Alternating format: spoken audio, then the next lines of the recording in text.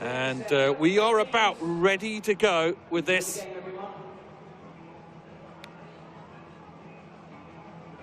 And it will be Sale who get the ball and will kick off. Ball in the hands of Felix Twitchett, the AKS schoolboy, who lifts the ball high into the sky. And what an occasion this is. Finals day. Extra pieces of motivation everywhere and a little bit of nerves potentially as Tate 40 just spills the ball. It's gone backwards, says the referee, so Gloucester will get a chance to go again and will bring their forwards into the action, and will try and fashion a position from which to clear their lines. They have Rio Ebanks, a young lad who's already played senior rugby this season for Gloucester in the PRC, the Premiership Rugby Cup. Sale come swing it back inside, and there is the aforementioned Twitchett with a carry, and he'll present the ball back to his half-back partner Maney. One of a few out of the Sedbergh school up in Cumbria. Now the open side, Will Bennett, the captain, another Sedbergh boy, gets a carry in the blue of Sale Sharks. Rob Bentham wearing 4 on his back, fired out. Some real skills on show here at under-18s level. If you think that this rugby is going to be slow and pedestrian, it is anything but. Harrison Turner, the Lim High School boy, wearing 2 on his back today for Sale. Arm is out from the referee, not rolling away. So this is a free go for Sale, and expect the ball to be played with. Kick downfield, doesn't work. Ben Firth fired it downfield, but the referee will say they'll come back for a penalty. Not rolling away, says the referee.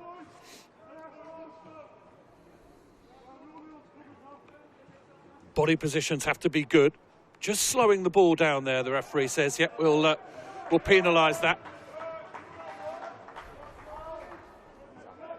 Both these teams, Sale, it has to be said, are a little bit unlucky, potentially. Many will say in Sale ranks that because they missed, they had their first game of the season postponed against Northampton Saints, and then they had a bye week, so it was 3 weeks before they started to play any rugby, and they got off to the worst possible start, being beaten by Yorkshire. Gloucester are a good side in a very, very competitive South Pool. We'll talk more about that as the day goes on. Gloucester ping it to the outside. Now they reload, the ball bouncing on this artificial turf. Away 7! And you can understand why a place like Kingsholm gets this sort of day with its artificial turf, and the way that it can keep going. This pitch, it won't chew up. 40, Tate 40 kicks it downfield and pins Sale back, and it's a decent clearance kick from Zeph Mayer. Myerscough College, should I say. Edge, please. Blue. Blue, we can't leave the line up that far. Yeah, on 100%. This is all the hallmarks. I mean, these are teenagers, but my goodness, there are some large teenagers in place. And the aggression, the physicality will be just as obvious as men's rugby, full senior rugby. You will see some big hits. You will see some serious speed.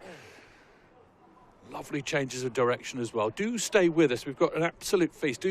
Obviously, I appreciate you'll have things to do on a Sunday, and, you hoover the cat and stuff like that. But you need to make sure that you keep on checking back in with us and watching this rugby day unfold. This is a wonderful day of narratives, of stories, not just of people potentially who will go on to play at top flight, but also stories that have turned 14-year-olds into adults. They would have started with these clubs a long, long time ago. A huge amount of effort would have gone in with parents pushing their youngsters around the country to get to training.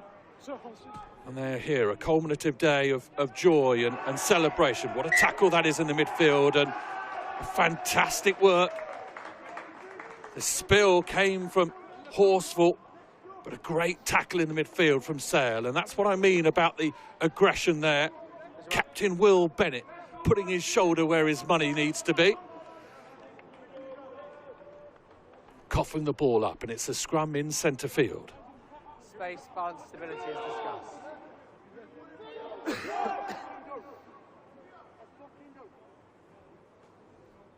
Crouch. Good opportunity this for Sale. 5. Both sides of the scrum being optioned.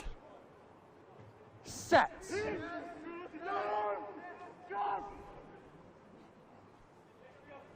Quick ball for Sale to play with. They actually leak one way, then the other. It opens a little bit for Twitchett. Thought about the offload, kept hold of it. Neat little run from Turner. Now the ball is on a plate for Maney in his back line.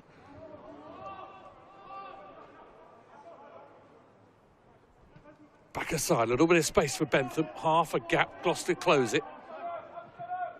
Now fired out again. Turner once again. He's a busy hooker. Over the ball, first man. Gloucester have stolen it. Now they come again. Half a break for Dufty. Away 6.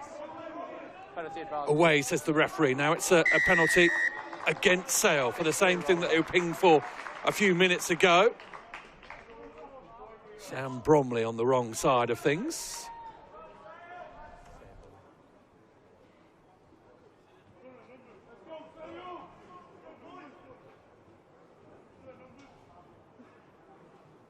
He hasn't even kicked the ball yet.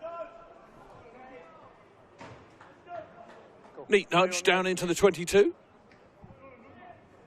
Yeah, cool, agree.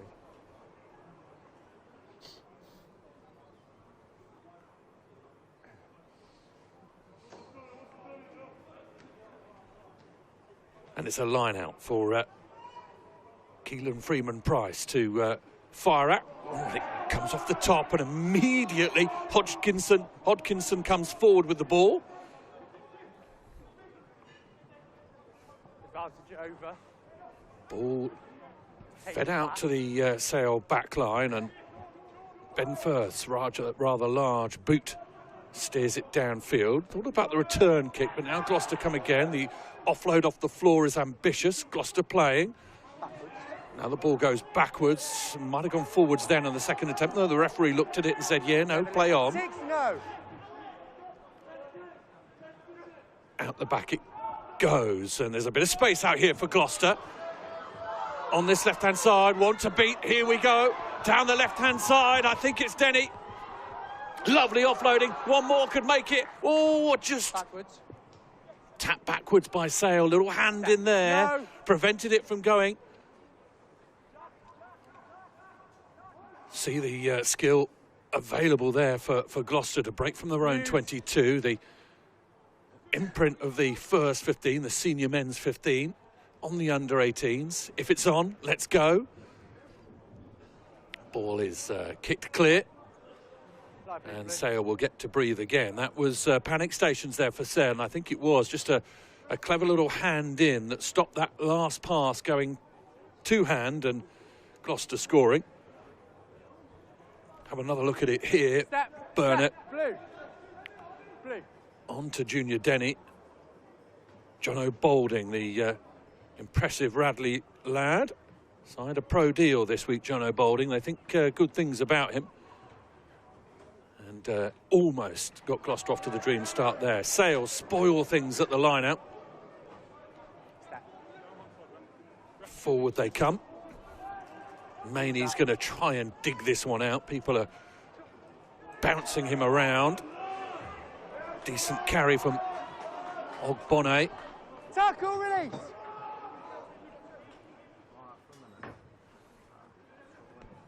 Flat ball in the midfield is misfielded, and therefore Gloucester will get the opportunity.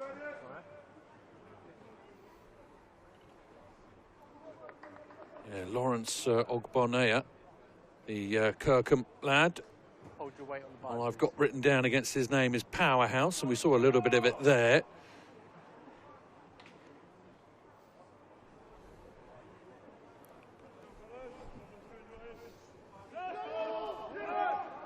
Scrum time again. Middle of the field. Gloucester will fancy their chances here. They span out with 4 to the left-hand side of this.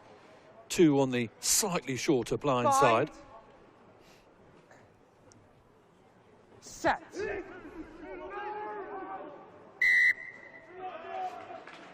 Early engagement. Got to take it from the right place, says the referee. Early engagement number 3. Rio Eubanks will be brought back. Number 3 being penalised, the aforementioned Ogbonaya. Can't go scrum, it's a free kick. Free kick. Has to be, can't go scrum again, so has to be a tap. Part of the new laws which will promote running rugby. Stripped in the tackle. Stolen by Sale. And downfield Maney goes because he thinks that there's not enough people at home. Take 40 has run back and mopped it all up. Red retreat, no retreat. Ball is kicked forward. This is Joe Emmanuel. Emmanuel Keep retreating. looked a little high in that first go. He was stooping over the ball. Off feet. Off feet, Emmanuel. St Ambrose lad. Wales under-18 camp earlier this year. Of course, the under-18 Six Nations is in front of us, and those selections have not yet been made. This is a shop window for everyone to try and put themselves forward. Left boot of 40. Blue on the line, please.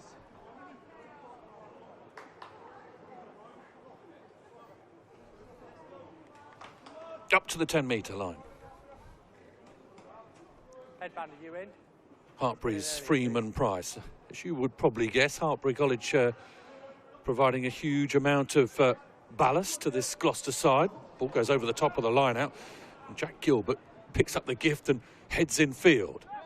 Again, ball is spilt by good tackles and a little bit of afters from Sale, who put themselves through it. The ball is kicked down and into the 22. It's going to bounce towards that line. It does touch it.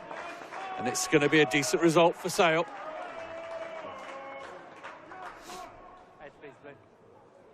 This is a good position. Good turn and kick downfield.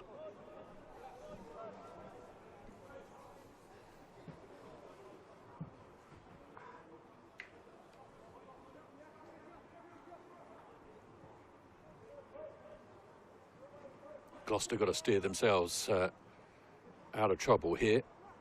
Good line out will help. A lot of movement. At the front they go highest. Eubanks fires it with one bounce into midfield. Going to pick it up and play with it.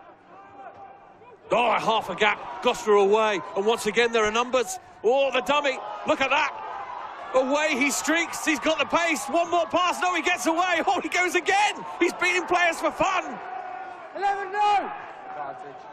Advantage, Sale off their feet. 11. Keep it close now. Gloucester sniffing. There's players out here on the right-hand side. If they can make it work, they can't. Knock on, they'll come back. No, time off. Captain, I think the referee will have a word here for a little bit of a cynical foul. 11.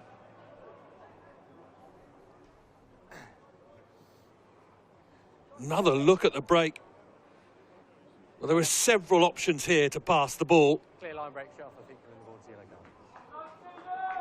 card. Not taken here. No, again, he went round the player.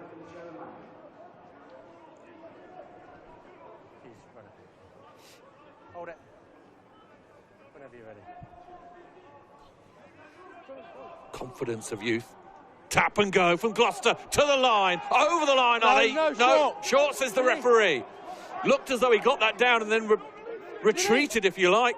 Now it comes again. Sale have got it. Penalty again, not releasing.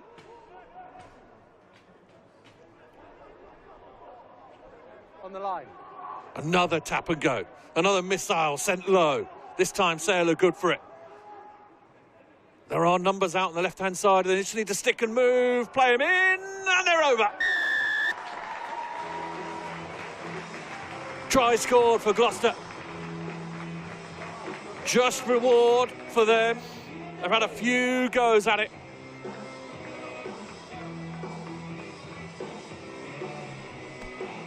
Had the numbers, 3 on 2 out here.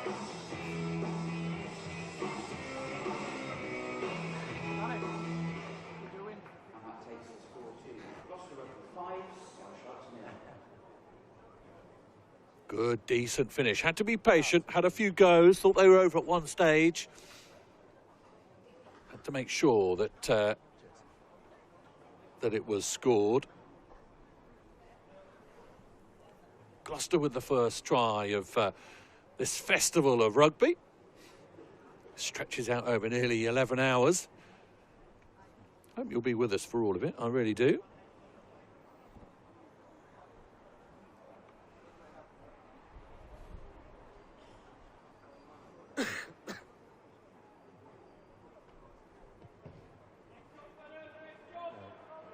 Kick just to the left-hand side of the upright, so no extra points.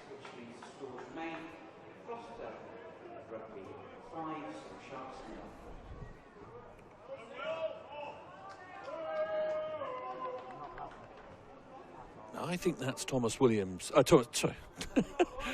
I've got him, Thomas Williams. It's Thomas Evans. I think that was Thomas Evans who dropped over there, the number 13. Difficult to see with the numbering and the distance I've got. Ball has been left to bounce for Gloucester. High tackle from Ogbonnaya. Easy for the referee to see, considering it was right underneath his nose. Lower, please. Gloucester and Tate 40 will get an opportunity to clear to this touchline again. Good boot on him, 40. Another one of the Hartbury cohort.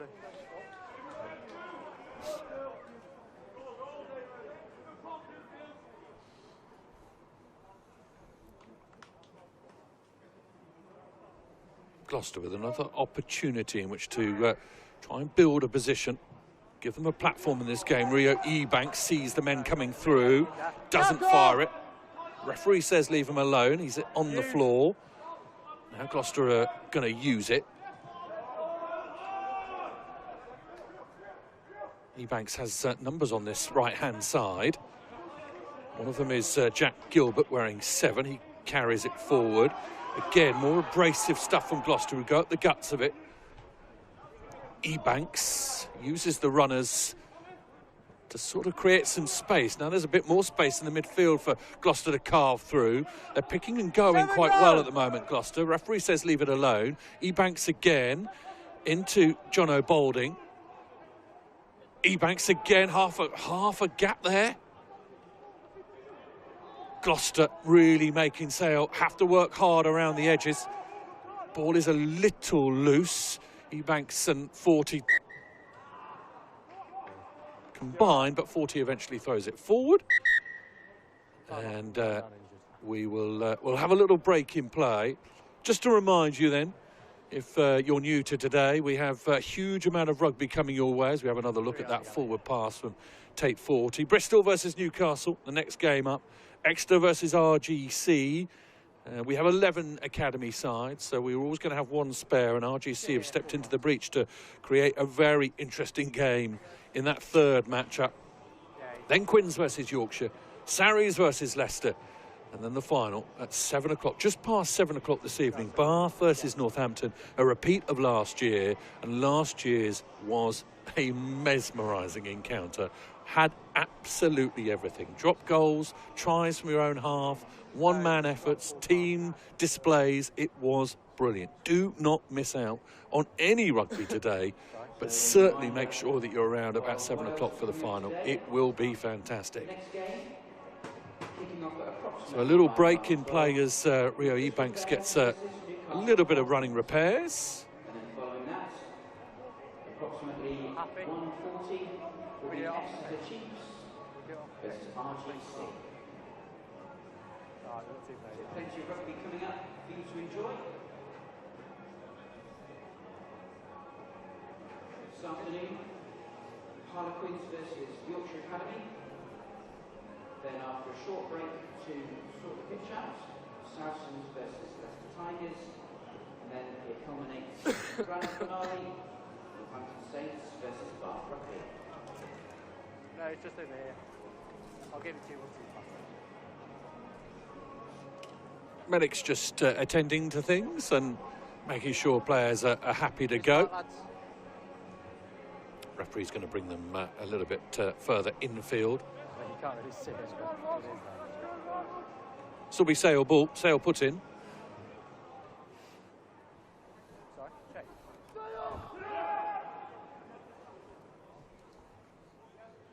Crouch. Bind. Set.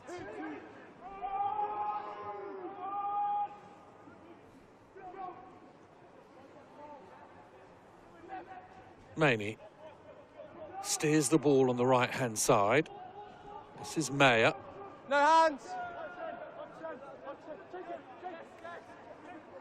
Gloucester have stolen that. Illegally so, says the referee. Hands in. Ruck was formed. They will tap and go. So,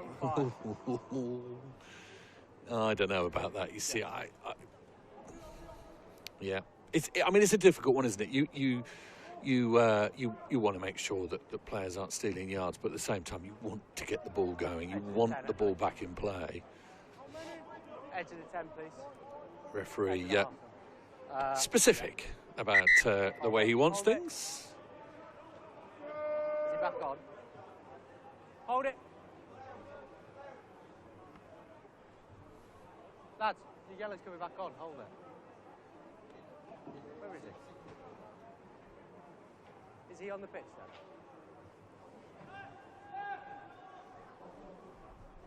Oh, he's that winger anyway. Yes, please. We're just waiting for Joe Emmanuel to come back on the field. He is now, so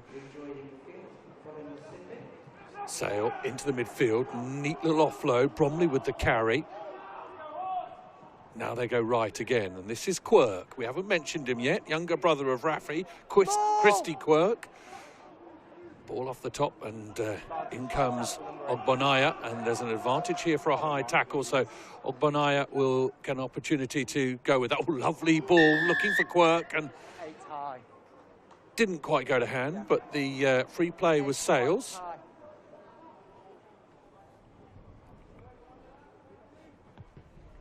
Twitchett will look into that far corner. Edge, cool.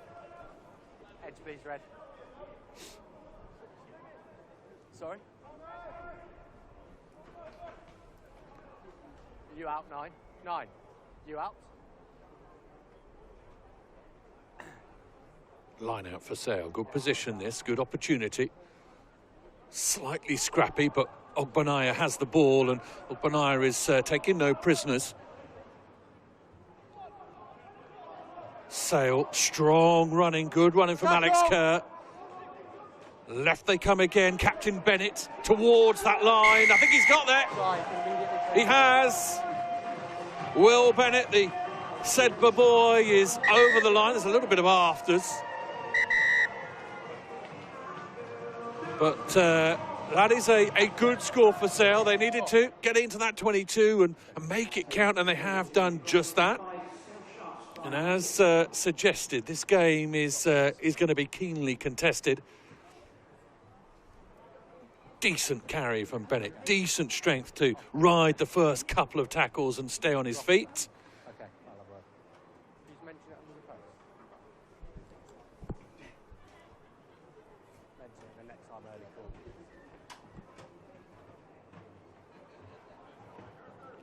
Zeph Mayer with the kicking duties.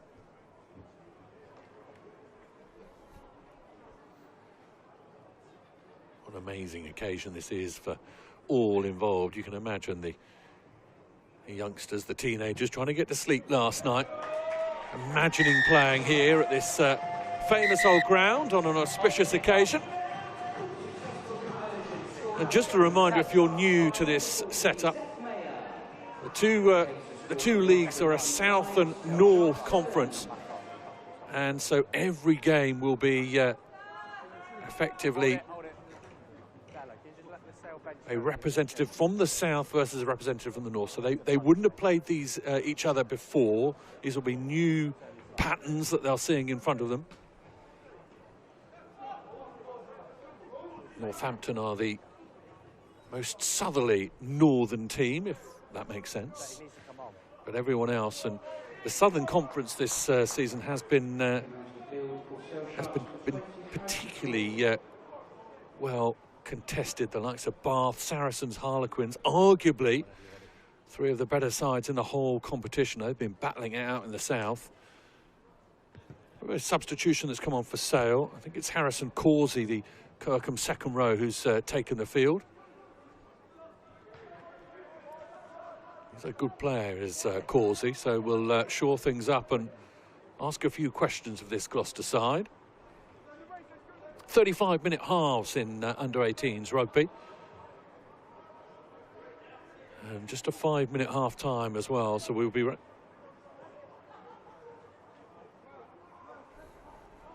5 points to 7 at the moment in favour of Sale. 1 try each, but this is a good game to kick things off on Premiership under-18 finals day. High tackle they'll come back for. And I would have thought that they will be pushing their way towards that corner again that they were profitable in earlier. 40's left boot will search out that line. Thank you. Blue. Hold it a second. 20, just go off at the back, please. Will Bennett, the captain, is coming back on. Causey is, that's about 30 seconds he's been on the field. He's back off again.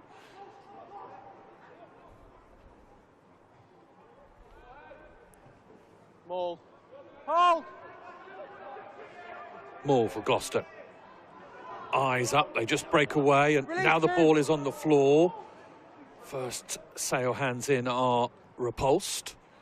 Decent work from Will Knight to escape the first tackler. That goes backwards, but it's scrappy, and now with a second attempt it's knocked on.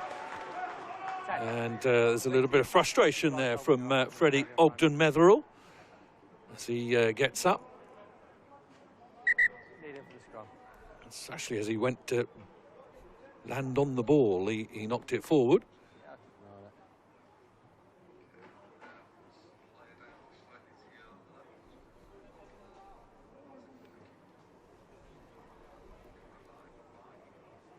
Again, another little break in play.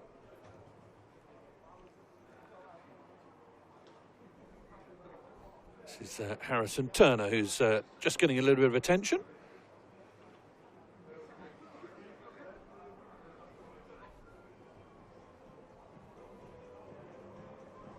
He was the man who was cleared out.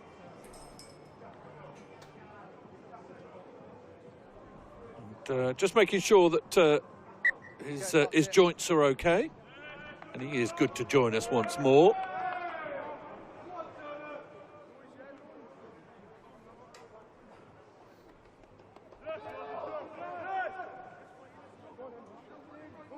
So our clock on our graphic isn't stopping. Crouch! So we'll keep you updated as to exactly how much extra time there will be, as it were. Set. In both halves. Sale will put into this. Maney has done that already. Gone one side and then the other. And there's a little bit of space here for Emmanuel. Emmanuel gathers that restart brilliantly. That kick through. And then immediately loses it forward. And Emmanuel picks up a little bit of a knock for his troubles. It was a decent little nudge through from Emmanuel and good regather. Ball sat up nicely. Now he's down on the floor. Let's have another look at it now. Sits up beautifully for him. Had to be brave there and took a little bit of an injury as he came through, actually. And looks as though he's got one of those legs already heavily taped up.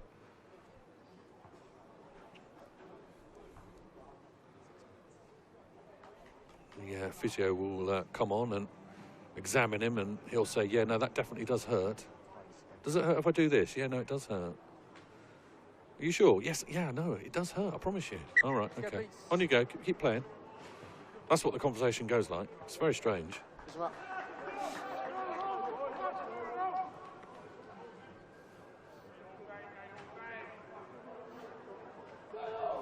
Gloucester with a put-in just inside their own half.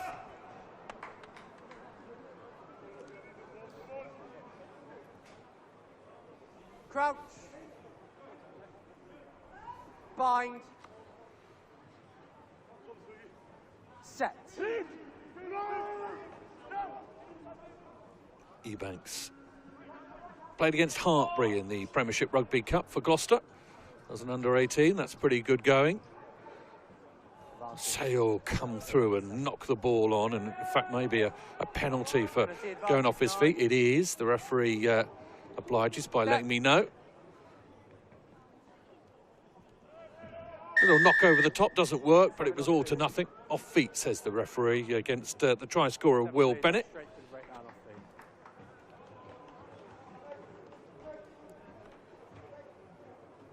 Yeah, can't just go straight to the ball. Positivity, please.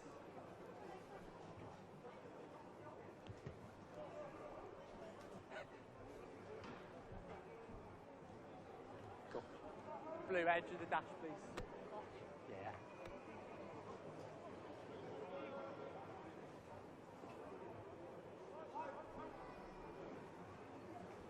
Line out on the left-hand side for Gloucester. Lineouts at under-18 level are one of the things that they continue to work on. They are, as you can appreciate, incredibly difficult combination of different things. And as a case in point, that lineout goes over the top. You'll see a fair amount of it under-18 level. The throw over the top, I think it's quite a good way to restart a rugby match. Just lob the ball into the middle of the field and see who gets it. I think it's something that actually the senior game is missing. Imagine if test matches, you restarted by just lobbing the ball into the middle of the field and giving both sides sort of 10 metres to try and grab it. It would be great. That's what sometimes the under-18 lineouts are like. Crouch. Bind. Set.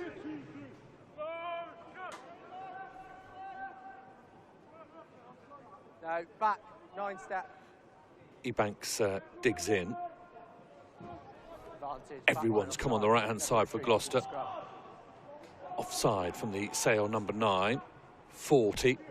Lovely bit of hands and a little bit of room for Junior Denny to show his footballing skills. Again, Gloucester have loaded the left-hand side. There's space out here if they can get it. Good passing. Out to this left-hand side, away from the first tackle of the ball inside was prohibited. Now they'll come again. 40, crossfield kick. This could work. Oh, the hand. Doesn't quite go for Jack Gilbert. Went with it with one hand. It would have been an unbelievable take if he'd made it. But 40 knew with the crossfield kick that it was a kick to nothing.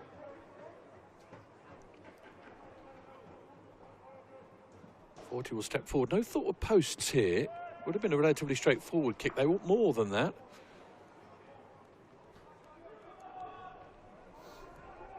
Potentially a couple of minutes to go to half-time.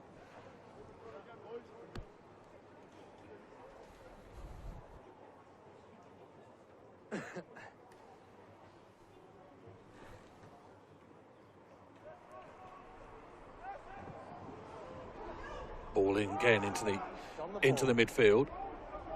Sale get an opportunity to break here, and there's a couple of people over here that they might be able to use. This is Quirk.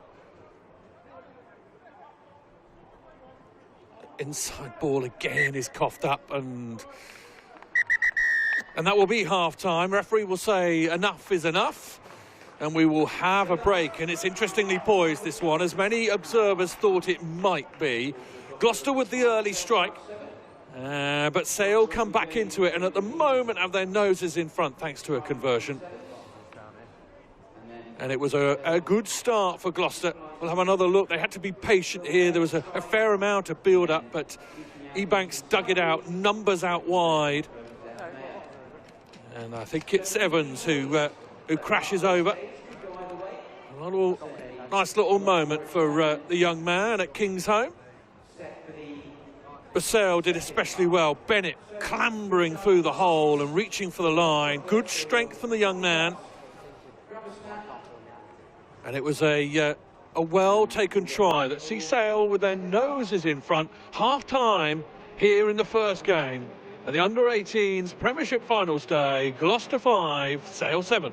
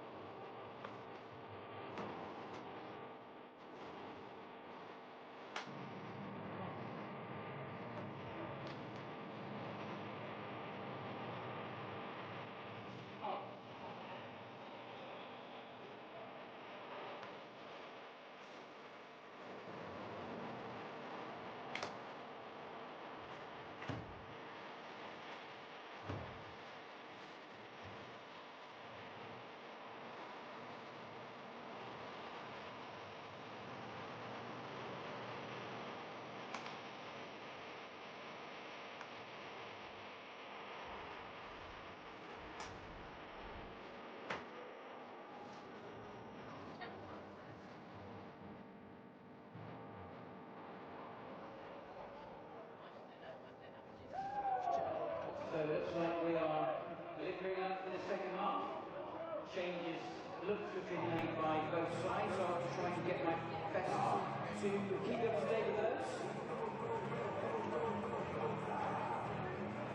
So once again, settle back, relax, and get ready for the second half of Gloucester Rugby versus Sale Sharks. Next up, after this game, Gloucester versus Sale, Bristol versus Newcastle, Exeter versus RGC, then Quins versus Yorkshire, Sarries versus Leicester for the third place berth, and then the final tonight, just past 7 o'clock, Northampton Saints versus Bath, a repeat of last year. And if it is a repeat of last year in terms of quality, you will not want to miss that.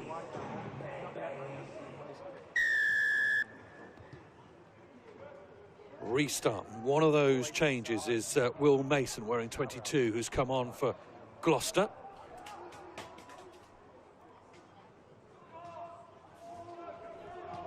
Take him back.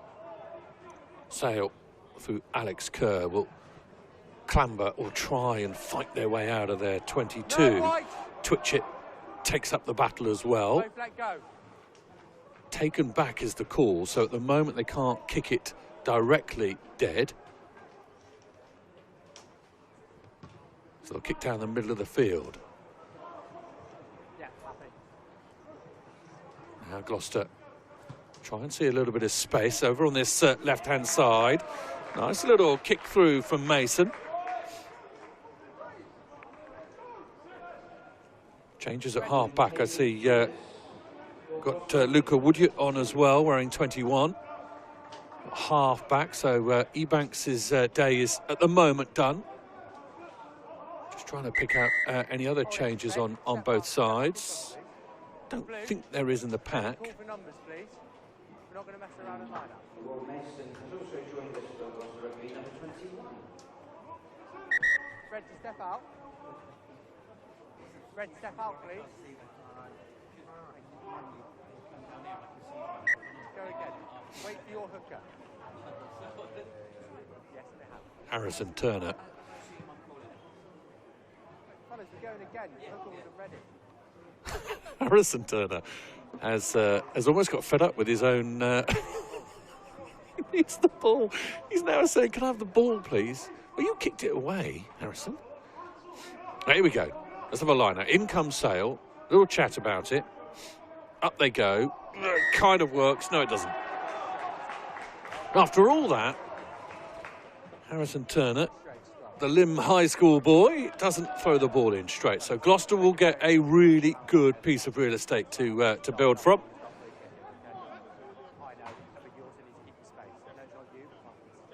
Thank you.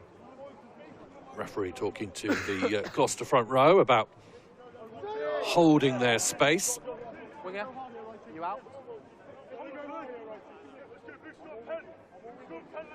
Crouch! Bind! Gloucester have looked dangerous in the back line when they've got going. Now it pops. Right, runners behind the screen. Oh, well read.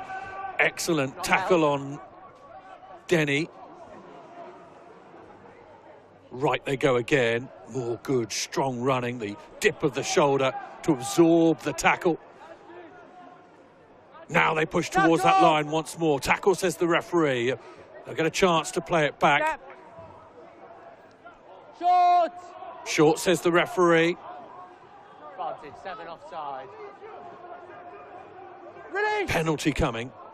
Advantage, 7 offside. Oh, half a dummy and through. I think it's Woodyard who's got there. Replacement scrum half. Time off. Little bit of afters.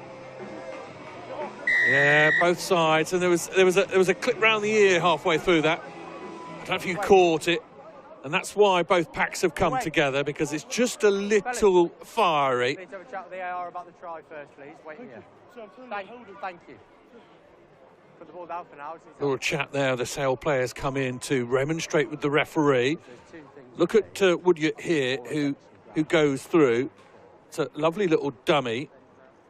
Okay, so we're playing penalty advantage for 7 offside. So coming back from that penalty. Have you seen anything in the afters? Okay, so restart with a penalty to red against them. No try. Both captains, please. Well, let's have a listen in here. You can hear the referee. Okay, so they are seeing a knock-on before the ball's grounded. We're playing the penalty advantage for yourself being offside anyway, so we will restart with the penalty. No, stay here, please, for a second. That cannot happen again. Both of you need to have a word with your teams. Take the responsibility. I don't want to see it again, or people are leaving the field. Yeah, Will Bennett being spoken to. He'll be here. I'll show you in a moment. And told to be on his best behaviour. They are in the red zone here, Gloucester. There was a knock-on there. I couldn't see it, obviously, from this camera angle. Doesn't hold that. 7 blue offside. But it is Bennett himself who is offside, and an opportunity here for Balding. Mismove and low missile sent in at the knees, but Sale are good for it. One step! They hold them once. In the position they were a few moments ago. You could hear the referee's call. Stay outside. Over the line they go. Do they look like they've got there? The referee's in good position. Held up. Held up. Held up first. Held up first. Goal line. Really good work from Bentham underneath this.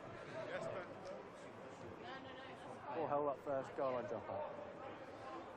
What's also clever about that is the fact that Stay the behind, players alongside him got in the way of the referee. So there was no way he could see it. Even if he had grounded it, there was no way that it was going to be definite.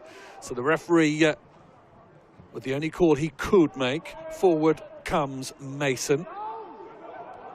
Half a gap, good throw. Towards that line they go once again. I think it's Ogden Metherell who's pushing towards that line. Gloucester, once again, inches out, asking a load of questions. Mason with the line, it ached. And he was through.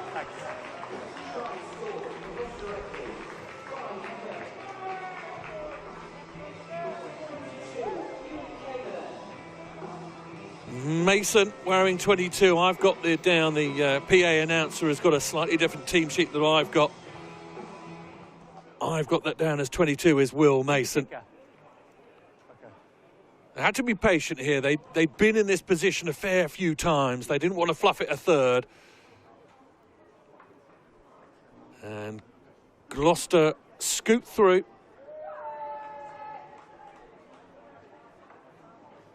And assert their dominance once again in this game.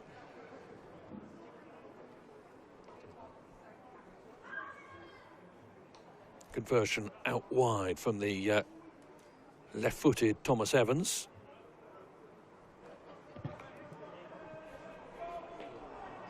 Just pulls it across the posts.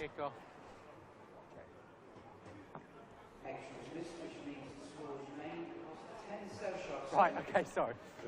Fair few changes for Sale. You can see that there's been a change at half-back. 21 Archie Idden, the Kirkham 9, has come on. I'll just hold it a second. Which means that Fergus Maney has made his way off.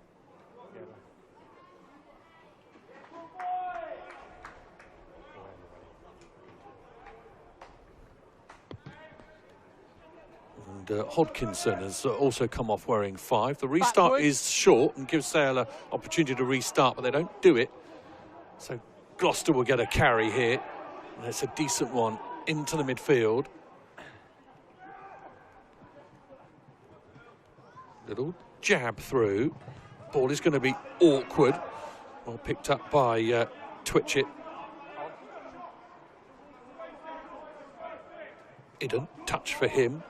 Carry again from Bentham.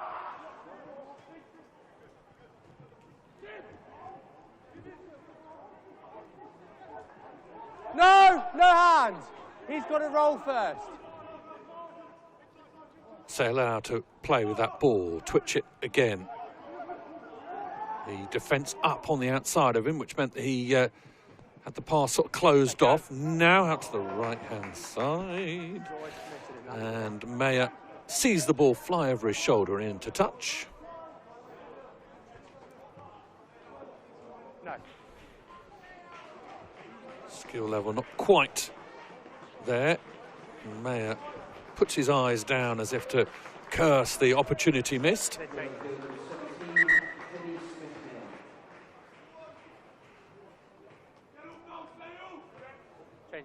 Teddy Smith-Mill, number 17, has come onto the field, which means I think Cam Bushell has made his way off.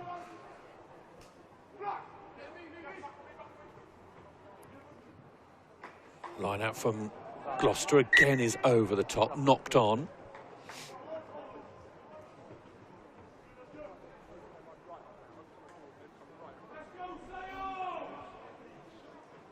You're the attacking team, it's your responsibility to set the gap. Jono Boulding just trying to make his case with the referee as regards the situation. Here there on the referee's mic. Even at under-18 level, they've got the nous to try and colour the referee's opinion of the situation, try and put some thoughts into his head as to what exactly is happening. 9, don't get in the gap. Luca Woodyard, the Wycliffe boy. Oh, decent hands. I thought that was going to work for a moment. Denny almost through. Knock on. Sale will get the ball. Another substitution. This is Ewan Caven wearing 23 coming on now. He was credited with a score a little bit earlier by the PA announcer, but I think this is Caven. Change is happening. Oh, cool. Push him up.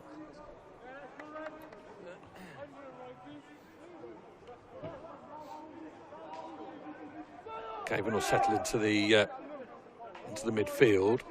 We'll have some defending to do here off this scrum.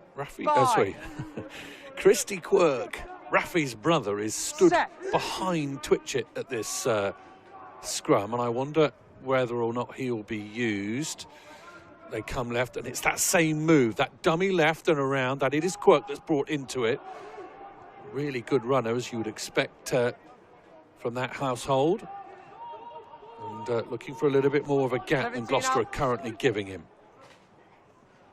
Left they go. Inside ball, that could work. Turner is loitering. He's done that a fair amount this game.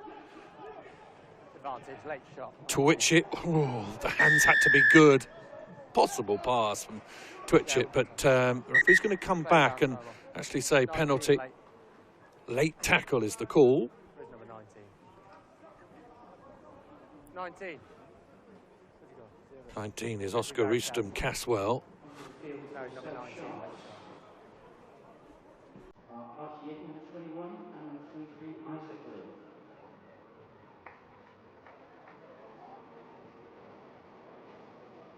How's about that for a ball to try and field? Poor old Bennett having to grapple with it on the floor whilst also getting clattered.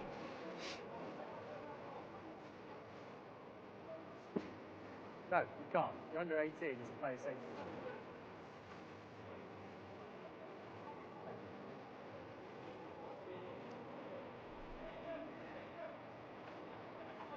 Twitchett has a little word with his pack and is going to try and pin this one back in. We have a couple of injured players in cherry and white. One who is definitely going to make his way from the field, I think.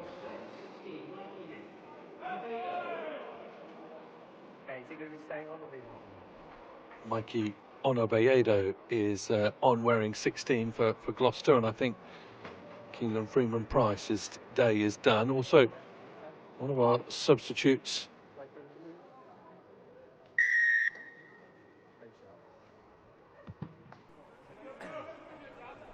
See whether or not that plays out. Erstwhile, Sale have kicked to the touchline. A little bit of confusion over exactly who's on and who's off, but we'll play on nevertheless. Red, you are here, please.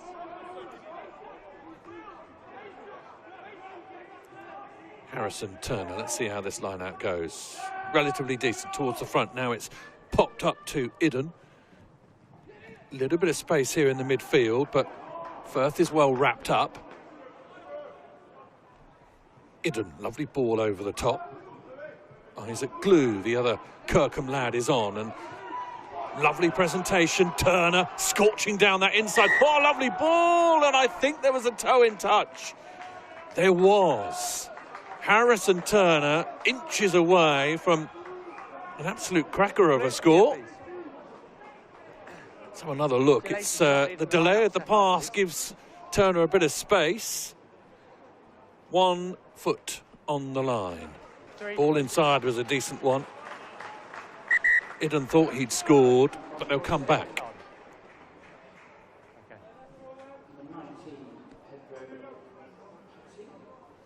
Onobeyedu with the line out.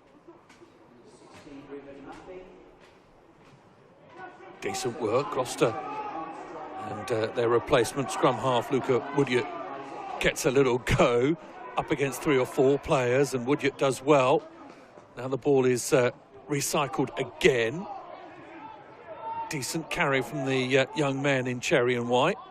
Use! Woodyard will kick it downfield and get his mates to chase it.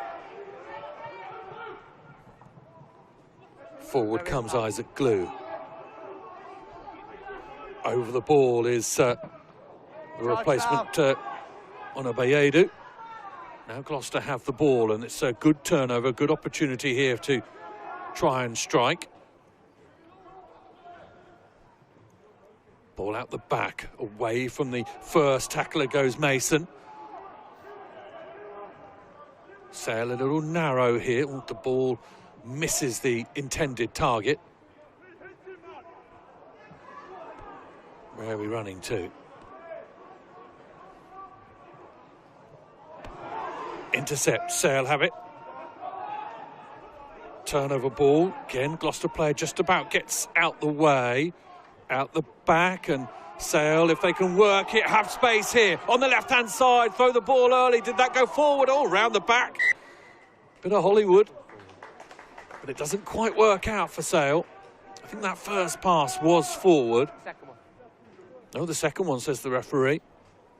Well, take your pick. Could that have gone a little bit earlier? That looked as though that was forward. That one definitely has been ruled forward.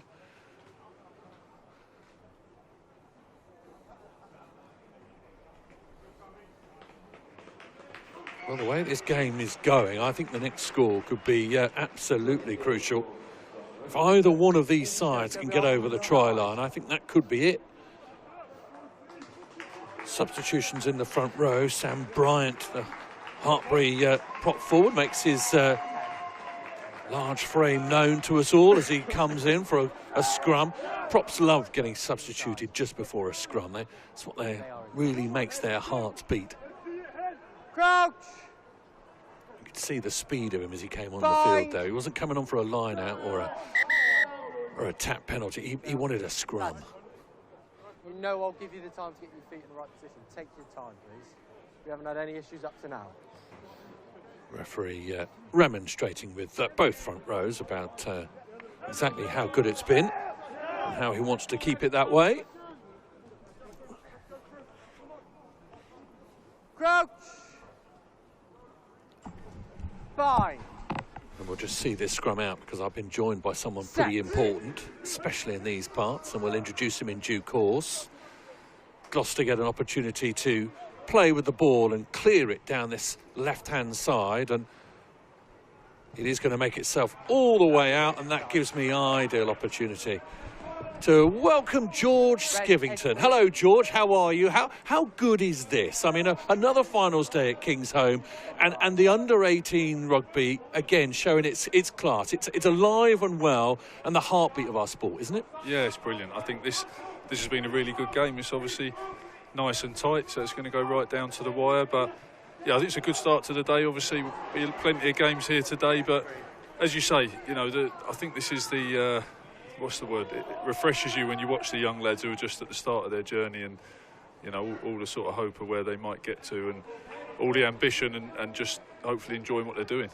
You've obviously enjoying yourself this season, and we'll just see how this breaks out. Sale will just look after that. Christy Quirk will step and go from the back and is well marshalled. Ball gets its way to the floor.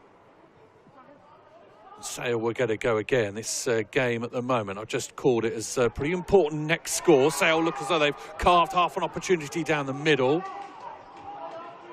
Now they come right again. Idden, ball over the top, could work. This is Glue. Glue, little stab through. Gloucester have got to be clever and tidy that one up.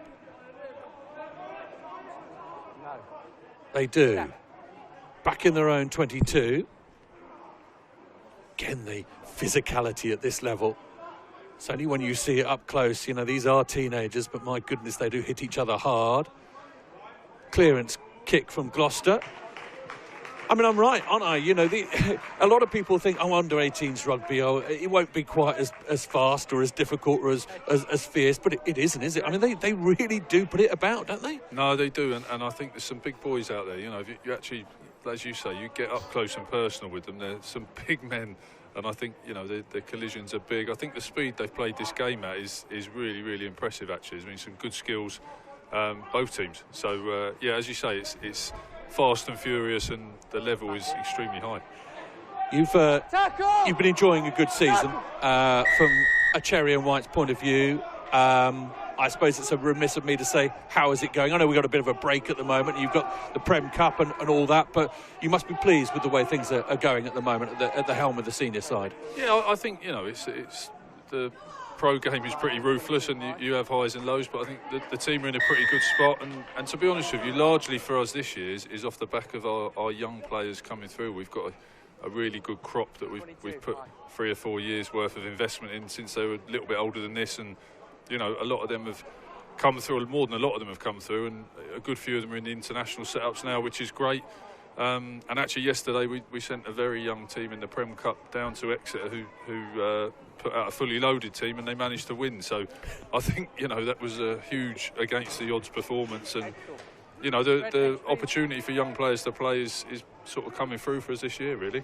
Yeah, I mean, you talk about it there, and you've mentioned to me in the past about the fact that it's so important to get people growing up in this area coming through the ranks, because it means just that little bit more when they pull on the cherry and white at senior level. 100%. I think if it's your club and you're homegrown, or you've come here when you're very young and you absolutely love the club, for more than just the obvious reasons of loving playing the game, and there's nothing wrong with that either, but there is an extra edge, and I think we're very fortunate at Gloucester that we have got a current crop in the first team now who have come through this age grade rugby together. Some of them have been playing together since they were 7 years old, and they are a little bit tighter than a group you piece together, and that's something you can't falsify. So I think that's exciting, and I think looking at this group here, and I met with all the parents before this and had a good chat with them, and I've obviously been watching them play their games, seeing who's going to come into the fold next year. We've got a really, really exciting young group at Gloucester this year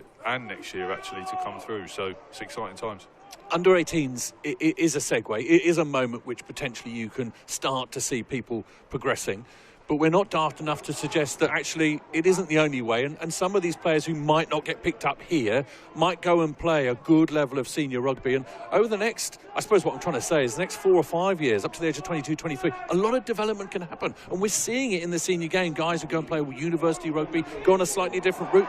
There is opportunity all round. Oh, absolutely. And I think Freddie Stevens is a good example of that, who played for us yesterday against Exeter. He came through the system, wasn't quite ready to come into a professional setup. He's gone to Hartbury, played a bit there, and then he ends up starting for us in the back row yesterday, and as an outstanding game. And I think rugby, people mature at different stages, different ages, and even some lads who look like they're physically ready at 18 step up to the men's game, and it's a couple of years till they're ready to go. So there's no perfect pathway. Obviously we'd love to just have everyone straight in and ready to go, but the reality is you've got to have good relationships like we do with Hartbury, and lads go off and do education, and the Bucks League is a brilliant league to play in, and the Champ is a brilliant league to lend players to, and as you say, different people come through at different rates. So the important bit is everybody loves what they're doing and stays involved in the game, and there'll be plenty coming in later. Gloucester here with a brilliant position from which to strike. They've done well from close range. Sack is fine, says the referee. Up to the line they go. A little burrow on the inside. Now Gloucester will get it, and they'll sling it out to the right-hand side. Looks as though that's been knocked on. Sale are going to come away with it here. Advantage potentially over with that carry. Left they go, the ambition from an under-18 side to try and run it out of their 22. Now they might rethink things and potentially look at an exit. Stay on side. Iden will kick to the touchline. I was saying earlier about under-18s, one of the areas that, and it is very difficult, and you're the ideal man to speak about, is line-outs. Under-18 line-outs are very, very tricky. The ball is usually sort of launched over into the middle of the pitch. I thought that's a great way to sometimes restart a game of rugby. Just launch the ball into the middle of the pitch and see who gets it. I know you won't like that. You like a line-out, but my goodness, is exciting. Yeah, I think it is a tough, again, everyone's maturing differently. Lads shoot up and are still finding the way of jumping and lifting, and it is a real skill. I think obviously by the time you're playing in the Premiership, hopefully you've mastered that skill, but the timing element, you see how many line-outs go wrong in the Premiership, and there's generally speaking 8 blokes got to get their timing right and everything. And I think the young lads, as I say, getting stronger, learning how their bodies work, it's a tough challenge. So yeah, it can sometimes look a little bit out of sync, but I think for the most part in this game we've got there, which is good. And again, it's a real close skill. You know, throwing the ball from a hooker's perspective is a unique skill to master and takes a number of years. So yeah, it's definitely it's a work in progress for these days, as you'd expect.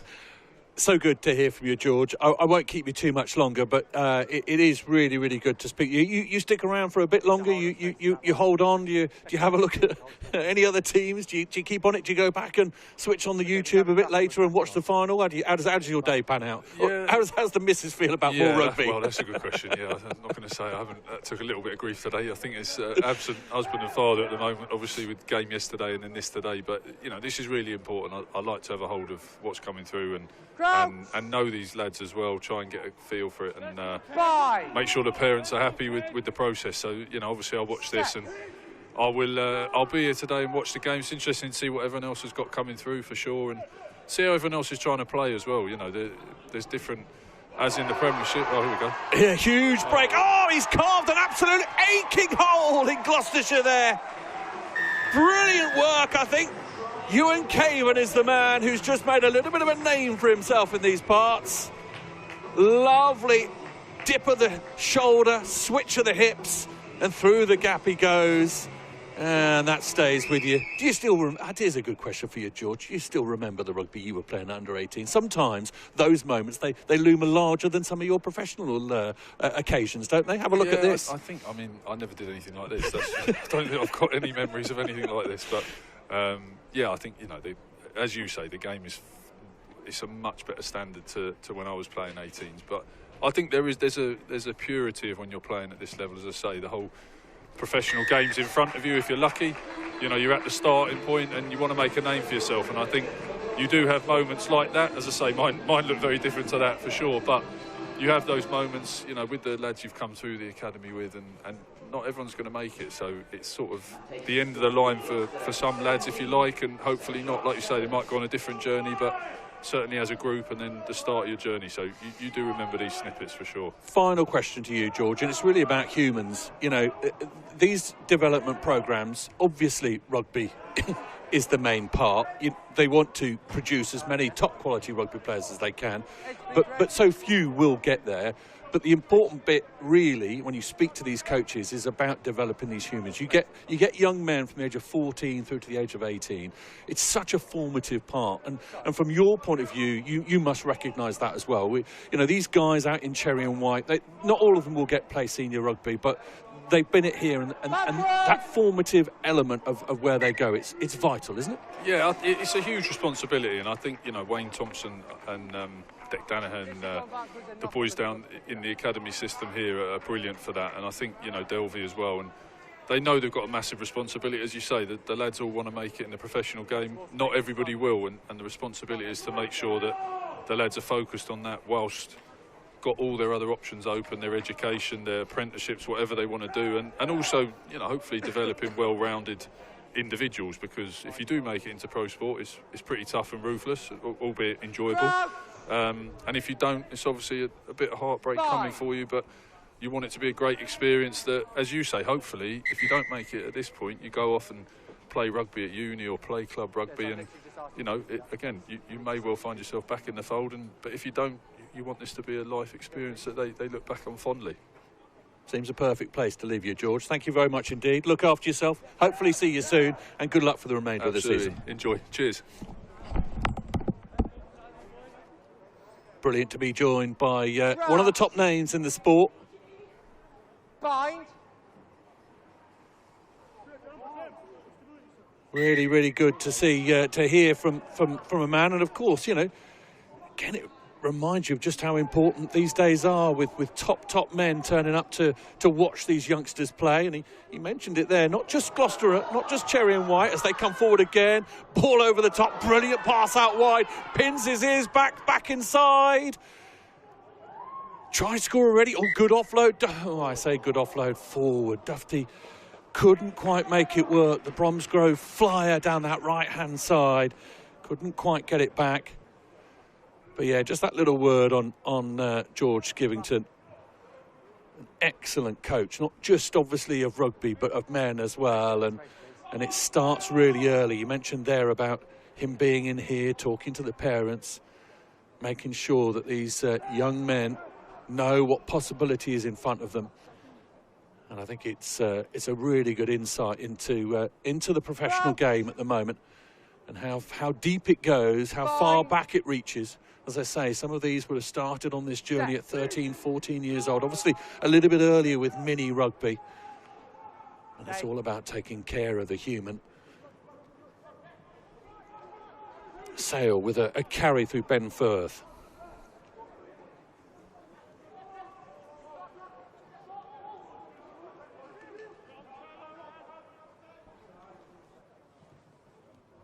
Ball over the top from Sale. Then he's going to scoop that one up.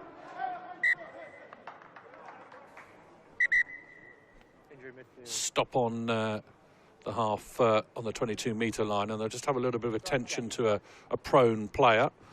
So a little bit of time going to be added on here. It's Rob Bentham, who has been at the heart of many a thing for Sale today.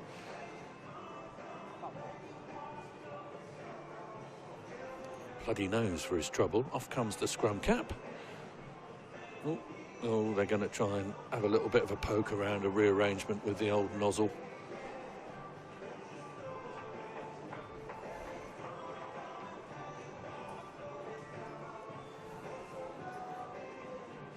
So just a reminder of the games coming your way. Bristol versus Newcastle is next. Then Exeter versus RGC. Stick around for that.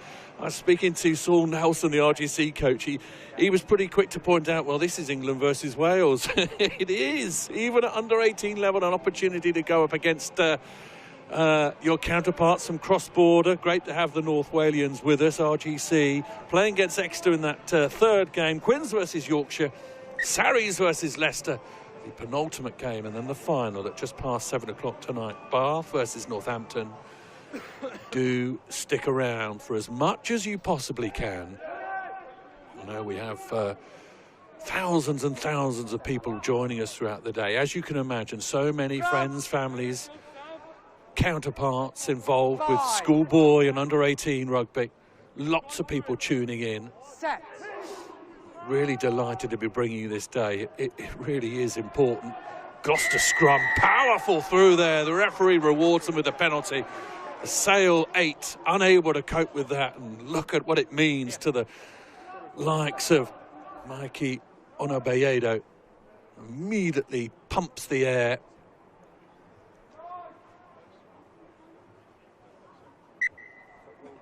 Post is the call from the captain, John O'Balding.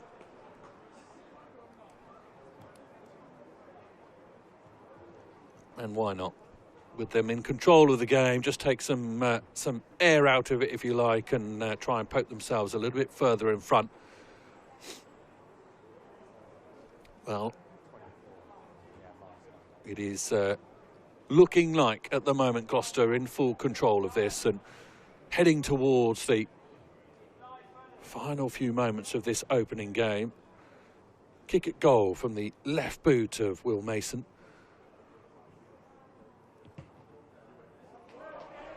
A decent kick, isn't it? My goodness, I wish I could kick the ball like that when I was 18.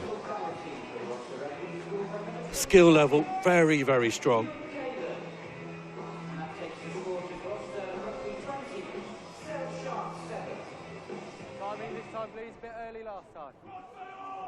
Restart from Sale. Not a huge amount left in this game, but can they imprint themselves on it? Tackle in the air, rather obviously. Jack Gilbert sails into the sky and is tackled. Denny,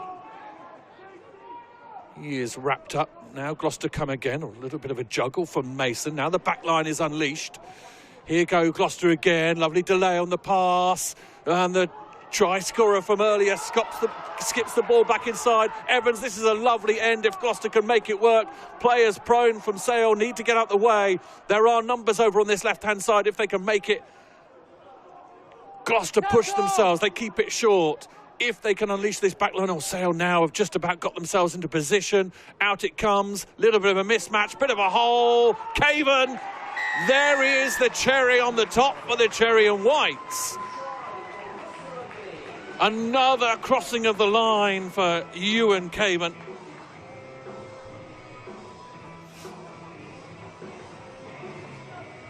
And it has all been a little bit too much for the Sale Sharks, who seem to have run out a little bit of firepower.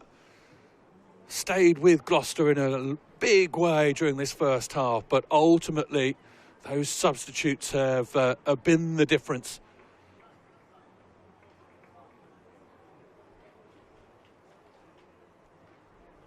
But what a journey. And you can see over there, just underneath the posts, have a look at the way that those Sale boys are embracing each other. This has been a journey for them. No two ways about it. There have been some good highs. You know, Sale winning against Newcastle in that second week certainly was the high point. And that's where they are, and that's where they will finish. An excellent result. In the end, Gloucester too strong. But make no bones about it, Sale Sharks played their part. And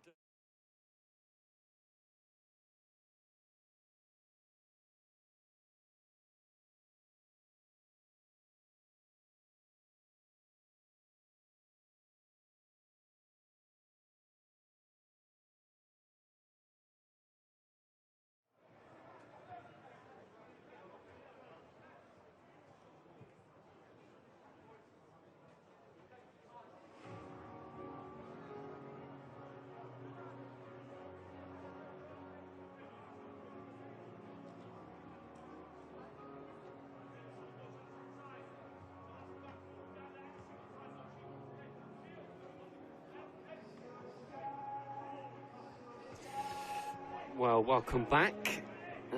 We've got a change on the pitch, a new game, change in the gantry as well. Will Roberts alongside you for this 9th, 10th place fixture.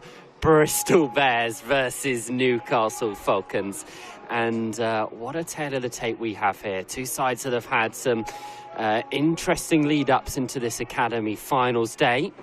We'll talk about them in a second. Let's have a little reflection first. Gloucester against Sale in that first game. A real nice opener.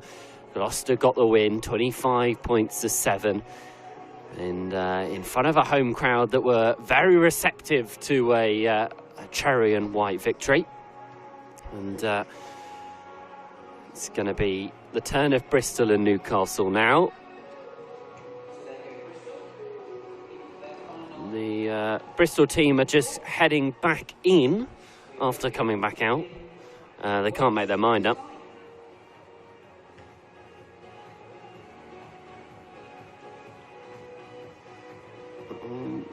If you've just joined us, then we may be able to also give you a bit of a preview as to what's to come throughout the course of today. So a lot of you will be Bristol and Newcastle fans, I'm sure. That game is about to kick off momentarily. After that, we'll then get into Exeter versus RGC. That's at 1:40. RGC coming from North Wales to play bottom-placed Exeter Chiefs from that Southern Conference. 5th and 6th placed Harlequins versus Yorkshire. That's at 3:15. That'll be an interesting game. Yorkshire, the plucky underdogs across this Academy League. 3rd v 4th, Saracens, Leicester. Does it get more iconic than that at Academy level? Then the final, Northampton Saints versus Bath. That will come at you at 7:05. But for the here and now, we've just seen Newcastle and Bristol run back onto the fields. It is Newcastle who are in the jet black and Bristol who are wearing the white with black trimmings.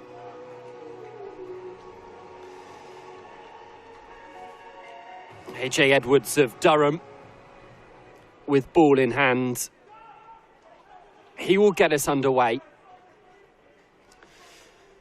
Newcastle want to buck the trend of northern sides falling short on Academy Finals Day. And that was anything but short. Too long from the fullback, so we're going to come back for a scrum in the midfield to kick things off.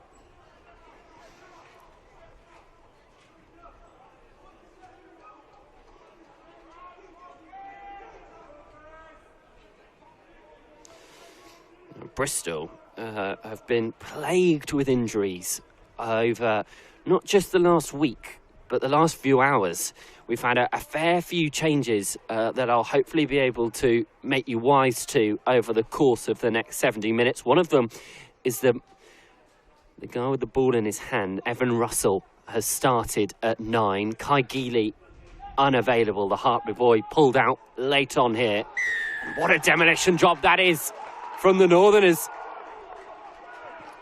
Some real big expression from Tom Thurkel especially, and rightly so. Yeah, they put Kent, Hill and Leyland in all sorts of positions that they don't want to be in. Thurkel, Hinman and Katinge Fuki, that front row for Newcastle, and Edwards gets to make amends for his initial blunder with a good kick into touch, and Newcastle will grace the 22 of Bristol's for the first time inside 90 seconds. Let's see how this catch and drive will go. They go to the front and they switch it to the back and they're off.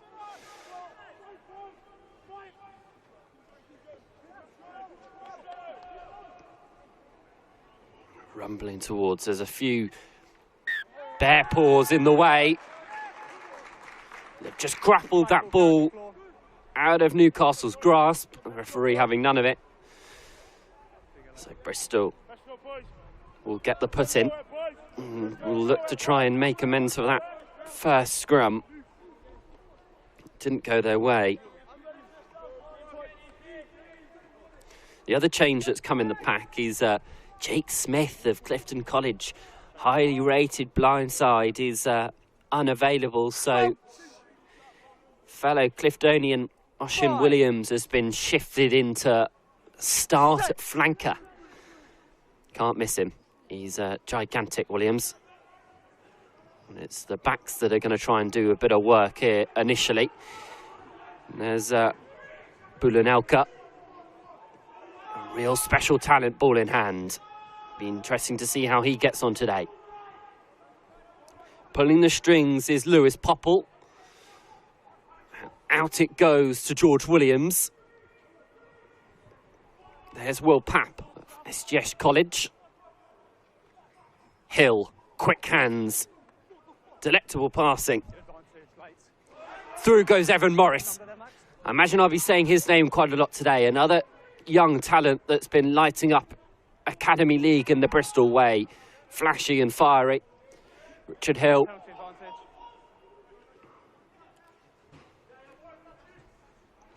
And it goes. It's well shepherded, though, by Charlie Deneen, but we're going to come back for the penalty.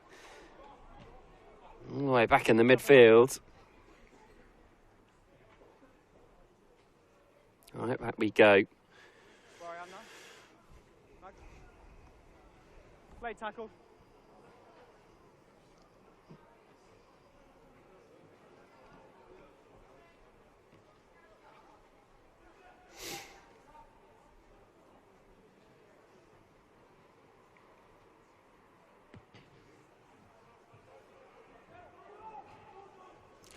Touch is found by Bruno Lamb. Here's Kieran Hill of Richard Huish. First season at hooker for him. Came up through the academy ranks as a flanker. So this is a part of his game that he's had to adapt to over the course of the last 12 months, and he's done that job fairly well. It's been crushed down to the floor, but it's come out to Arthur Goyot. Down the blind side they go, looking for some holes in this Newcastle Falcons defence. Hill breaks through again. Pumping his legs up towards the 22. It's another penalty that goes Bristol's way. 5 black from the wrong side.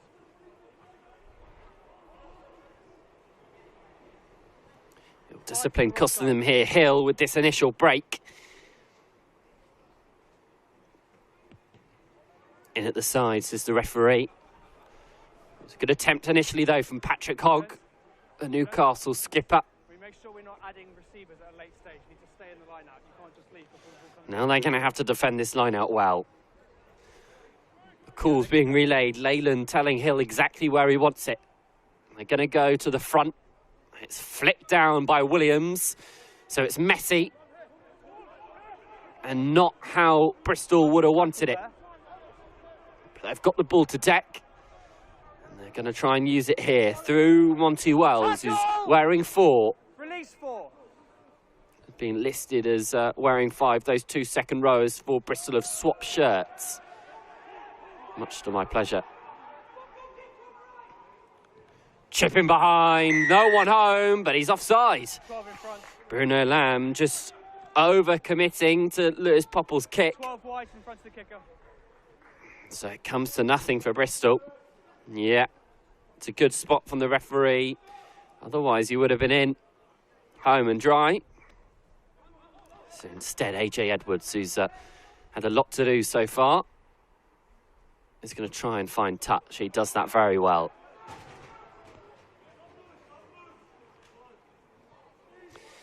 Edwards from Durham School. A lot of representatives for them across this Newcastle squad, as you'd imagine.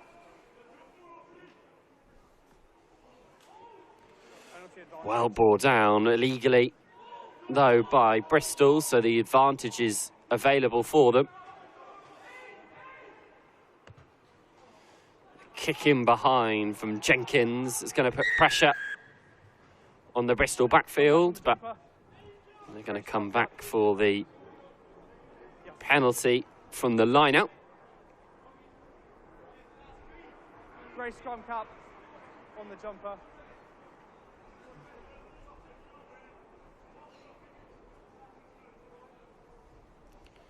Shifting the kicking duties. Deneen says, I'll have this one. Heads towards the corner.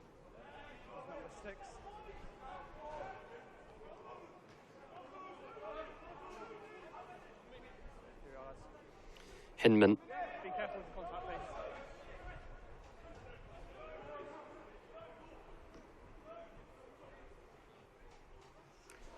Well taken in the air by Hogg. Out they come. Through Broadbent.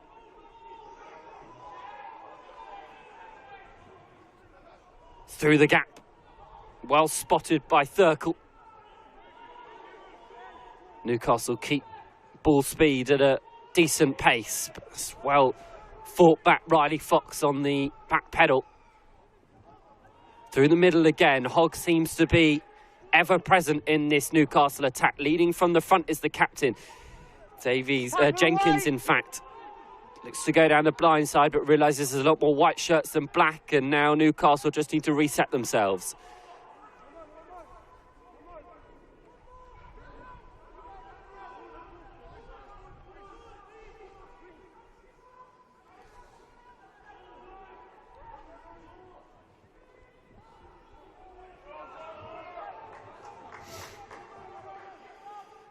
Good phase play. Guess who it is? Patrick Hogg again. Fair few carries. Look at that double shot, though, from Bristol. Still, though, Newcastle with the ball. It's messy, but it hasn't gone backwards. That's the key. It hasn't gone forwards. In fact, there's a high tackle there, so they've got free play to work with. They're going to come back for it. No time being wasted by Jenkins. Not 10 either, so another roll of the dice available for the Falcons. Hard carrying, this time from George Bolam. You have penalty advantage. Hogg through the middle. Space out here if they can use it. Through the gap, and they're over. Charlie Deneen gets the score. A deserved effort from Newcastle Falcons. after some resilience shown in the 22. Carry after carry after carry, and Deneen decides not to pick the men outside and instead goes for the spaces through the middle. Looked like either way, Newcastle were going to be in there. And to AJ Edwards' delight, it's closer to the stick. So he's able to add relatively easy extras. So it's the full complement for the opening score. 7 points to 0. Newcastle lead Bristol. 10 minutes gone. Let's have a look at this. A little double pump.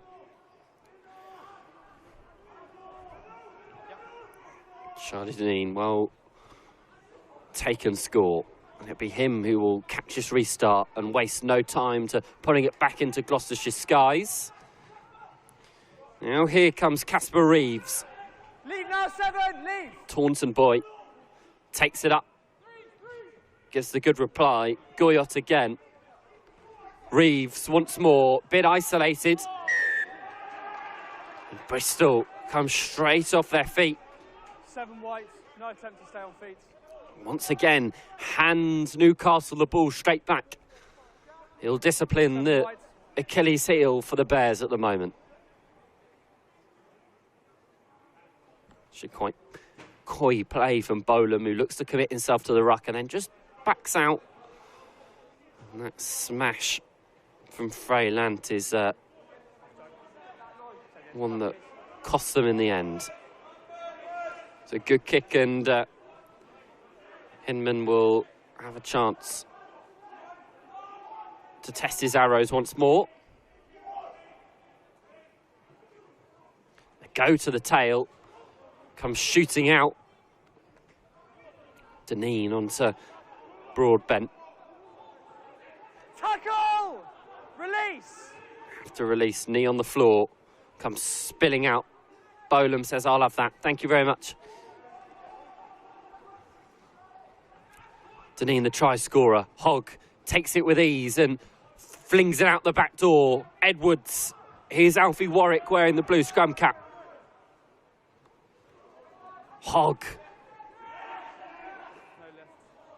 It's again messy, and Bristol could counter here. This is where Bristol love to play. They want to get the ball into the hands of Evan Morris, because this is what he can do.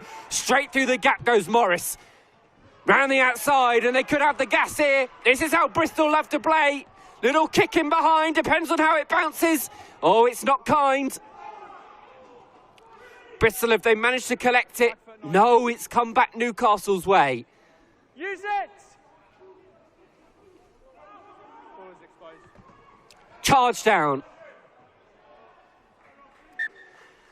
But Bristol, just like that, 22. have gone from one end of the pitch to the other, and it's this man, Evan Morris. I spoke about how dangerous he could be. Glides through like he's on skates and gives that pass. It's Russell, I think, who decides on the kick or the pass. He goes for the kick, and it was always going to be a bit of a lottery for Casper Reeves.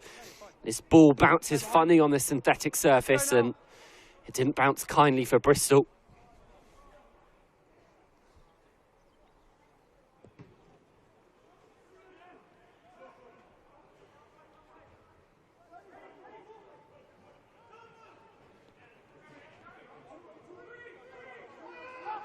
Leave 4. Bristol collect the ball, but then forget it. Leave it in their back garden, and they're going to have to recover a little bit here. Use.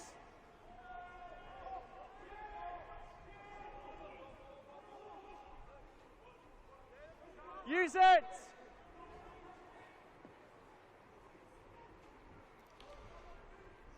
Lamb tries to just find that outer edge.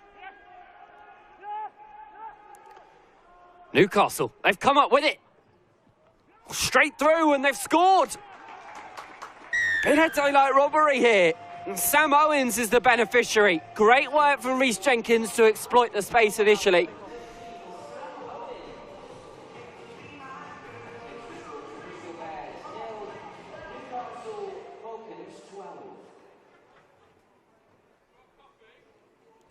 Jenkins, right place, right time. And he thought for a second that that wouldn't have gone to hand, but Owens collects it well and dives over in emphatic fashion. And Bristol have got a 2-score lead. That's not true. Newcastle have. And they'll allow us to know it. Could be a 14-point lead here. AJ Edwards with a tougher kick than his first.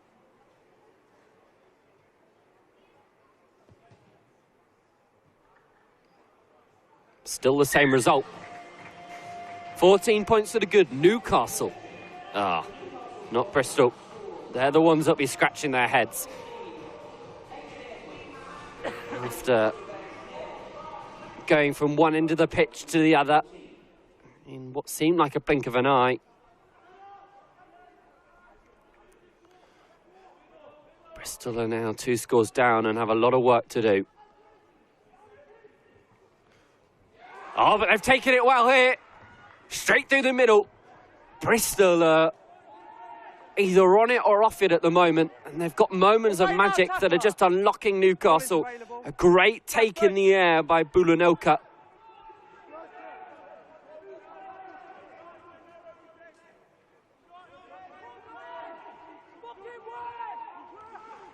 Now the heavier men do their stuff. Speed of which Bristol are hitting these rucks. It's going to go out wide. Lamb picks the pass, picks the wrong one. Casper Reeves left with his hands in the air and the ball on the floor.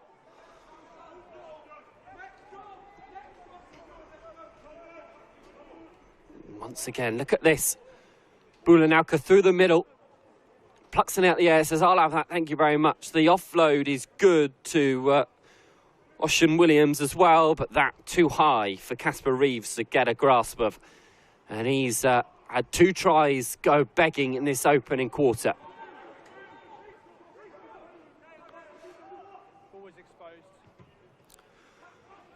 Newcastle look to exit, but they don't find touch, and Evan Morris will have a think about where he wants to go. He decides to go through the middle and is met by some northern power.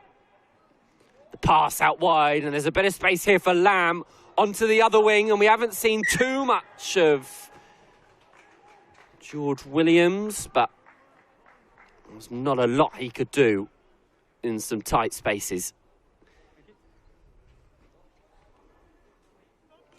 Lamb thought he found the outside edge. That potentially could have gone forwards, but the referee, well, the assistant referee had seen a foot in touch, so either way, Newcastle get the ball.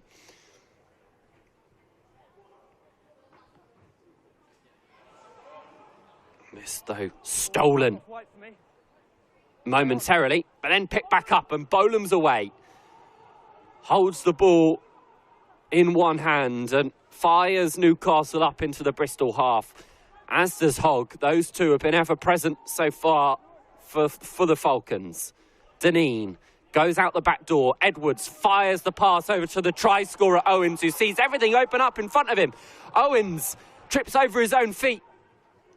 Jenkins always seems to be there or thereabouts for Newcastle at the moment. Edwards flicks it on to Katenge Fuki.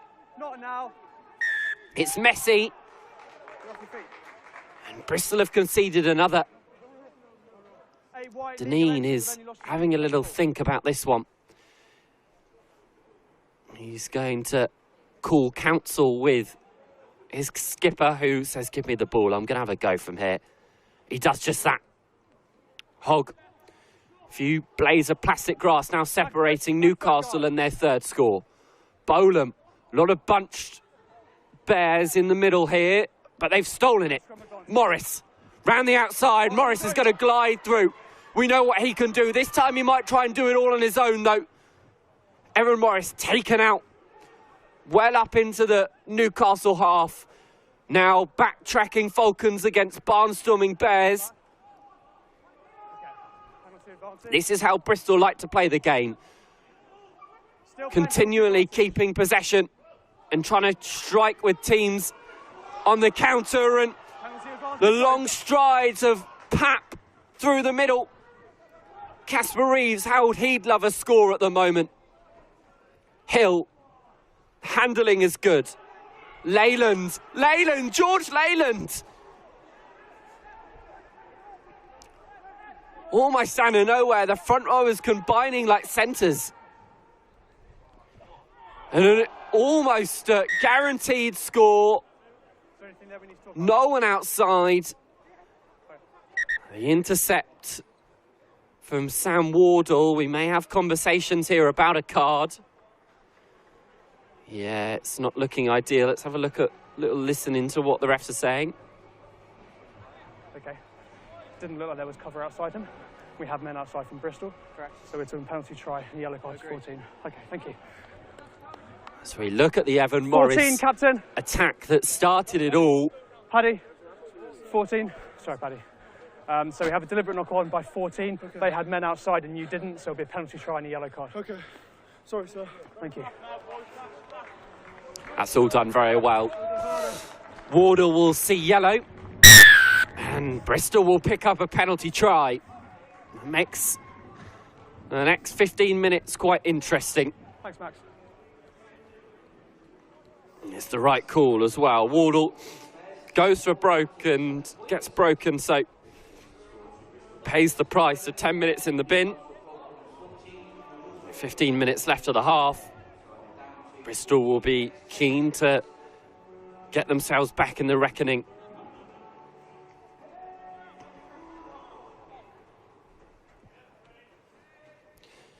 Change in the restart. Deneen will now get us back underway. Taken by Bulanauka. Loves a bit of open grass, doesn't see too much at the moment. Hill and Leyland forming quite the relationship on King's home turf. Bristol go to the boot. Not often we see that. Will it work out? Backwards. All backwards, says the referee. So Deneen decides to step and slide into the Bristol midfield. Edwards looks for a little dink in behind. Bulanauka quick enough to get back and regather. Retreat. That ball hasn't gone, so Edwards decides to look for the space in behind. This will all depend on how it bounces. Oh, it's gone very funny, and it's very clever also from Williams to leave it. Goal line drop out. Yeah. Goal line drop out. It was touched. Goal line drop out. He didn't leave it. Edwards asking all the questions in the backfield, and we've seen, well, Bristol are fully aware of how devilish this surface can be for the bouncing ball. Been caught out again there. Not the worst case scenario, however. Bristol. So Bruno Lamb gets us back underway. Back to AJ Edwards, who decides to fling it over to his partner in crime, Deneen. Little step back inside from Alfie Warwick. No hands! Currently the only Newcastle winger on the pitch. Wardle saw yellow just moments ago for a deliberate knock-on. And Bristol have the penalty advantage. The ball is slung out to Kieran Hill. Number 11, playing the ball on the floor. More ill discipline this time from Newcastle. So Lamb will head to the corner.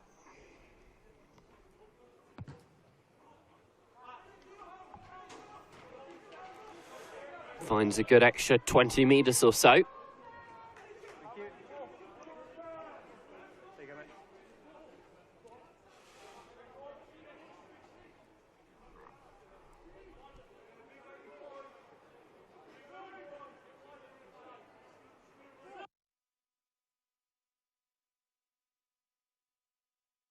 But not straight from Kieran Hill. Scrum called by Patrick Hogg.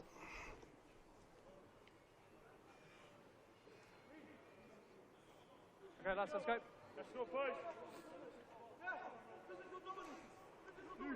Physical dominance is the call.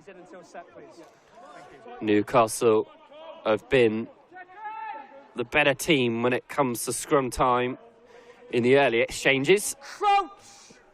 Let's see if that's changed here. Bye. They're put in this time. Rhys Jenkins with the ball in his hands. Set. Feeds this scrum. Comes out to Broadbent, who decides to run straight at Lewis Popple. Retreat 9. Deneen looks for the little kick in behind. Morris is going to catch this one on the full, and he has no thought in his mind about a kick return. Instead, he goes straight through the middle. Morris, that's superb. And now Bulanauka. There's men everywhere, you see. And Bristol are going to score a corker. Seemed like only a matter of time before Evan Morris's dancing feet turned to gold. And it's George Williams, the resident mulleted man in the Bristol back line. There always has to be one. And this time the under-17 boy gets Bristol onto the score sheet once more. Morris looks like he's caught. Turns out he's not. Like any good scrum half, Evan Russell was in good space. Bulanauka could have put the hammer down. We know the pace that he possesses, but instead he picks the clever option of using his outside centre in George Williams. And he races in for another score. Now, Bruno Lamb has the opportunity to take Bristol level. Yeah, he does just that. So after Newcastle went 2 scores up, Bristol have replied with 2 of their own. And it looks like we've got a fairly exciting game in our hands here.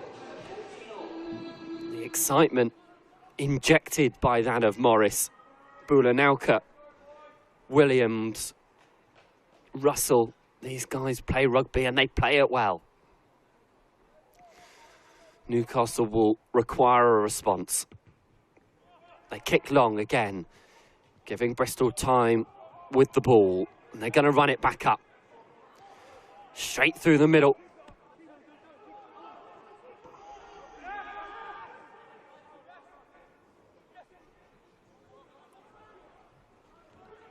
Lamb flicks it out. Morris has somehow managed to collect that. He's putting on a show at the moment, Morris.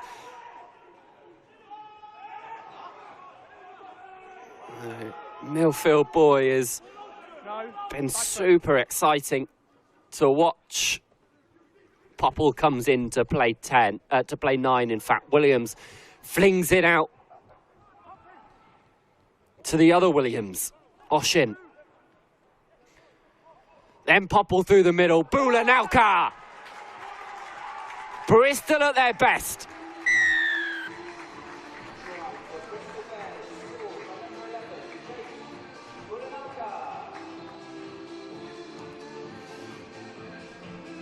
Jake Bulanauka scored against Exeter last week. Scores in the final.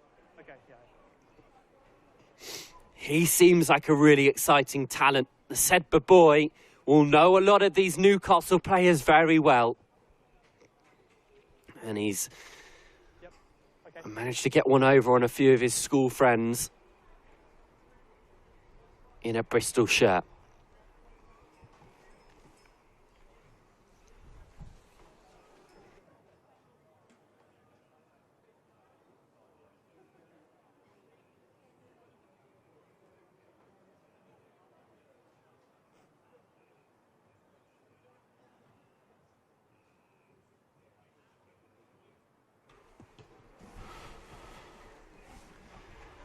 Conversion is successful by Bruno Lamb, so that brings the score to Bristol 21, Newcastle 14. And whilst we look past this Bulanauka try, I'm delighted to be joined by, in the midst of his preparation for the continuation of the Under-26 Nations, Mark Mapletoft has taken the time to join me in the commentary box. Tofty, what are you seeing so far? You must be really enjoying watching the next generation. It's good, yeah. Probably 18 months ago, I would have probably known every player, but when you move up a different age group, it's not as easy to keep tabs on all of these players coming through. So I've just been stood watching the first half with Will Parkin. So Parky keeps me up to speed on everybody and who's who. I know some of them, but not as many as I used to. And this Bristol team are certainly playing the Bristol way. They potentially were a bit slow to start, but some of the passengers play, especially from that of Evan Morris in the backfield wearing 15. He seems a classy figure. He does, doesn't he? Yeah, Will mentioned to me, I think, that he's Welsh, so that's a bit disappointing. Very elusive, very well organised. Bristol always have been, certainly since my time back working in this space. And I just think maybe Newcastle caught them a bit cold to start with. They were very direct, very physical, but they've certainly come into their own since the yellow card, haven't they? Have indeed, and Williams is going to set Bristol alight as they're going to look for another score pretty much out of nothing. Casper Reeves has been unlucky to not get on the score sheet so far.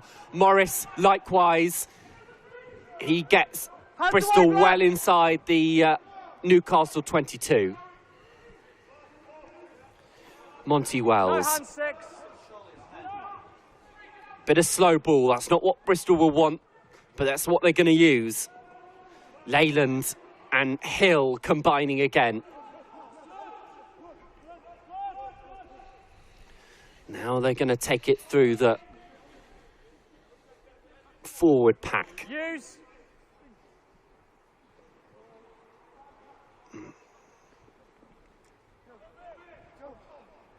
Quick speed that's been slowed down well, actually, by Newcastle. Advantage as well, so Bristol will roll the dice, and no doubt they'll want to use this well. Popple has a think about what they're going to do here. He's going to potentially go himself, flings the ball back inside to his half-back partner.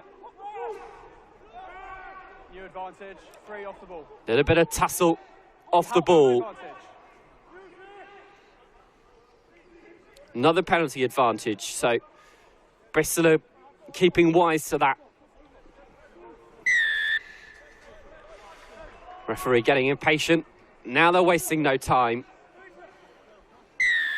Another potential card looming here. Never back 10. And Katenge Fuki will see yellow. There, so no penalty try. We'll restart with a penalty.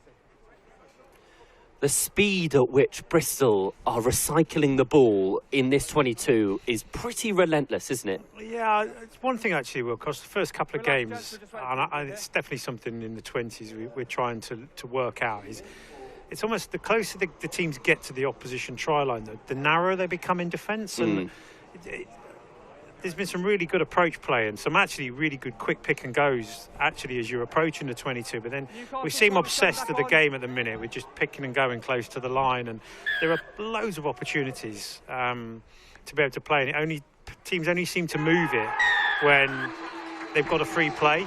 I think that's definitely something probably as a game that we need to look at, and it was very prevalent, wasn't it? Exeter really mastered the art of that a few years ago. Then they stopped of the early latches, but I still think we've gravitated back towards it when actually there is a lot of space elsewhere, and we struggle as well to just try and get that balance right between when to tighten it up. And actually there's nothing wrong with picking and going and being direct. Even when you're 40-50 metres out, you don't need to wait till you get close to the try line. But yeah, they've certainly upped the tempo, haven't they? And they're challenging Newcastle now. They've got players in the bin. Yeah, a couple in the bin for Newcastle, and they're paying the ultimate price. Freyland over for the 4th score, converted as well by Bruno Lamb. And now, Toffee, I do want to ask you about one of the key words that's been thrown around England under-20s. We've had a couple chats over the last couple of weeks, and you speak about brotherhood and the connections at international level. But for these boys, a lot of them, it'll be the last time they'll all be able to play with each other, having been part of this academy for the last 4 or 5 years. When it comes to brotherhood, is there any better epitomisation than an under-18s academy finals day? No, we've talked about this. We probably had a couple of training opportunities for some of the lads in these squads, but actually it is a big day for them here today. I mean, it's brilliant that you get all the academies here, plus RGC here as well. And it is the last time someone will play. Some of those lads will go on, as they always do, to play for the senior England team. Yes. Some will go on to play in a Premiership, and some will go off and go to university, and some might not even carry on playing rugby. So I think it's a brilliant day out. It's a really well organised event. I'm very grateful to Neil McCarthy for my invite today. I'll give Neil a plug. But it's what I'm enjoying most is actually there are a fair amount of errors, but some really good intent to play.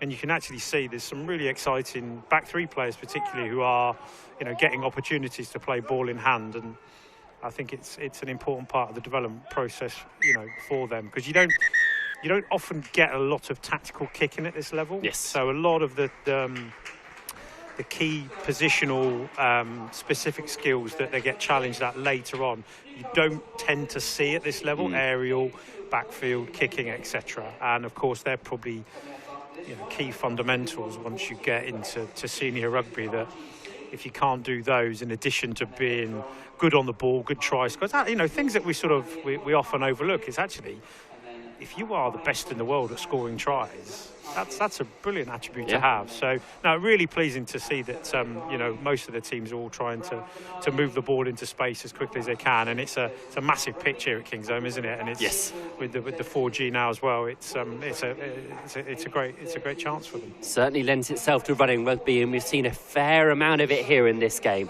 Bristol take the lead after an early Newcastle flourish. Half-time score here at Kingsholm. Bristol 28, Newcastle 14. Very entertaining second half. Bristol Bears weathering the early storm there in the first half and then putting some nice faces.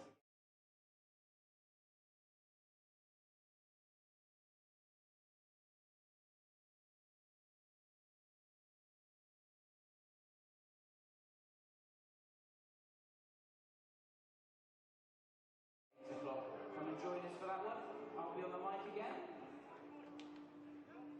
So here we go then. Second half kicking off very soon.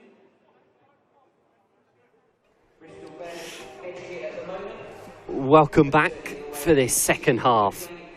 And I've already seen a few changes have been rung across the board for both teams. We'll try and give you information on those as and when. I know one of them is Glenn Gamble, who's wearing 23 for Bristol. Definitely one to watch. He's a Scotland under-18 player. He's been part of the Scotland under-18 setup since he was 16. So he's been well respected up there, and he's going to get 35 minutes to show himself in Bristol colours. It's one of the changes that I can already see. Mark Mapletoft still alongside me.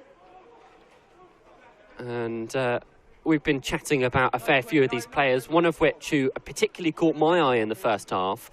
Patrick Hogg and Toffee, you were telling me that he's caught a fair few in England camps as well. He has, yeah. Unfortunately, picked up a knee injury in South Africa with the under-18s in the summer, so he's had a long time out of the game. I think this is maybe second or third game back, and yeah, we're up in Newcastle for our Scotland prep this week. So yeah, we're going to have hopefully he gets through this okay.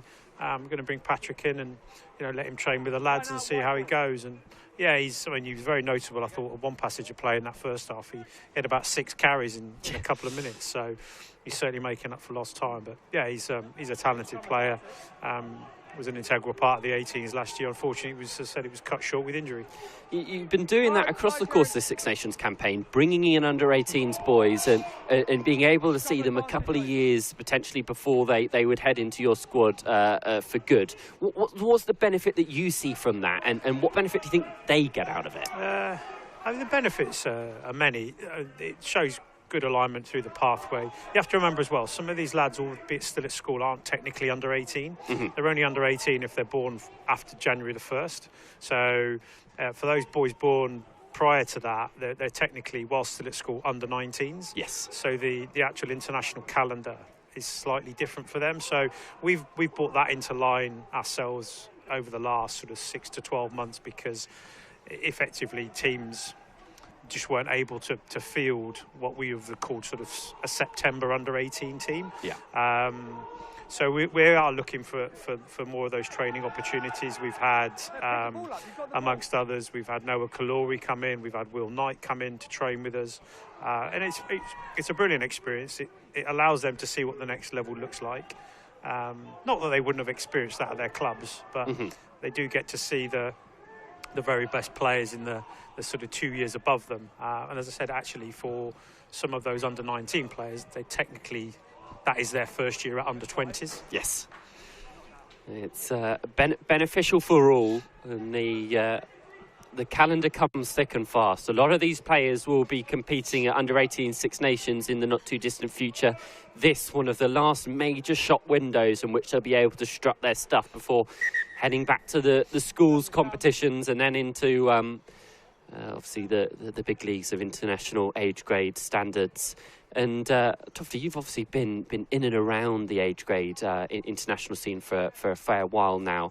Do you feel as though the quality of that rugby has increased tenfold over the last couple of years? Because I really do feel that these players under 18, under 20 level are just getting better and better, not just in England, but across the whole competition. Yeah, I think there's something cyclical around it in both at club and international level.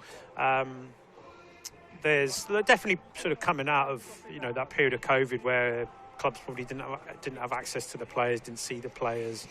Kids were in and out of school systems.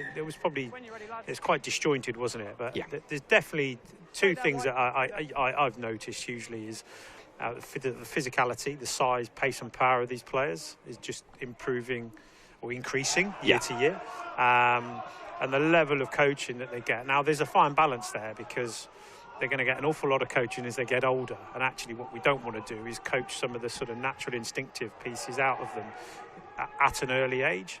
Certainly from the first couple of games I've seen here, that's not been the case. You can see players are willing to move the ball, play to space, and you'd hate to think that a system is actually preventing players from wanting to express themselves. But no, there's definitely been a huge increase in the physicality of under-18 rugby. I actually went to watch Quins Bath a couple of weeks ago. I was quite taken aback by some of the magnitude of some of the hits. Yes. In what was a fiercely fought game, and yeah, it's definitely a lot more input going in, I think, from the clubs and the schools. We often sort of like to compartmentalise things that England do this, the clubs do that, the schools do that. Whereas actually a really well-aligned system is one that incorporates all those aspects and has the player at the centre of it as well. And Bristol are certainly looking to play over the course of this second half. They've started quite strongly in the opening 5 minutes. We saw them get fairly close to that opening score of the half. A couple changes potentially on their way. You can see Yunsei Yasuda is about to come on for Bristol. Clifton Boy makes his way onto the pitch, and I think it's Frey Lant that's going to make way. He was receiving a bit of treatment before. Katinge Fuki is also ready and waiting to come back on for the resumption of his match after his yellow card. Bit of treatment as well to Monty Wells, I think, who's just getting himself back into the picture here. You talk about physicality, and I know under 20s level, especially at England, you are fairly blessed with the size of lock forwards, but there are potentially a few more coming away by the looks of things across the board, and that Bristol lock partnership are not shy of size. And yeah, we've been pretty blessed, haven't we, over the last 18 months with some of the second rows, and yeah, to still have the players that we've got with Tom, Junior, Alamadi, still in and around it is there's a bit of a decent crop there, isn't it? And what are they feeding them? What is a really good challenge, I think, then, is for the players coming through in those positions that's the benchmark. Yeah. So if I want to be in and around that, and if I want to then push on for senior honours further down the line, then I'm going to have to be much better. So actually, I think it's really good. I think the level of competition in the that sort of higher England group from sort of 23, 24 down to sort of 18, 19 is pretty strong, quite exciting, and actually hopefully laying down some some good sort of markers really to say, look, if you're an aspiring England player, this is where you're going to have to get to. And I think it's a fairly quick score off the bench for Yunsei Yasuda. What a moment for him. Coming into the fray, highly rated at Clifton College. They really like him over there, just for the spirit that he brings. And it looks to have been transformed into this Bristol squad. You can see the celebrations. They're really pleased with that catch and drive effort. And yeah, Yasuda, the beneficiary there. I think Bristol will be pretty pleased. They've scored 5 tries now, and actually they've been able to play tight. They've moved the ball. They've created opportunities from deep. So probably a good all-round balanced performance, I think, from them.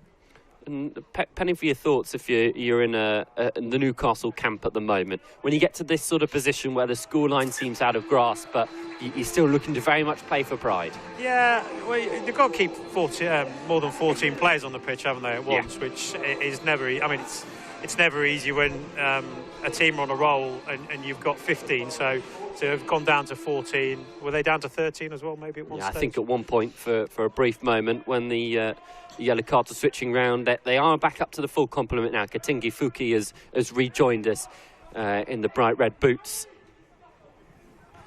Here's Gamble, who, like Morris, is always keen to find space in the Bristol backfield.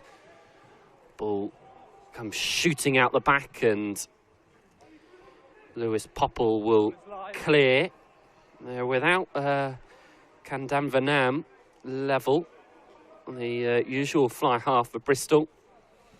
Lewis Popple of Clifton's come in to fill that gap. He's done well so far. But now Newcastle with a bit of a platform, and everyone now on the pitch can potentially have a go at matching that sort of quality they found in the opening 5 or 10 minutes. They've managed to collect it, and Eddie Morgan's on, but he won't get a chance to touch the ball because a penalty goes Bristol's way, and they're very keen to play here. Ball comes firing out, and here goes Williams. Bit of pace. Morris steps back on the inside. Oh, the ball spluttering this way and that. And in a tight spot, Charlie Deneen does manage to get it away and gets a bit of yardage to boot, but Bristol in a prime position now. Tofty, Bristol are very good at this. They're really keen on, no matter how the ball gets there, getting it wide when they know there's space available. Yeah, that's sort of some Newcastle up, didn't they, really? They had a line out 30 metres out, they overthrew it. Then they managed to regather the ball, lost it at the breakdown. About 6 of the Newcastle players turned their back where Bristol had a tap and go, and they find themselves 60 metres up the field. I think, is it Morris the fullback? I think he's very elusive. He could probably just have done with transferring the ball quicker into 2 hands there to get the pass away to, did you say it was Gambles come onto the wing? Yeah. It was probably a simple 2-on-1 there. But, good learning opportunity for him. Bulanauka out in the wide channels. As Bristol look to work it behind smoke and screen. They've struggled with those tips back into the pocket a fair few times, and it's done them again here. And this time Morgan can clear, and Morris will just gather this ball and no doubt have something to say about it. He's wrapped up this time in fairly quick succession. Good from Newcastle.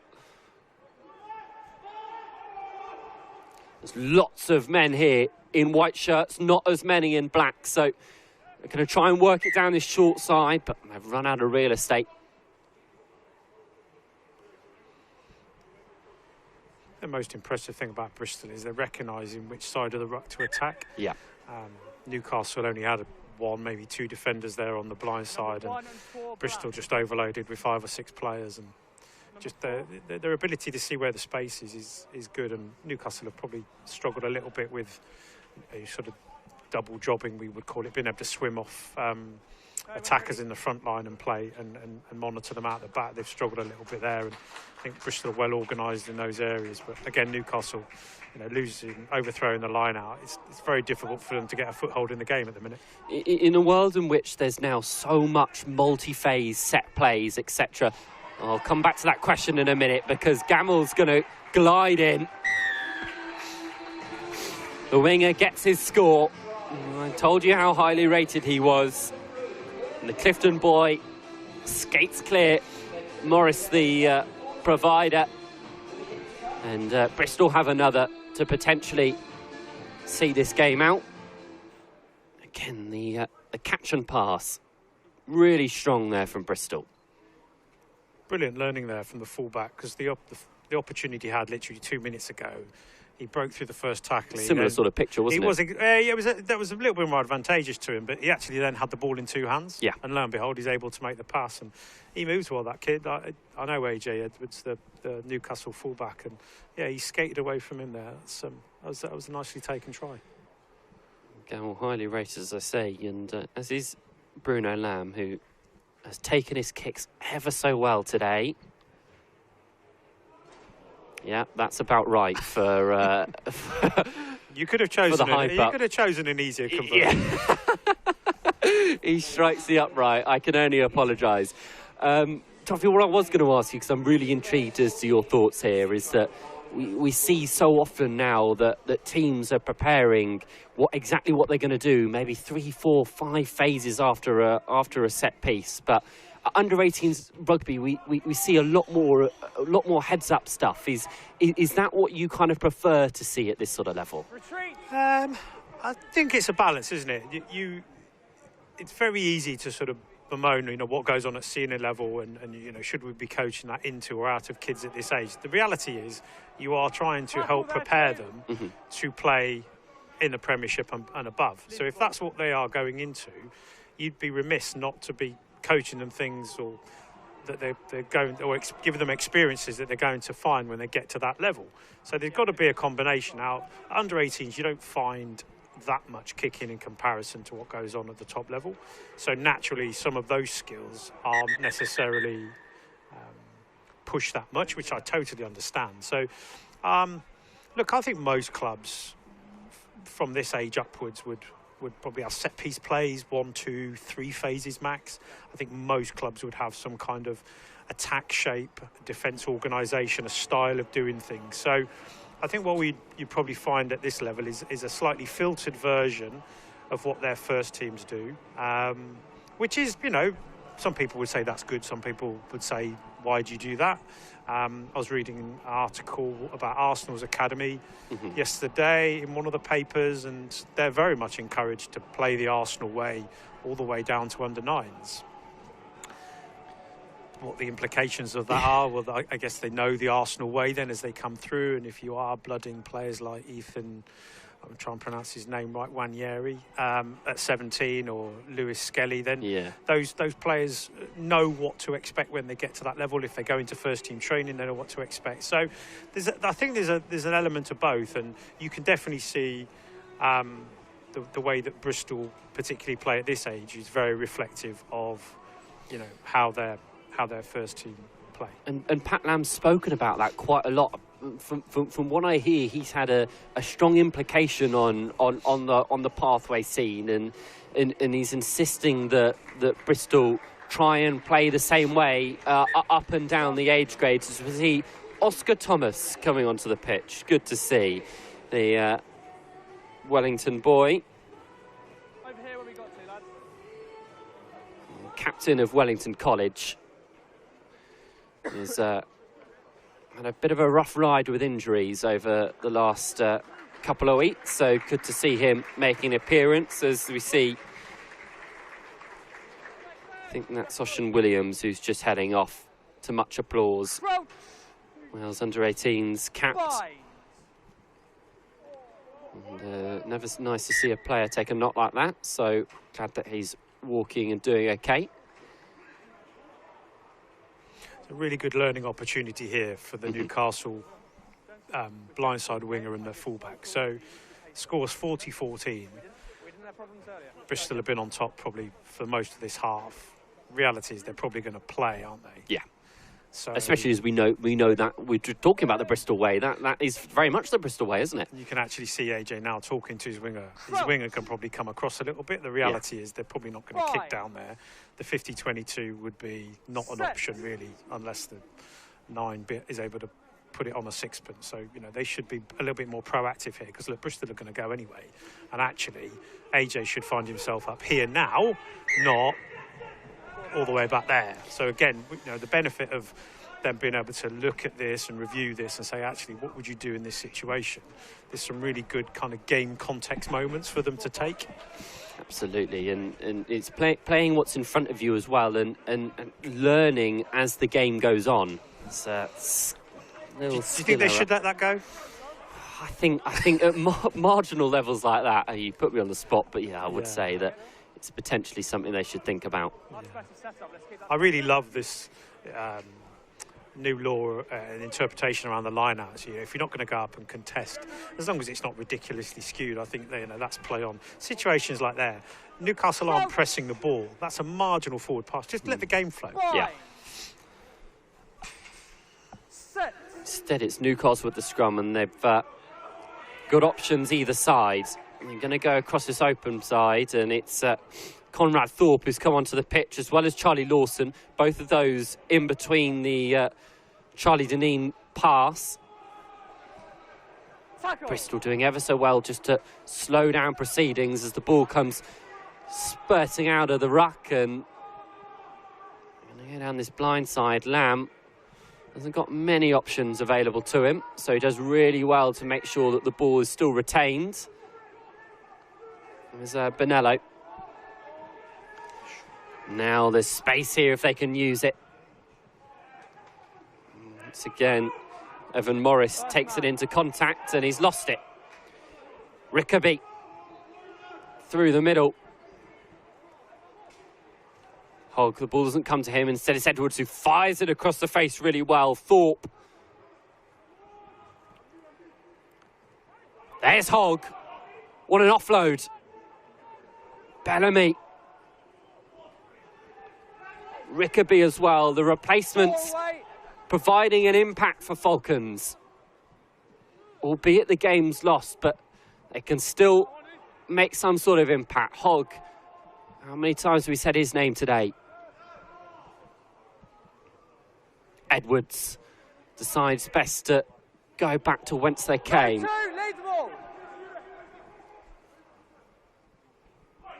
Little snipe through the middle. Clever for Minnie Morgan, just keeping Bristol honest. Again through the middle. They go. Leave 16, thank you.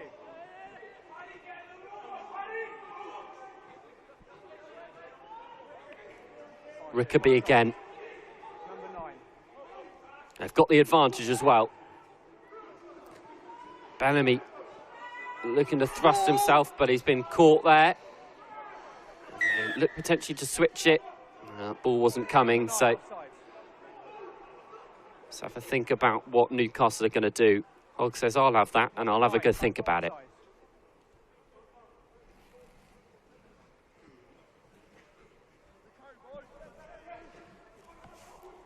I think we might see a little quick tap here. I guess is where this may be going. Well, where it should go is where there are only 2 Bristol defenders which are over there. I mean, it's clever. Well, it's clever, I'm not sure why obvious. they needed the extra pass. Yeah.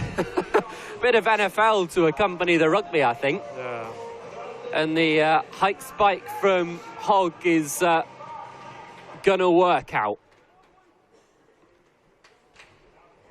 Yeah. Bristol had lined themselves up expecting Hogg to go through the middle, and instead he pops it through his legs, and Jonathan Broadbent, the beneficiary. He's going to have the opportunity to close this gap with 15 minutes left to go.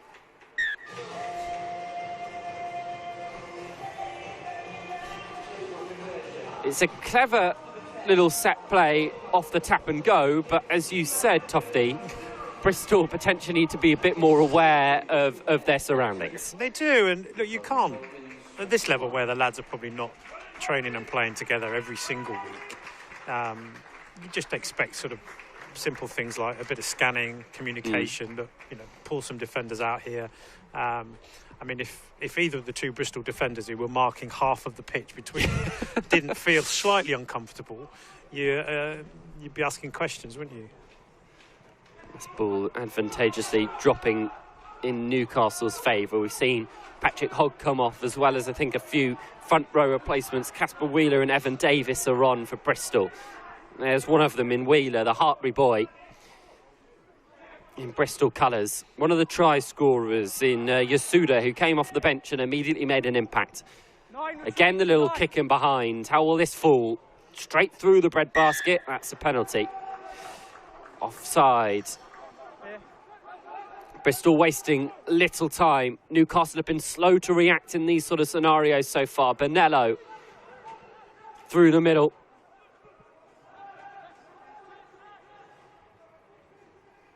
Morris. Another advantage for Bristol now. The Bears looking to make a statement in the final 10 minutes or so. Hill through the middle. Good sleight of hand from the hooker. He's going to pick and go himself. And they're a few blades of plastic grass away. Go tight underneath the posts. Have they got there? They have. And it's I think Arthur Goyot who's got the score, but once again it comes down to the reaction speed of Newcastle from attack to defence. Yeah, they probably could do with sort of anticipating, I think, more that that's realistically what Bristol are going to do at this stage of the game, and just a little bit slow. They've got a few people got their backs turned. Great tempo from Bristol. I think they've say bar that first sort of 10 or 15 minutes where they were a little bit sluggish, they've been excellent. Their ball movements have been fantastic. They present options at the line. They attack both sides of the breakdown. They quick tap. It's actually just like watching Bristol first team play, isn't it? And they're mightily effective. Indeed. And Gamble this time adds the extras after being put on kicking duty. So it's 47-23. Certainly high scoring, as have many of these games across the Under-18s league been so far this season. Newcastle have been on both sides of it in the regular rounds. They're on the wrong side of it at the moment. Ball back to Gamble, who decides to run it in a place in which many teams would look to clear.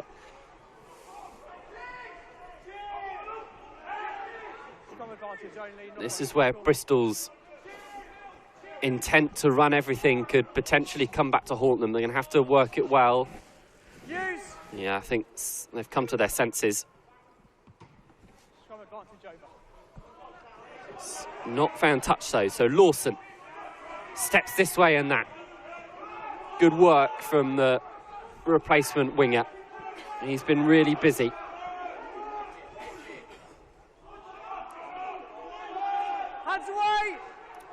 Newcastle continue to try and finish with a flourish. It's a teasing pass. Lawson comes onto it well. Straight into the 22 now. Alarm bells ringing in Bristol.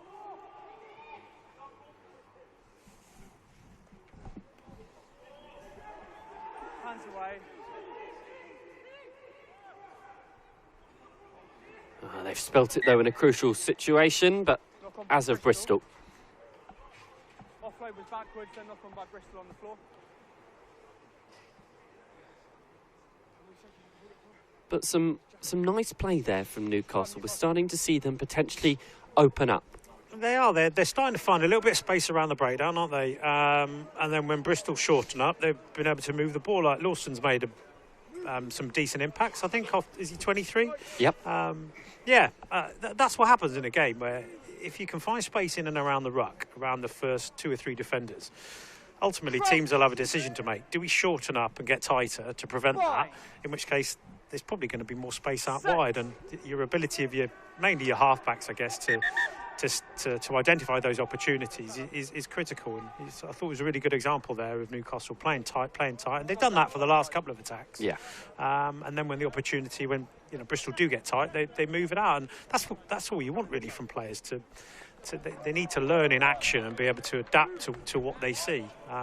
And so yeah, good bit of tempo in around the ruck, and some good ball movement outside of that. And I'm going to ask you to potentially get your crystal ball out and have a think about what you would do in this sort of position if you were Newcastle. There's options seemingly on this open side. There are. I'd probably have this 14 holding the paint on this side, but he's a little bit tighter than maybe he should be.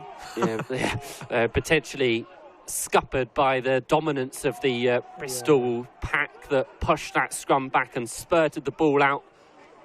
Yeah, Newcastle have got no width, have they? They've got no option other than to play tight. I mean, the widest player on the left by the far post, and the 14's inside the 5, so it's quite narrow. So if you were Bristol, you'd probably be slightly tighter yourself defensively.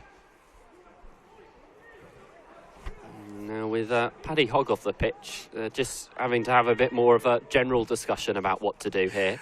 Well, Bristol have also put more than 2 people the other side of the post. Which scuppers potentially their initial plans. No, it's not. Morgan goes digging. Bristol do well, actually, but to no avail because a penalty was coming.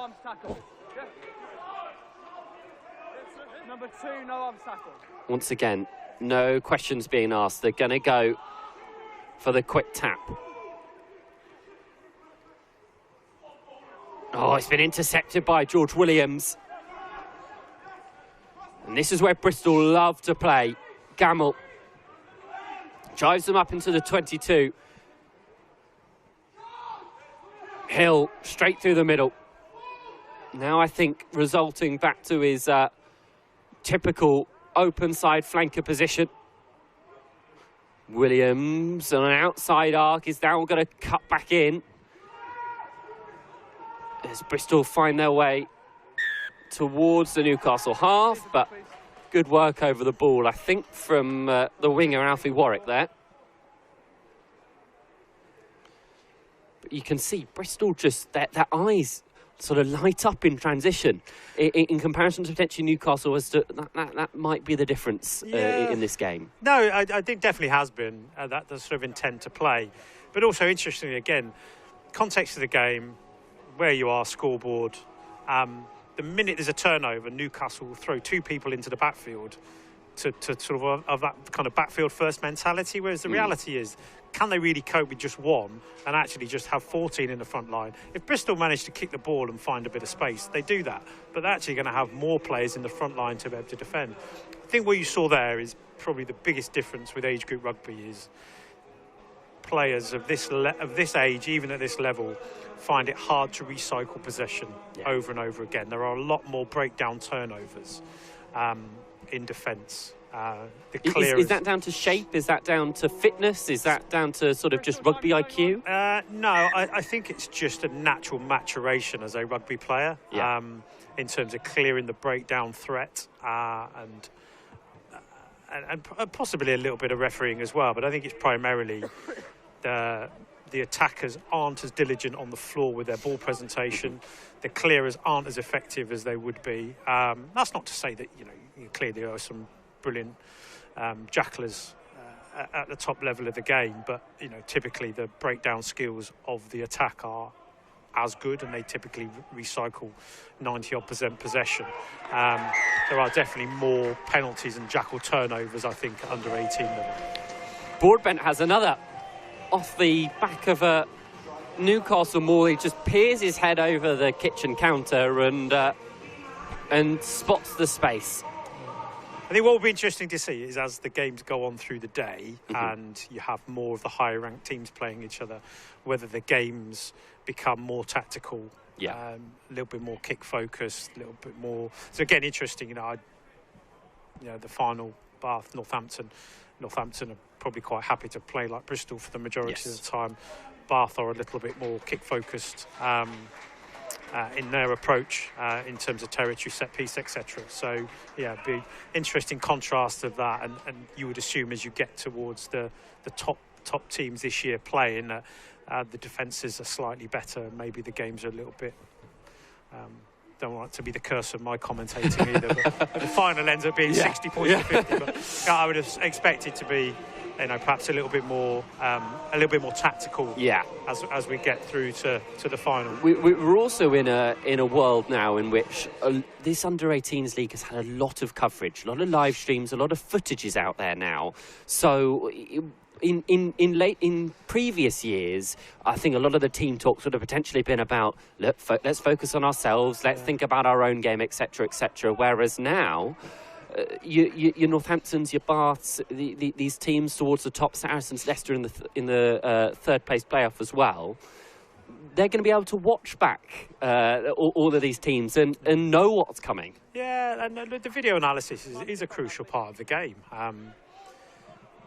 And that would have, these lads would have been doing that for the last probably a decade, I suppose. But it's definitely become more prevalent and better understand. But greater accessibility, the use of huddle, and it all sounds very sort of coach-led, but it's actually not. The huddles is a platform where the players feed back to the coaches around there. So it's not all coach-led. I mean, clearly the footage being available, the games of. I'm sure Newcastle would have had a look at Bristol and vice versa. But the opportunity for the players to learn by watching the game back, because you think the main learning points are your preparation going into the game. Yeah. You can talk at half time about what's going well, what's not, and you can talk about it afterwards. But actually, your biggest learnings go on live in the game. The ability for players to reflect on what's happening, adjust and adapt accordingly, are what you're looking towards. So everything is geared towards your sort of in-game learning, if that makes sense. And do you think Newcastle have potentially struggled with that this afternoon? They have probably not adapted as well as they probably would have liked to have done. But of course, it's all well and good saying they haven't adapted. Well, if you don't have the ability to do so, I mean, that's another thing, isn't it? And there are certain aspects of the game of rugby which are hard to come by, irrespective of how much preparation you've done. Having a strong scrum, for example. I mean, if you look at the England 20s over the last 18 months, we've benefited from a really strong scrum. Yeah.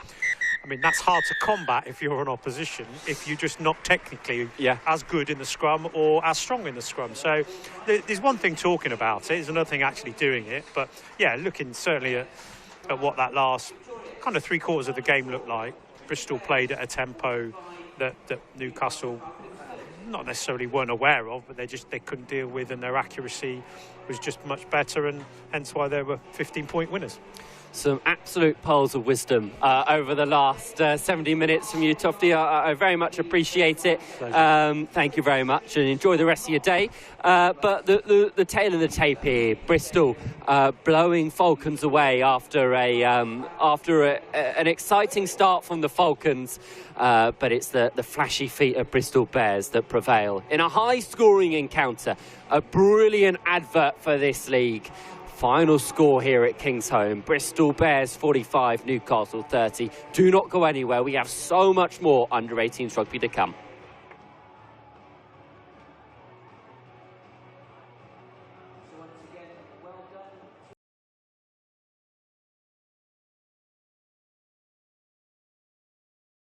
It's already Exeter Chiefs, the Southern Conference side, the bottom side after all the league system was played out, which means that RGC have been invited into the fold today, and the immediate kick is long from RGC, which means that they will get a retake on that, and they'll come back to the middle. It gives me a chance to welcome Kevin Maggs alongside me. Kevin, how delightful for you to join us. Thank you so much. I know you're here. Well, tell our listeners why you are here. Half an eye on a few players sprinkled around today. Good afternoon, Kev. Thank you for welcoming me and inviting me on this afternoon. Yeah, my role here today is I'm monitoring some of the Irish qualified players that are throughout the team throughout the day. Fine. And, we're certainly looking for anybody of Your microphone wasn't on. You might have to say it again. You could hear it. Sorry, my fault. I tell you what, we'll press the right button. Hang on a sec. We'll bring you in a minute, Kev. Hang on a sec. We'll poke that one downfield. Okay. And I'll give Kevin Maggs the big introduction again. Bear with me a second. We will get there. The ball is underneath next to have it with O'Kane. Flings it out left and wide. Good work on the left-hand side by Sammy Wolf. There it goes, knocked on. Kevin Maggs, hello, how are you? Introduce yourself once again. Good. Tell us, you're here with one eye on what? Yeah, so I'm here with one eye on the Irish qualified players throughout the teams during the day. We've had a few boys that have played for Ireland Under-18s and played for IQ Rugby throughout the last year or so, and we're still monitoring those, and we're still looking for new players as well. So, you know, we've got an eye on that, and anybody else then is potentially of Irish qualification, looking to give them an opportunity to play at a higher level. I loved it. Just a few moments off air, Kevin was going down the team sheet from RGC, looking at the likes of names like Marnie, Doherty. His juices were flowing. He was thinking, hang on a second, these guys might be interested. You don't just do it off names, though, do you, Kevin? No, we don't just do it off names. So as you see now, it's live on Next Gen. There is a registration link on Next Gen 15 for any players that are Irish qualified to sign up and register their interest. Look at that. You see, he knows his way around the websites as well. He's a good man. And Exeter Chiefs via Rory O'Kane are going to pump it into the corner. Just talk a little bit about the opportunity that these two sides have. Exeter Chiefs have had a rotten run. They've played some good rugby, but they haven't won any matches. RGC get invited. I was talking to one of their coaches in the week, and he said, this is Wales versus England. Make no bones about it. This is an opportunity for these lads. It is, isn't it? I mean, yeah, every time it happens, you get up for these sorts of opportunities. Yeah, definitely. And the RGC team will very much look at it like that, as I'm sure Exeter will as well, to give them another shot, to be seen whether they can be involved then with Exeter moving forward with their academy. Yeah, good kick downfield as well. Turns Exeter Chiefs, and they will look to get out of trouble with O'Kane off his left hand. Good chase by RGC with that kick. They ran hard and ran as a line and have gained a good 60, 70 yards. Again, good strong tackles coming in. Gruff Rhys-Jones with the last good shoulder that comes in.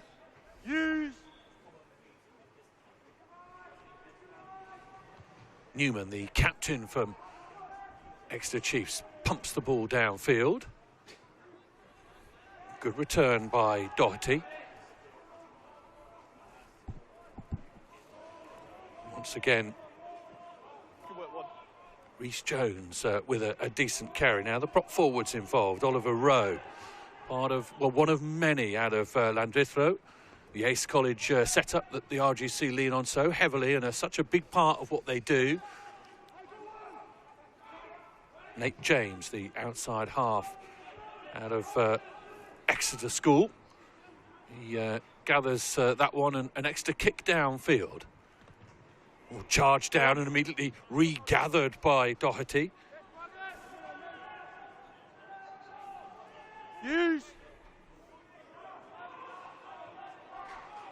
RGC back in their own 22 and potentially looking for an exit. Carry from Charlie Cookson. Cookson, the younger brother of Harvey Cookson at Bath. So good pedigree there, as will be the whole of the RGC setup. Excellent North Walian club.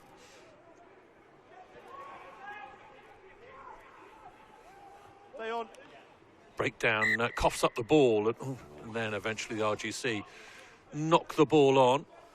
Yeah, just talk about the way that this whole day pans out for you. I mean, it is a feast of rugby for us watching. You know, logistically, we were talking earlier about teams having to get here early. It's tough on these young lads, aren't they? They have to be up early and into it. Yeah, it is tough, and it's a shame really that there isn't something for everyone to play for, even though they are for their particular places at any one point, whether they're 10th or 11th, 8th or 9th. But, you know, give them a plate or a bowl or a trophy or something to, when you're bringing lads 3 or 4 hours down the road, or Newcastle 5 or 6, 7 on a coach, you know, give them something to play for so as they can make a real day of it. Yeah, 100%. Oh, ball just behind, and again, good defensive pressure from RGC. Unfortunately, just a hand in first from the team in black. You know, because it is a big day for these lads. You know, they would have spent a long time playing together. Some of them maybe all the way from the age of 13. And, you know, for some of them, this is the last time that they'll be with this group. So as a group, it's, you know, they're memories that you remember for the rest of your career. One thing that strikes me, when you can't see it on our cameras, but there's lots of fans down in the main stand here at Kingsholm, and after the game there are so many pictures, more pictures than you probably have on a Premiership game. Yeah. All the players come over, get with their families and have pictures. It really does mark the end of an era. Yeah, it really does. And look, this is, you know, these guys are, you know, they're in the best academy teams throughout the country, so it really is a big thing for these guys to showcase their skills and to enjoy themselves. Yeah, good, decent carry from Joe Ryder, I think it is, wearing 20. Ball out the back and skidding along the turf, and all of a sudden Exeter have got it. A little chicken wing, pop pass up to Toby Bishop.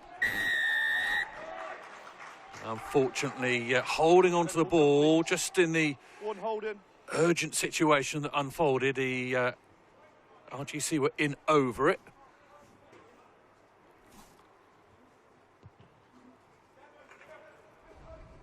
Yeah, the 15 there. Edge of the page, Yeah, kick to the outside. 10, timing. A whisper in the ear. Lineouts have been a little tricky. We were talking to George Skivington about all the moving parts. That's a really good lineout off the top. Very difficult skill to perfect. And there is the running of Reuben Gordon-Astbury. I was talking to their coach beforehand, Saul Nelson. He really rates this young lad, and you can see a little bit there, and they've got him behind. That's brilliant from RGC. Ball over the top. Oh, just awkward. Oh, and now all of a sudden it bounces up for Exeter Chiefs. Down they go. Ball kicked end over end. It's going to bounce. It's going to wander its way awkwardly into the dead ball zone, and RGC, little heart in mouth moment. Kevin Max looks at me as if to say, goodness me, that was a little bit panic station, but lovely carve from RGC in the first place. Yeah, an outstanding break from the 14 earlier on there. Showed some great skill, but unfortunately just that pass, that final pass didn't go to hand, and then all of a sudden Exeter Chiefs on the counter-attack. Yeah, Ocean Llewellyn, the co-captain, just having a little moment in his in-goal area, and would have given a few palpitations that would have reached all the way back to North Wales there. Yeah, it's a good job it was over the try line already, because otherwise he would have taken it back across and given Exeter a 5-metre scrum. Decent carry from Alec Bagwell, another of the Exeter players, originally out of Sidmouth. Riley Rakes is wrapped up well by some good RGC defence. Ball on the outside, beautiful one-handed take from Rory O'Kane. Advantage. Penalty advantage.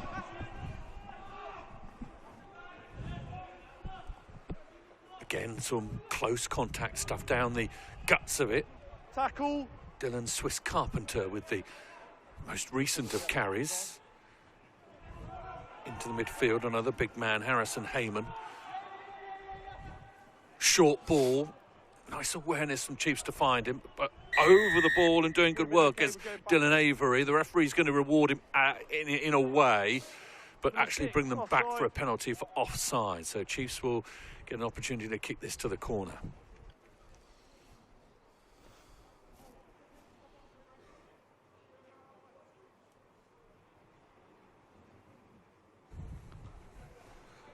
O'Kane obliges.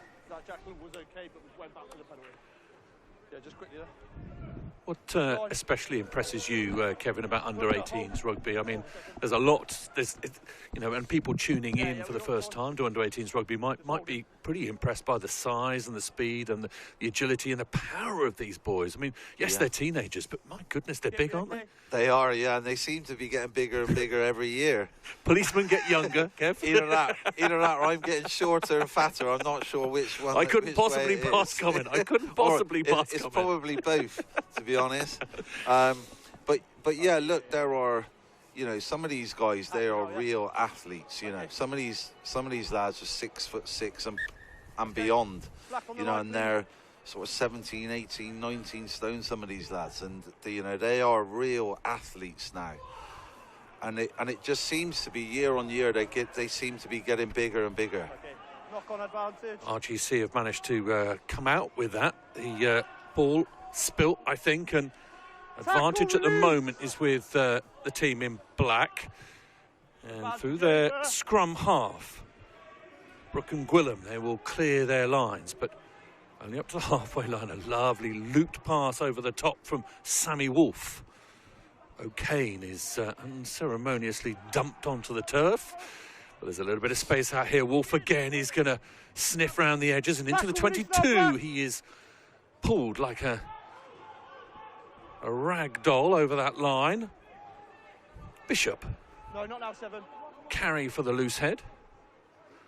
Now they come again, a little screen. Up come the RGC defensive line. No, the other way, 9. Unfortunately, Number 8, Croc Roll. Newman is not going to be rewarded for his quick thinking because it's not his. Croc roll is the call from the referee. Number 8, Croc Roll. So nasty. Got to be careful with everyone around that. Certainly. Line draws white. It's no different. Well, I might have another look at it here. Oh yeah, in from the side. Yes, it is. It's quite nasty. Luckily, no one injured. Yeah, luckily that's the thing. Back in the early part of my career with rucking, it certainly solved a lot of those issues. Indeed. I don't think we want to go back to rucking, do we? It would solve a lot of the injuries and the hamstrings being snapped off the bone and stuff like that nowadays. Ball lifted by RGC and just about juggled with, and no, not now. Kean Owen gives a good account of himself to try and make an extra couple of yards. His front row partner Oliver Rowe joins in. Your man's pinning him. Gwilym comes right hand side. This is Robert Jones. It's a trio in the front row we get to see there. Oh, they're still at it. Oh, little offload there works well. This is Morgan Harding, out of the Cobra RFC club. Hello to everyone there. Enjoying this, no doubt. And a little bit of extrication from the back there brilliant by Wolfe, who manages to get the ball away, but only as far as halfway. And RGC get a chance here, and these dangerous backline gets an opportunity. Step inside from co-captain Llewellyn, but immediately stopped by the referee for side entry. It's just really hard for these two teams at the moment to really get a foothold in this game. They can't really get any continuity going or build any pressure against the defences to give them a numerical advantage to try and get for RGC to try and get their wingers away. Likewise for Exeter to try and just get a bit of consistency in their play, really. We see that a lot, Kevin, in the modern game, and is that kind of down to the fact that so much work is done in defence, so much coaching is done defensively now, and there's so many brains trusts being employed in that area? Yes, certainly. I think, the more pressure now you see lots of teams, they don't commit anybody to the breakdown, so they've got the attacking team has to make sure they secure the ball with at least 2 players, and therefore they've got more players on the feet than the attacking team have. And unless you get really fast ball to get that numerical advantage and really quick ball, it's very hard then to catch the defence not set. So you know, that's the challenge for these teams, is to recognise where the space is and move the ball to it, to where they've got more numbers. The voice of Kevin Maggs alongside us here on Under-18 Prem Finals Day here at Kingsholm. If you're joining us on YouTube, welcome. I'm delighted to say that we will be here for a very long time, all the way through to about 8:30 tonight, when the curtain comes down on the final. It's 7:05, the final game kicks off here, and expect a good crowd for a repeat of last year's final, Bath versus Northampton Saints. This game is Exeter Chiefs versus RGC, and it is the Chiefs in white who are trying to build an attacking platform. No hands now. Referee says the ball has gone backwards, and Chiefs will get an opportunity in which to try and pressurise again. Half pump fake, if you like, and away it comes again. RGC seem to have gone underneath this lad, and there is the tackle called by the referee. They were hoping for a maul. Again, the ball is on the floor, and they have to sweep up. Round it comes to the impressive O'Kane, off his right hand out here to Sammy Wolf, the Truro boy. A bit of space on the left-hand side here, and offside, I think. Yeah, I was going to say. Reuben Gordon-Astbury was not quick enough to get back, and some clever work there from scrum half Newman, captain of the Exeter Chiefs side, just to spot him and chuck it against him. Yeah, he would have been taught that by one of their coaches. You know, this play for the Cornish Pirates and etc. So he's very smart in the dark arts. Indeed. Yeah, it's those little bits. I mean, the technical side of the game is obviously important, but just knowing your way around, recognising the sort of pictures that you can see in front of you and taking advantage of it. That's what it's all about. Kev, you would have played against some very smart players in your time, guys that knew how to get half a yard without even thinking about it. Oh, for sure. You know, that's a great kick as well there from Rory O'Kane to put them right in the corner 5 metres out, to give Exeter Chiefs now probably the best opportunity so far that we've seen in this game to put some score on the board. Little break in play. You played for some fabulous sides in your time, Bath, Bristol, Ulster, obviously the Irish national side. Who was your favourite man to come up against? And I say favourite because obviously every competitor that you had, to come up against. Who was the man that you most look forward to having a go against? To be fair, the player for me that just stands out as one of the greatest of all time, which his presence basically changed the game, was Jonah Lomu. Oh, wow. Jonah Lomu, I had the pleasure of playing against him for Ireland against the Barbarians and obviously New Zealand. And then a few... In 2001, then I was lucky enough to play alongside him for the Barbarians as well. I'll just hold that thought as we get close to the line. We'll come back to that. It's very lovely. I want to hear more about that, but we are very close to the line. The Chiefs are pressing here. Oh, and they've knocked the ball on. They'll come back out for a scrum. What a man to play against, Kev. You know, how do you sort yourself out to play against Jonah Lomu? How do you get yourself mentally right? Well, I saw it as a challenge, but God, he hurts. You used to call him God, did you? Well, yeah, he was basically like that for me. You know, I just thought when I seen him in the World Cup, you know, when he ran over Mike Catt, and you know, you just go, wow.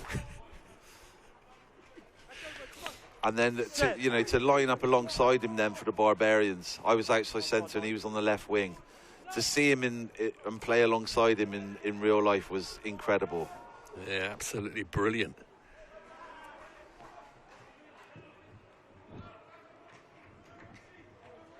Kicked out, and some good exit there from RGC. Black on the edge of the paint.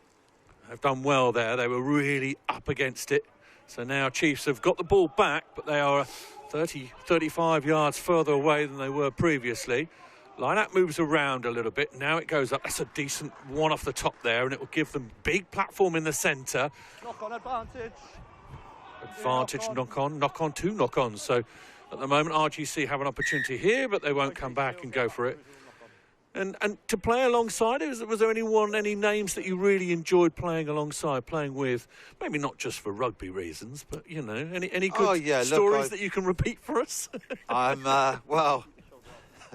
There's a lot of kids listening, Kev. Exactly, yeah. So you know, look, I was very lucky to play in the golden era, sort of going from the amateur era into the professional era, and you know.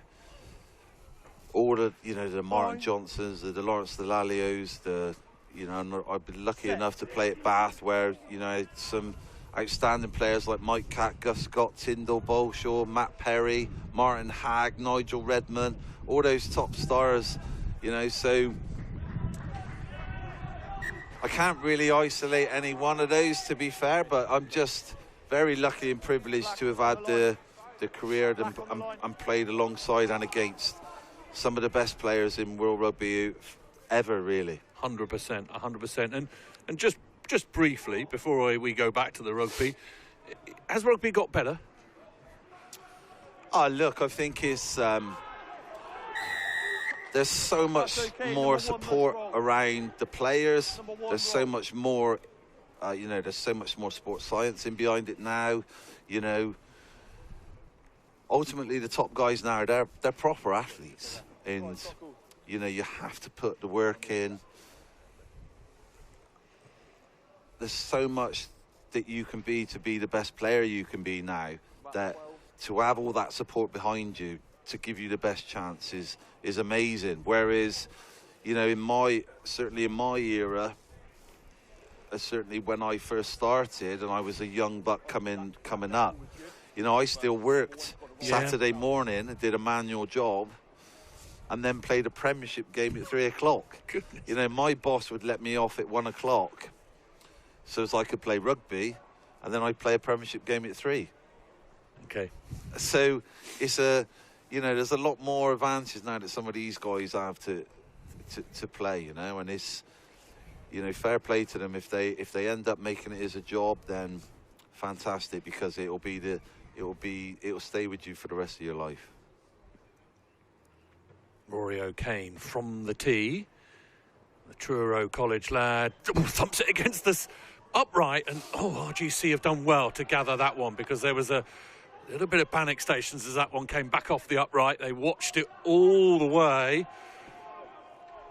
Weirdly, kind of works, although it didn't go over, as an advantageous kick, because it pins RGC right back into their own 22.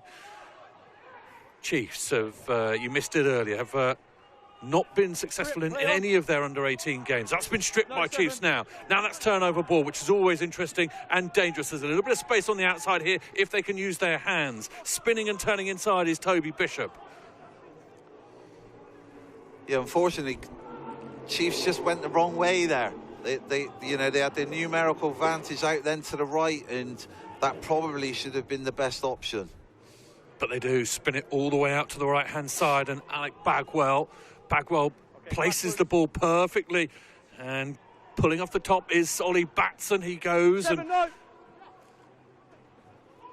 Chiefs still pushing, still in the position they want to be. Ollie Williams with a decent carry there. The referee warns RGC from it. Oh no, actually they've turned it over. It's been turned over. Unfortunately, the offload he tried there just went straight to the RGC player there. Kick out from the young Welsh scrum half, Rockham Gwilym, the Hugh Owen school, and he's got his boys back out of their own 22, which they'll see was a little bit of a salvage moment. It's a game still 0-0 at the moment.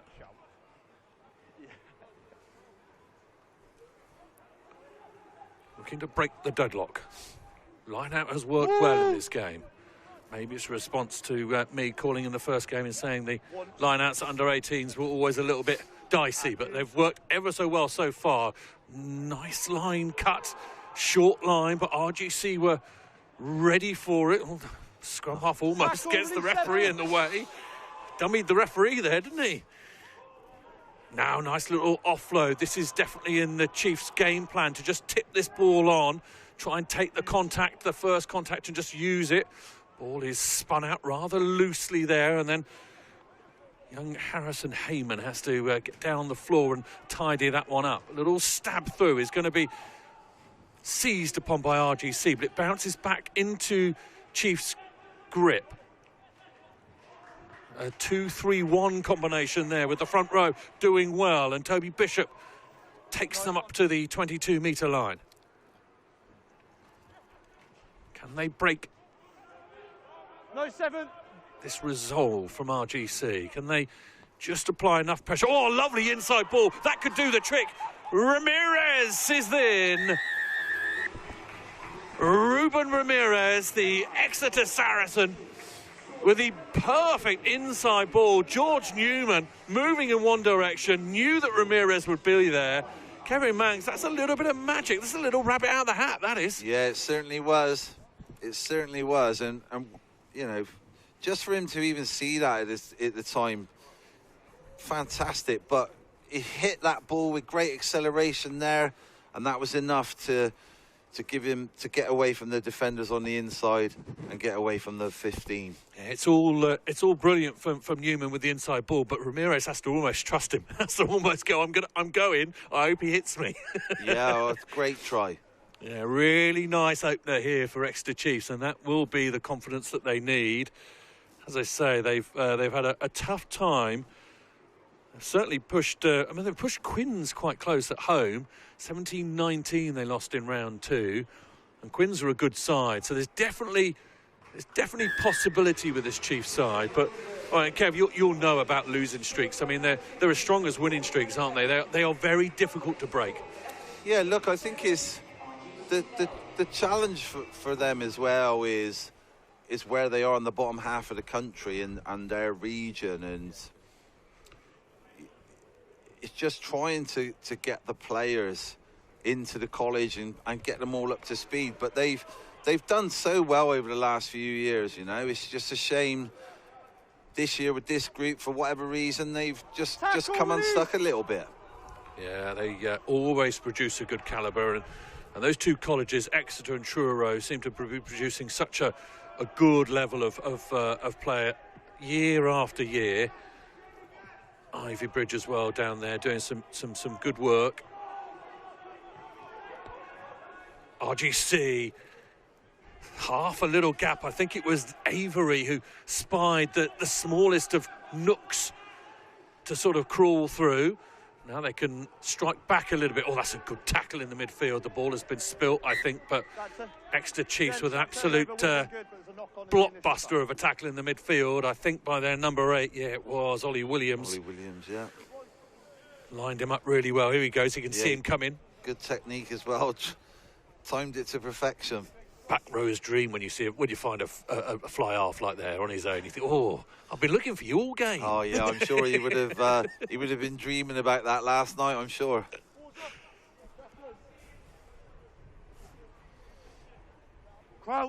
Scrum down though for RGC, just inside the 22. If they can bite back now, certainly make it an interesting game as we head towards half-time. 35-minute halves in these games.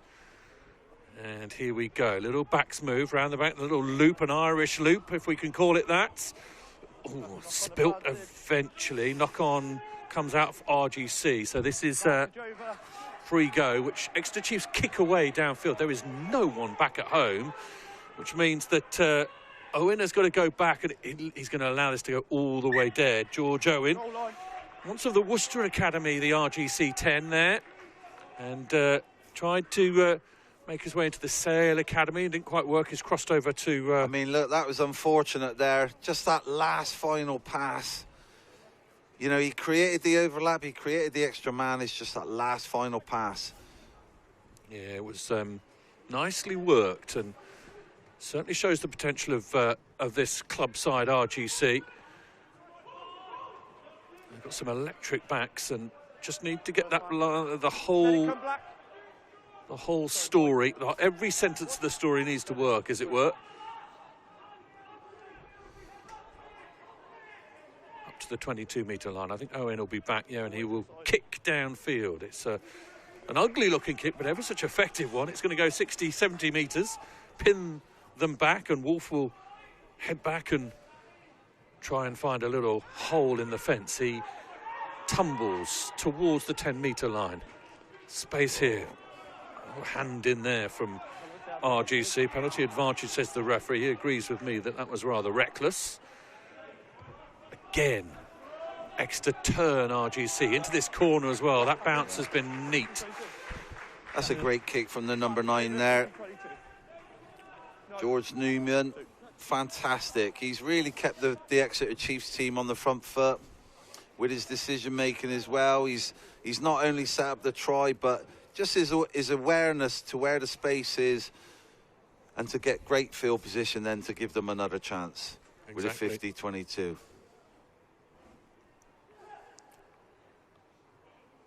Line out once again good, caught with the outside arm, so that might alert the referee to what he's given, which is not straight.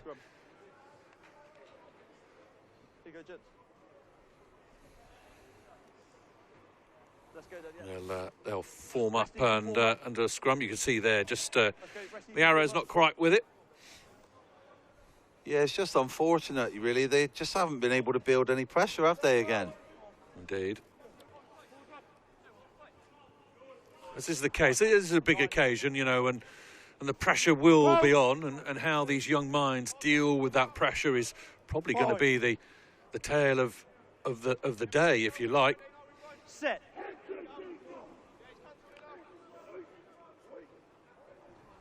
RGC with the very impressive Ocean Llewellyn.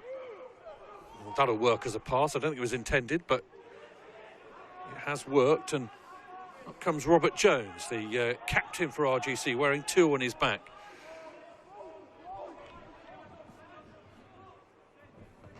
Gwilym is going to kick downfield, a sort of up and under, and he's going to bring Wolf into it, but good chasing tackle from Gordon Asprey. Reuben Gordon Asprey. It's got 2 Reubens wearing 14 today, one for Exeter, one for RGC. And 11, hold him. Holding on is the call again, and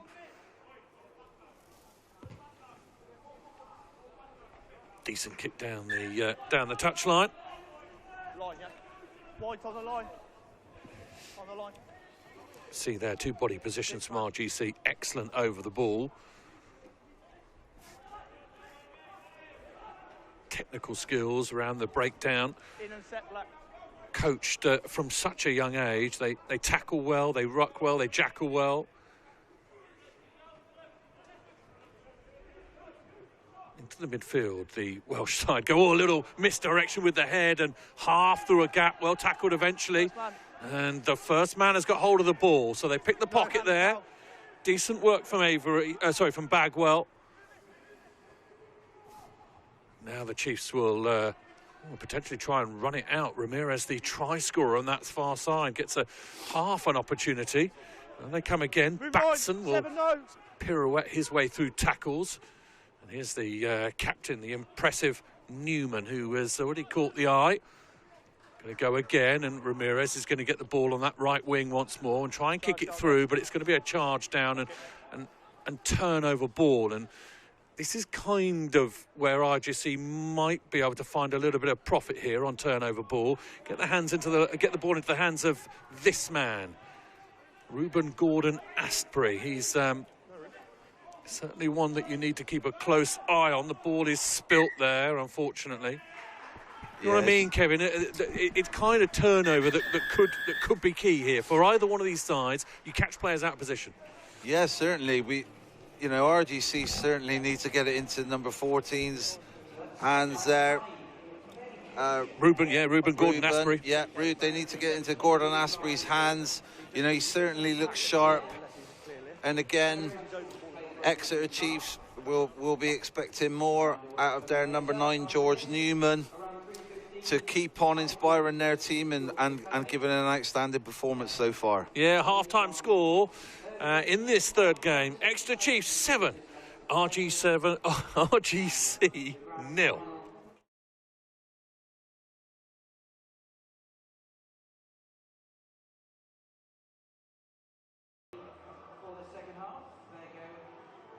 RGC. So settle back, relax, and enjoy the second Half time in this third game of the Under-18s League finals day. The Premiership teams playing for their respective positions. If you don't already know, I'll explain it. North versus South. So it's the North Division with the likes of Sale, Newcastle, Yorkshire, Leicester and Northampton. And then the Southern Division has one more team in it than that. So you've got Gloucester, Bristol, Exeter, Harlequins, Saracens and Bath. And that's why we have RGC playing Exeter Chiefs. So Exeter Chiefs have finished bottom of the pile and they play RGC in black. They've come over from North Wales and given a very good account of themselves here and will be, no doubt, if this continues, asked back again next year if needed be.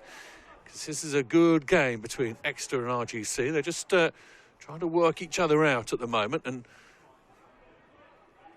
aside from the wonderful try that was scored in the first half by Exeter Chiefs and Ruben Ramirez off a lovely inside ball by scrum half George Newman, there isn't much to say that differs these two sides. Another big hit in the midfield by the RGC defenders.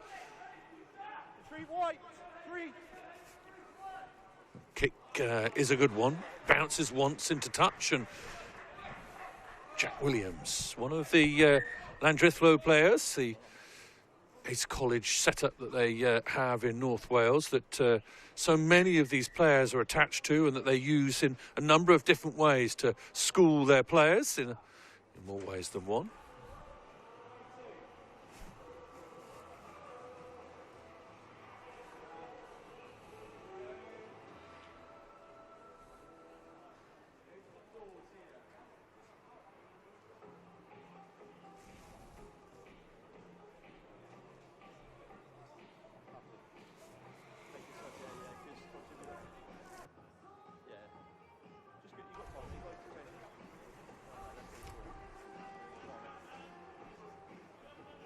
Injury here is a bit of contention with the player, saying that he doesn't really want to go off and had to get it taped up. But the referee is sending the player off. So there will be a substitute for RGC here.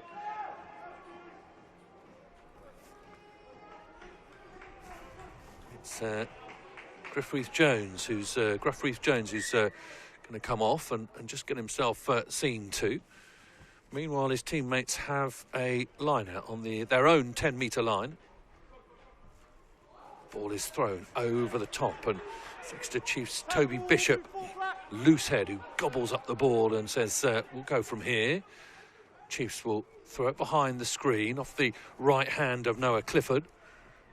Out onto the left-hand side, the likes of Rory O'Kane having to work the ball back infield. Here goes Nate James again. Half a gap, there it is. And Riley Rakes has got open pasture in front of him, and he tries the offload and it bobbles forward. So it will come back at the very least. Oh, first one by Black. Referee has given advantage to Exeter Chiefs here, and this is a golden piece of the pitch for the team in white. Ideal opportunity with options both sides. Another look at the infringement.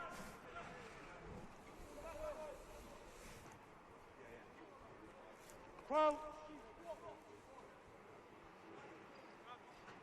5, 6. Chiefs come right. Decent carry from Clifford. Up to the line, almost. He's going to be short. He's going to be an opportunity to place this back, is he? Because he's been tackled. Numbers on here, all the way out the hill. O'Kane twists and turns. Rory O'Kane. A little bit of Strictly gets him over the line, and it's all smiles for the Exeter Chiefs. The pass was ambitious. Rory O'Kane's heart must have been in his mouth as he had to reach high for this one. Have a look at this. Has to reach really high, opens up his rib cage, but manages to spin out of the first tackle and dot the ball down. Jack Williams uncertain who to go for in the end. And Chiefs come up rosy.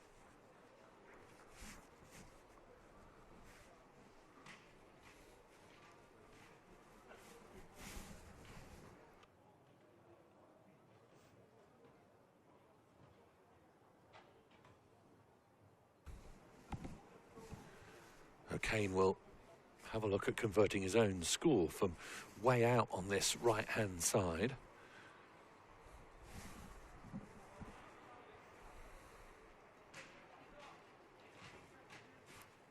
One last look at the uprights and then thumps the ball. Decent boot, but it just glides to the right-hand side of the uprights, and so no extras added on this occasion. Another look at this score. Does well, doesn't need to spin and pirouette and dab the ball down. RGC suddenly 12 points deficit.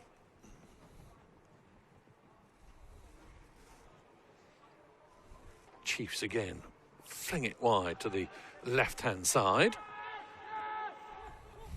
RGC thought they had a little interest there. There's numbers again on this left-hand side as Chiefs look to build. It's Clifford who's working hard up that short side.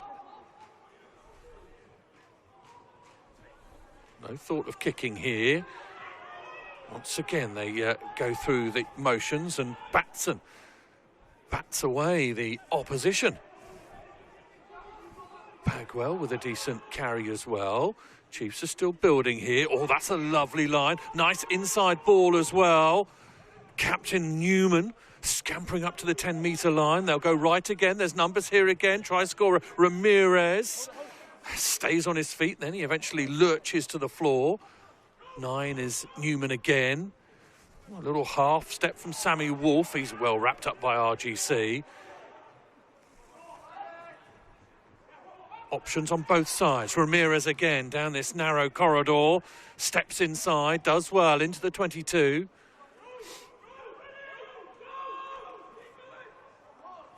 Ball across from Chiefs, just about gathered by Bishop. Bishop is staying on his feet.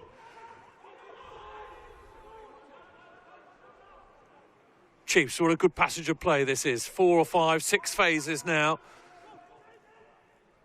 Making yards up the field. Decent run from Williams.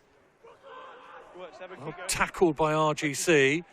They rein in. Delay on the pass almost sets Batson through. And there we go.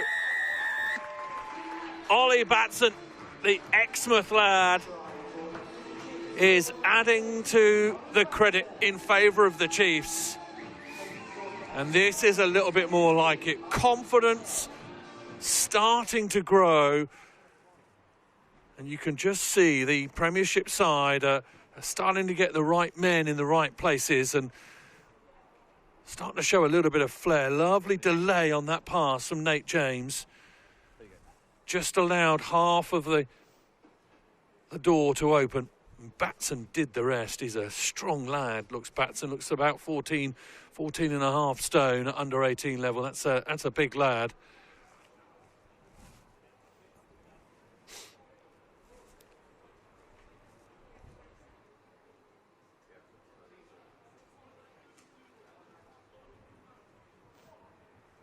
And the conversion to follow.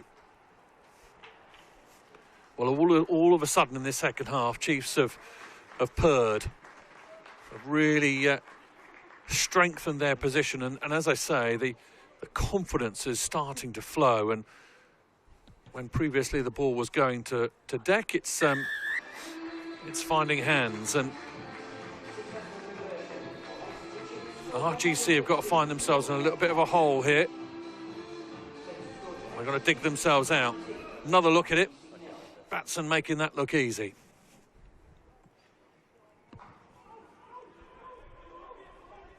Restart over the head, and Wolf is going to come forward with it. Take it back. Speed of the pass to release Batson again. Batson's looking dangerous, and that ball is knocked in flight. Is it by Black? Referee hasn't seen it. Quick tap from RGC, and they could be in here. Gwilym on his own, looks for the offload. Now he decides against it, and Batson's in a fantastic position to make a nuisance of himself there. Batson, heroic a few moments ago in try-scoring form. Now the defensive know-how. Gwilym on his own. It's electric 9, but look at Batson, straight over the ball, interested, no ruck formed. And holding on is the call.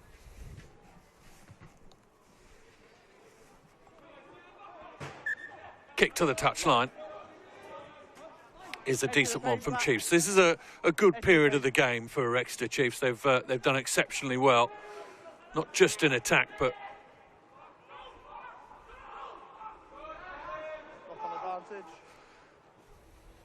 now Chiefs and Batson get another go. This is the substitute Finn Love. Tackle! Come into the action.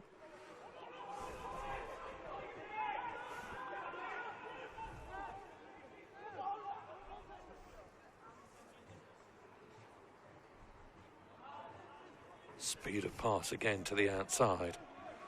Kane and Wolf combining. Ball is exposed. RGC converge on it. That's a decent tackle from the Welsh team.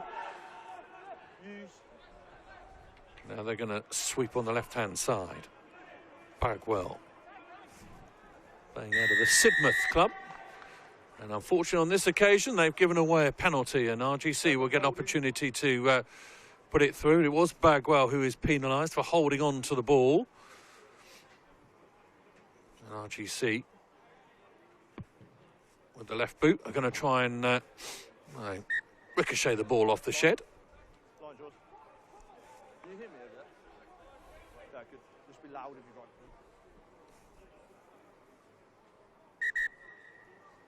Hold there a sec. Referee just holding things because we have substitutions coming on. Jake Parks and Sam Vickery wearing 18. Now we reckon Sam Vickery must have something to do with Phil. Just trying to work out exactly what that connection is, but he'll have rugby heritage with him. And it's a double change at prop 4, so Toby Bishop and Riley Rakes both come off. RGC, however, will want to try and stamp a little bit of authority on this game. They're on the 22-metre line of the Exeter Chiefs and will want to forage further.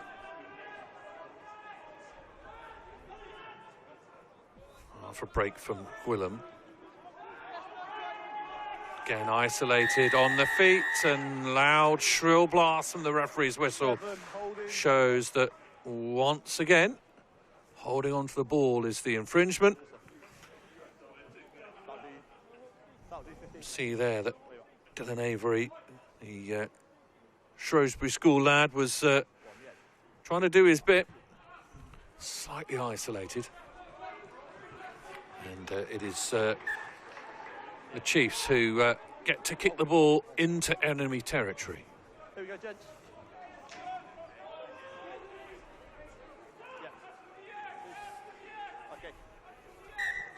Substitution for RGC. Yeah, let's go. Man coming on has got the number 29 on, and I don't have 29 on my team list, so we'll try and work out who that is. Certainly making way is Oliver Rowe, and Jack Williams has come off. Alex Orahawa has come on this left wing. Chiefs, however, through Batson, are still thundering downfield. Now it's a reload, and numbers again in white, conspicuous by their presence.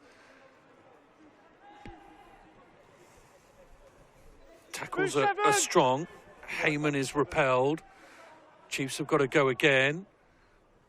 Ball bounces. Numbers out here on this left-hand side. Ramirez. One fantastic try to his name already. And again, we're hanging on. That has been a popular call for the referee. Isolated player. Good jackling by the man wearing 29. Let's see where he lines up, and I'll try and work out whether it is. I reckon it might be Corin Jones, it might be Joe Ryder. Edge, please. Yeah, now or not? Yeah. Hold there, substitution. 4 and 8. 4 and 8. More substitutions for the Chiefs this time. 19 is Lewis Vatcher, and 20 is Henry Gascoigne. And we have Dylan Swiss Carpenter going off, wearing 4, and Ollie Williams makes way as well. So boys getting their moment in the sun. The RGC line-out is turned over, won by Exeter Chiefs, and forward tumbles the rather athletic Henry Gascoigne immediately into the action. Good line, beautifully cut by Finn Love. Love to see that. Finn Love staying on his feet. One more pass could work, or the loop pass bought a bit of time for O'Kane. Chiefs doing well. Tackle is called by the referee. This is more opportunity for the Devon side. Knock on advantage. No hands, 20. Turnover ball. RGC have got their hands back on it.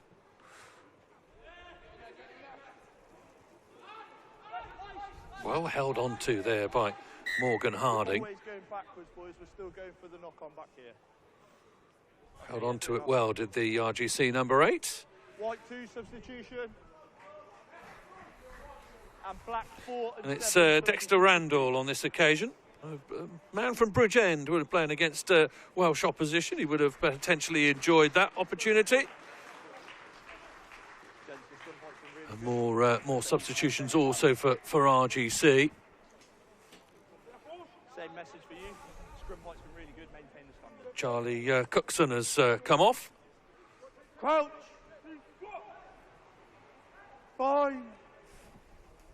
And also Dylan Avery with the blue scrum cap. Scrum hasn't worked, so the referee's got his free kick hand up to say early engagement.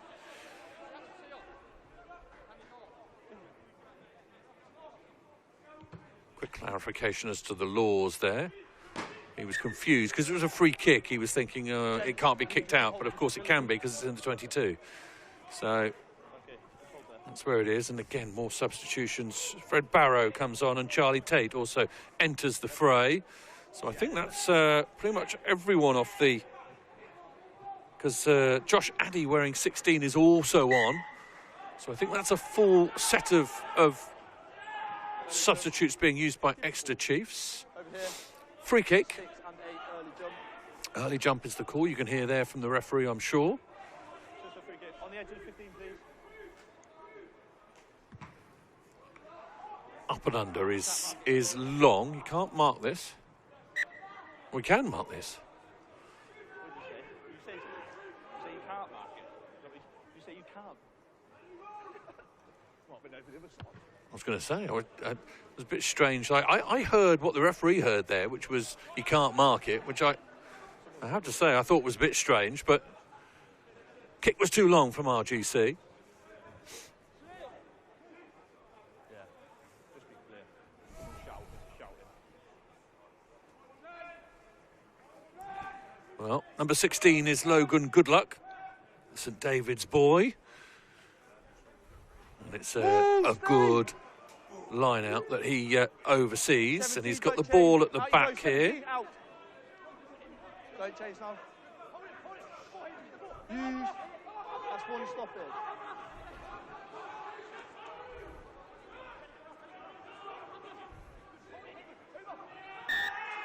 Turnover ball, great work from Harrison Heyman coming through the middle of that pack. You could see him working incredibly hard in close proximity to the ball. And he's turned the ball over for Exeter. Have a look at it here. As he lands, he swims his way through the middle.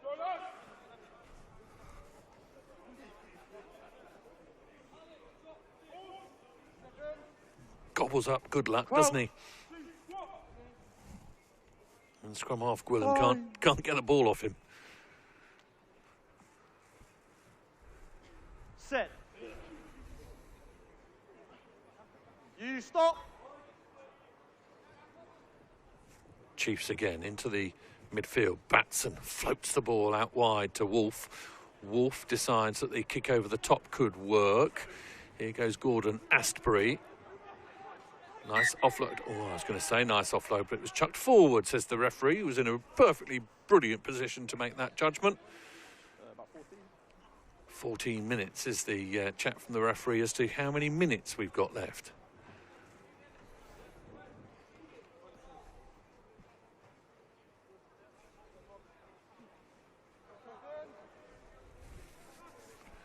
Third game of this wonderful day, this wonderful feast of under-18s rugby.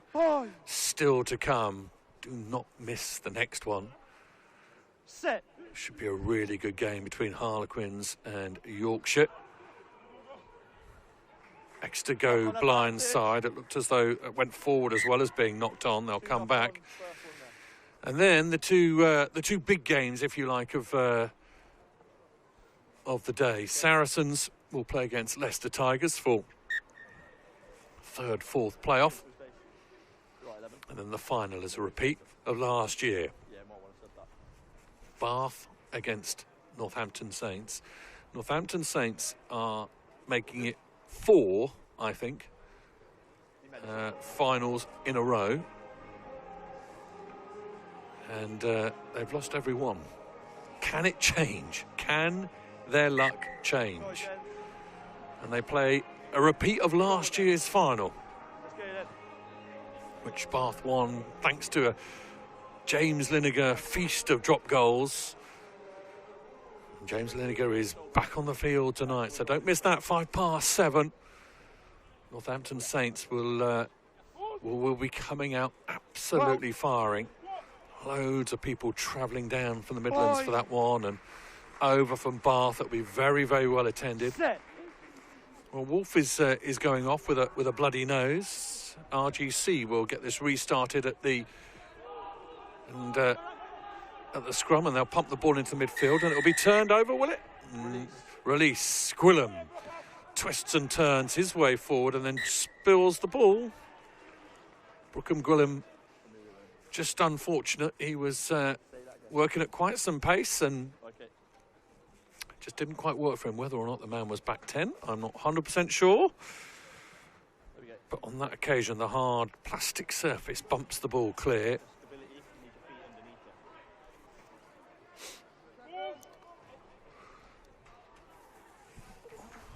Well, boy, set.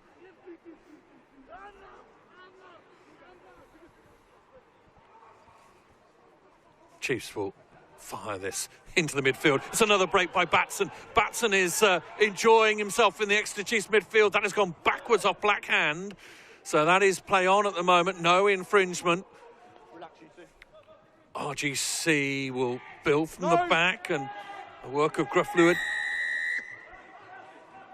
is rewarded because Exeter Chiefs are over and on the floor before they have a go at the ball, and that will mean it's a penalty to RGC, which they'll kick clear. Ollie Batson is having great fun in the Exeter Chiefs midfield. He's a large piece of furniture, and he's moving very, very quickly. And he manages to break 2 or 3 tackles a go. So he will probably be employed a little bit more, I would have thought, from the Chiefs' point of view. If I was one of the Chiefs players, I'd be saying, get it to Ollie Batson a little bit more, see what we can do. RGC come down with the ball. It's a good rolling maul. It's got a little bit of grease to it. Moves itself forward. Now breaking off the back of it is Logan Goodluck. Nice hands, lovely hands from the Welsh side. Bit of space here. Gordon Astbury is hauled down. Can't give him a huge amount of space. Loose pass in the midfield, and that's going to be difficult because now he's isolated and Chiefs are over it. Luckily, his mates got there in time and just about did enough. There's a player lying prone. It's Gordon Asprey who's down behind this line of play. So I don't think they should play towards him. In fact, they're going to kick the ball up, and referee might see this as a problem. No, he doesn't. Noah Clifford comes down with it, and the referee might say it's okay at the moment. Ramirez. My apologies, it's not. It's Lewis Vatcher with 19 on his back.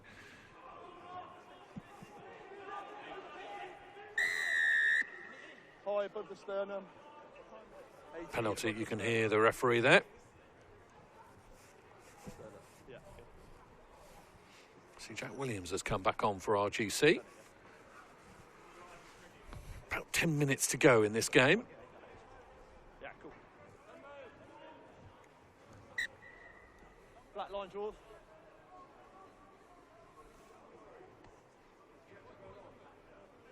Okay. Hold it there. Yeah, you will be. Game will be stopped as we have a little bit of attention here to one of the Chiefs players who's taken a knee.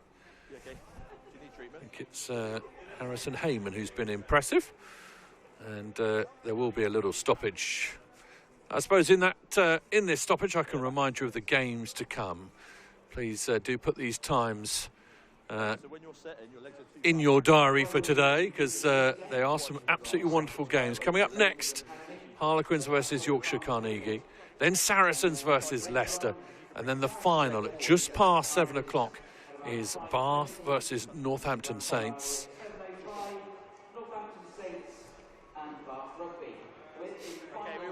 Substitution has been made by Chiefs to allow this to go on. Ollie Williams, the number 8, has come back on, and I think will replace the limping Harrison Heyman.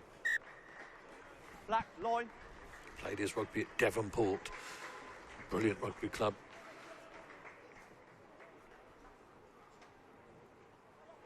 Stolen at the line-out by RGC.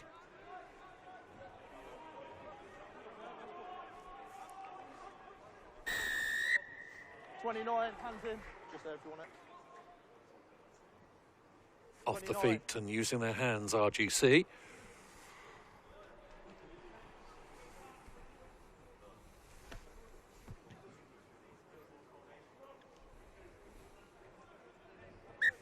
And Chiefs will kick this to the touchline, and they will make it just inside the RGC 22, which will be another really good place in which to build an attack. And if I was designing this play, I would put Ollie Batson on quite a short line.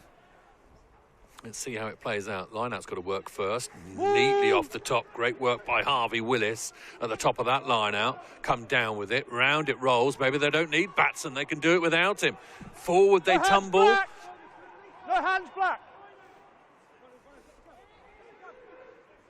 Use. They're going to try and keep it short here. Keep it tight. They're going to try and clamber through holes. They're not going to use the backs, I don't think, as it's almost been spilt, been ripped in the tackle. RGC have got it, and they're going to run it from behind their own line. And Chiefs get a hand in there. Relax. To whistle. 19. Thank you. No advantage.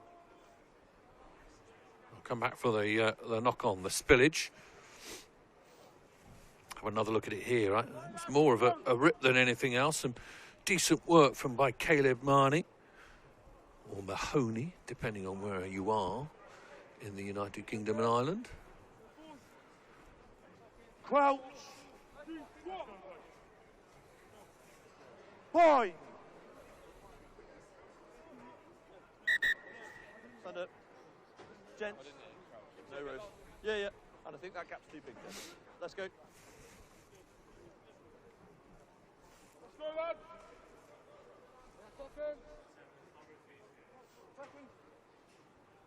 Crouch. Point. Set.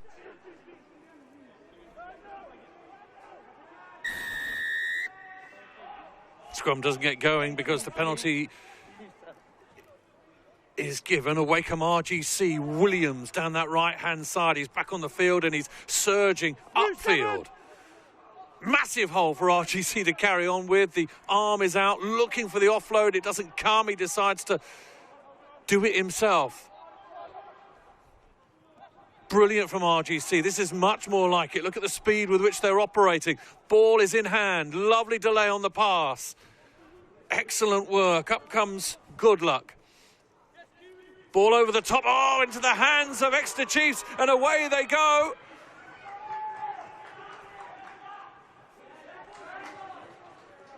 Decent from Chiefs again to keep the ball alive. Initial break from Ramirez. They're going to go on this side, and Ramirez could get his hands on the ball again. Ramirez, inside ball, doesn't use him. Now he does. Chiefs are going to be pulled back for the forward pass. Freddie Barrow thought he'd done enough. And he comes back a little bit disconsolate. This is the Ramirez pick. Almost I suppose in American football they call them pick sixes, don't they? That would be a pick 5. Do you think it will catch on? I don't think it will. Ruined by the forward pass. Scrum time.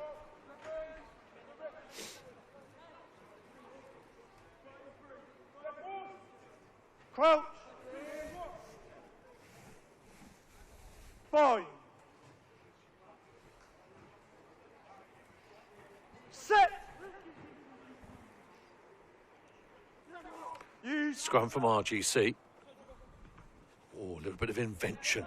Nudge over the top is going to make it difficult. Well, I say it's going to make it difficult. Expertly handled by Noah Clifford. And they've kicked the ball away. Given away a penalty, kick the ball away. Referee's going to march them back 10. 12, first one, must release.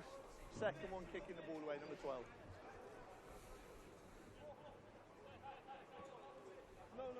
Probably not enough time to make any difference on the outcome of this game, but RGC still playing with a lot of endeavour and ambition, trying to make things happen.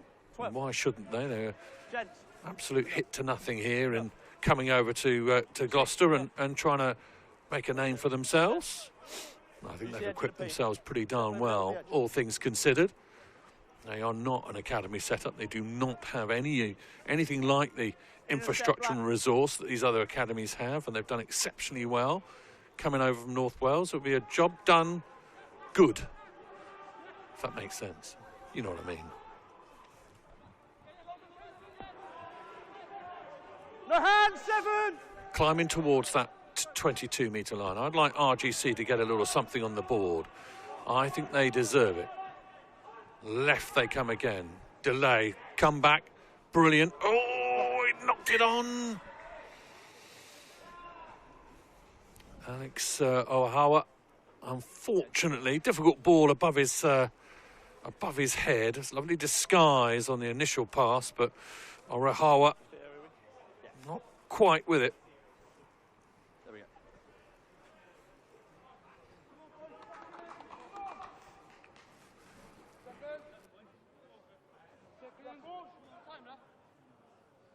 Crouch. 5. Can't be too long left in this game, Stand up. especially if we have to reset our scrum. Let's see both of your inside shoulders, please. Let's go. Can RGC get anything out of this score-wise? Can they make an indentation of their own? Chiefs, I would agree, have been the better side and definitely deserve the win. Sit. And it has been a long time coming. They haven't won any of their Premiership Academy games. So they'll be pleased to end on a high here. And I'll tell you who else is ending on a high is Ollie Batson, who's had a fantastic game in the centre. He gets another carry there.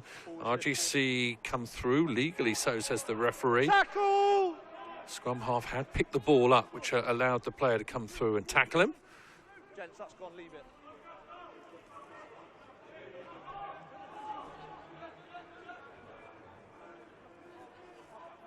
Chiefs are going to scoop this one to the back, and Barrow is Going to thump this downfield. It's going to go out, and it's going to go out in the full.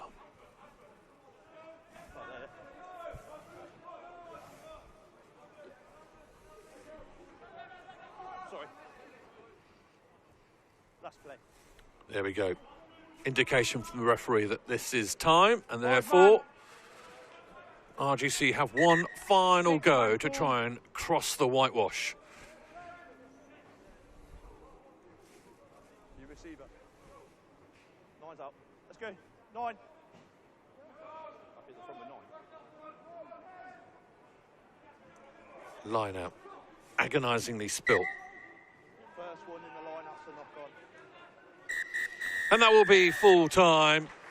Exeter Chiefs have worked incredibly hard this season, and prior to today had nothing to show for their troubles. So for the men in white, it's all smiles. A good victory. The RGC team, however, must be credited, coming over and joining in this this opportunity. And they have equipped themselves exceptionally well. Unlucky to have a nil against their name. And I'm sure that they will have done themselves proud when all is said and done. The final score from this game, the third game in this Premiership Finals day, is Exeter Chiefs 19, RGC 0. Cheers, buddy. What a mate. What a mate. Well played. Well played, 9. Good game. Cheers, mate. Well done. Cheers. What a mate. You just unplugged this stand on.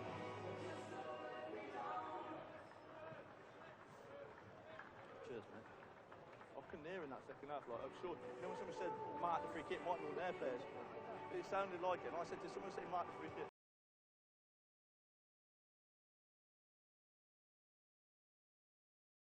We're going to go to the here and now, which is Harlequins against Yorkshire, who are taking our screens. And alongside me, there's no one better to talk about a bit of Yorkshire than Stuart Dixon. Stuart, lovely to have you with us. You're able to give some context on a few of these Yorkshire boys against a tough Harlequins outfit, obviously, as Caelan Umunga gets us underway. Yeah, it's great to be up here, Will. Thanks for having me. Thanks for giving me the 10 minutes to get my breath back after coming up all the stairs. But, you know, it's great to be down here again. Currently 1-1 in the annual match Yorkshire versus Quins trilogy. So, yeah, so looking forward to see how this one pans out. Indeed, and we're not going to take too much of your time, as obviously you will be very keen on watching this one with a good eye. So we're going to get the most out of you as we can. We've just been speaking off air. You've travelled down in style, I heard. A Holiday Inn was maybe involved.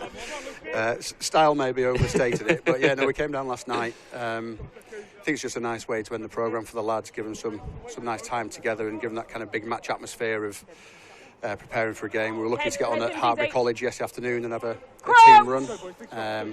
So yeah, and if the theatre analogy rings true, the dress rehearsal was awful, so I'm hoping it's going to be all right today. The referee is Rebecca Piddleston. Harry Groves and Emily Hope will run the touchlines. A variety of referees supplied by the RFU across the course of the day. See if we can do anything without that person in the middle. And making sure the scrum is all set and sorted as Harlequins get the first put in. Look at that for a response from Yorkshire, but it is Harlequins that come out with the ball, and it's Tate Williams at 8 for Harlequins. It'll flick out the back, but no one's home. Good pressure applied by Chindovi.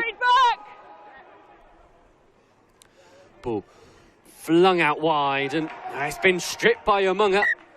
And the scrum will go that of Yorkshire's way. Bit of northern grit to open up the account. It's it doesn't matter which age group you're working with, the front rowers are always going to get excited about that first scrum. Great to see Miles, Harry and Sam going at that one.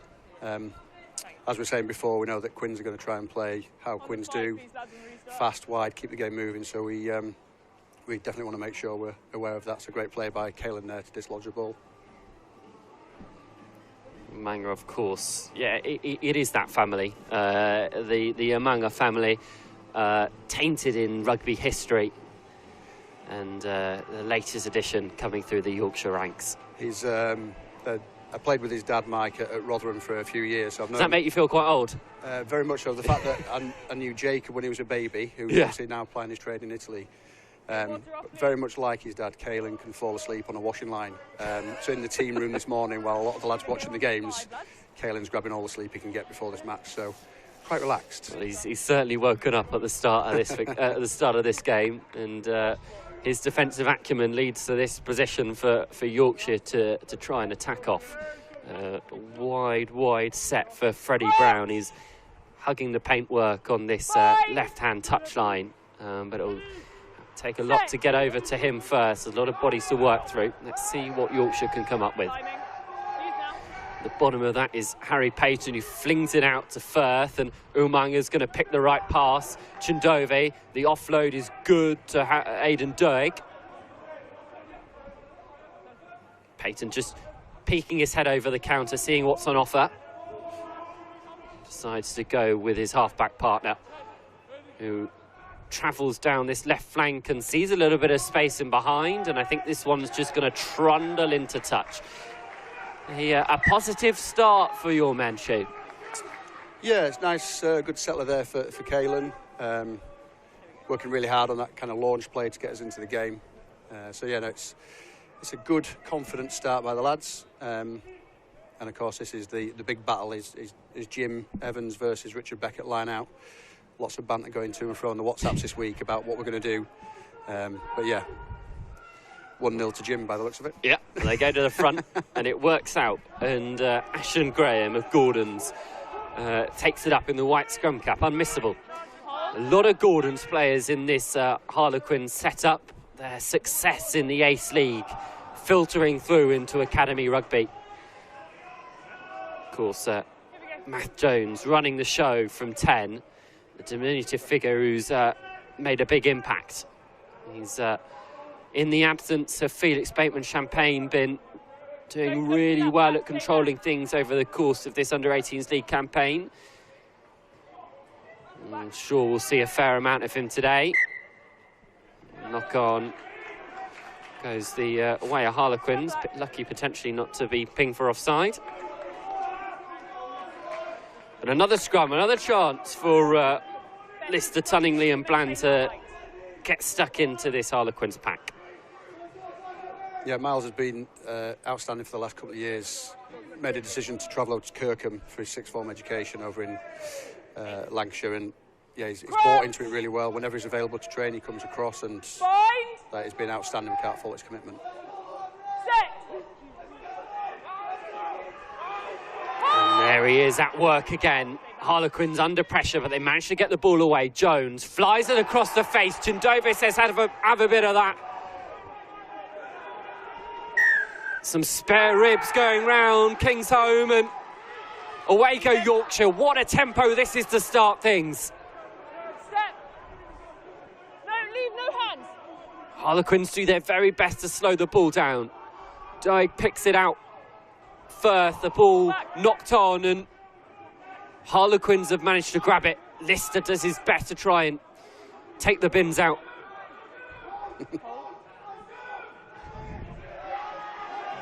Williams caught in the contact. Harlequins, you'd see most sides try and clear their lines from here, and they're going to do just that. The kick from Cromie is good and finds touch, so a chance for a breather after what was a pretty electric couple of minutes for Yorkshire. Yeah, we kind of spoke in the week about being really accurate when we get into that area of the pitch, and sort of being wary that as soon as Quins turn you over, that's when they're the most dangerous. So whilst the accuracy wasn't there, the way we reacted would have been pretty positive for the coaches. You told me before that we came on that you were watching a fair few of the games this morning. Do you think, obviously, I'll come back to that, as there's a lovely line cut here. Great work from Navicki. Peyton just gets his dustpan and brush out and just sweeps things up for Yorkshire quite nicely as the ball went awry. Umunga goes for the crossfield. Going to be asking questions of the Harlequins back three. The questions have been very much answered. Sean Sharp gathers the ball now, and all the referees involved. Ridden the challenge well, actually. Now Jones, he can be dangerous in those sort of situations, keeping Yorkshire's defence honest for now. So this is where we said that Harlequins are going to be dangerous when they get this tempo in the game and it becomes a bit scrambled and chaotic. The chaos is where Harlequins love to play, and they're creating it at the moment. Jack Tyler, maybe a bit of space for him, picked off the toes of Noah Slay. And Yorkshire bundled into touch. You cannot take your eyes off this game, can you, Stu? No, it'll be fast and furious, that is for sure. Great to see Sam Bland, the tight head prop, managing to deal with the hot stepping 10. There's the ref taking the tumble, and Noah Slay does ever so well there to keep the ball in field, and as you say, Westmoreland Smith just taking the ball into touch. Another line out, another opportunity for this battle to commence. They go to the tail. Oh, great line out. It's been picked up, good arrows to initiate that. And here comes Sean Sharp, the Seaford College man. Sharp by name, sharp by nature. That's the sort of stuff you can expect from that man. Yeah, great variety at the line out there from Quins, and some good deception in that launch play, allowing the space on the outside, and great finish by the 15. He's been doing that all season for Seaford, for Harlequins. I have a feeling he might end up doing it for England towards the back end of this campaign too. He's been that good. That little step on the inside, so difficult to defend against. And at the pace in which he operates. Yeah, we spoke in the week that it's really important that against a side like Quins, you know that at times they're going to put pressure on your defence, and it's that idea of trying not to panic and honeypot around the ball. But when they play like that and get to the edge, it's difficult, like you say, a drift in defence and then step back inside. You mentioned it briefly, but that line out. Yeah. So I mean, what they do, and as you've identified, you know, they draw heavily on Gordons, and the benefit of that is they've got the patterns for the team, and there's lots of understanding, which is probably something where, even though we draw from the whole of Yorkshire, we've got a lot of different combinations. Ball's gone back, so Gerald Gorleku is able to collect it for the Quins. Again, that pass across the face. Matt Jones just picking his option. Brings it to Williams, who's going to stretch his legs, and he's got a lot of them. Through he goes. Williams, is he going to go all the way? What a tackle! 8 on 8. Brilliant work from Josh Oke to blunt this Harlequins attack, but the job's not done yet. Jones, quick pass. Gorleku. It's been knocked on. It's a really good example there of everything we spoke about. Great break from the Harlequins 8, but rather than panic, the lads have got back and set nicely for that next attack. But referring to Josh at R8, he's been outstanding this year for Ampleforth College, equally adept at centre for schoolboy and 8 in the scrum. Quite possibly the most laid-back man you'll ever meet. But he's capable of doing things like that on both sides of the ball, so he's great to have around. Certainly showed his fight and spirit there in what seemed like a battle he'd almost lost as it begun. The pace of Tate Williams to break through there. But Oke did not give up, and as a result, Yorkshire will have the opportunity to play themselves out of their own 22. They're going to do just that. Firth looks out the back. Umunga. Chindovi. Now he will stretch his legs. And he races up into the Harlequins half. Keep coming. Umaga stands off and plays provider. Passes are teasing and tempting for Harlequins. Midfield. Nothing coming. Advantage is coming for offside. These passes across the face of the defence. Both teams are doing it at the moment, and it just keeps us on a knife's edge. It's where the game's currently being played. It's, you know, always the intent to have a go when you get the opportunity. The best way to exit is to run the ball 30-40 metres rather than trying to kick it. So, and talk to us about Anesu Chindove, because he's a brilliant player when he gets going. Yeah, again, he's absolutely outstanding. His big point of difference is his aerial threat. So we'll often see him chasing kickoffs and trying to get up in the air. If we see the space on the edge that you saw earlier on, Caelan going for a crossfield kick to his wing. So that's his real point of difference. Hopefully heading to Nottingham University this time next year. So hopefully lighten up Buck Super Rugby over the coming years. He's just receiving a bit of treatment to make sure he's all good, and he's going to be back up and running. But for now, it's the bigger pieces of furniture that are called into action for Yorkshire. And now here come the backs. Umaga. There's Oku already showing his experience on both sides of the ball. The ball flung out wide now. Freddie Brown jinking his way up towards the 5-metre line. Payton running into a bit of traffic. It's a shame. And Harlequins have stolen it.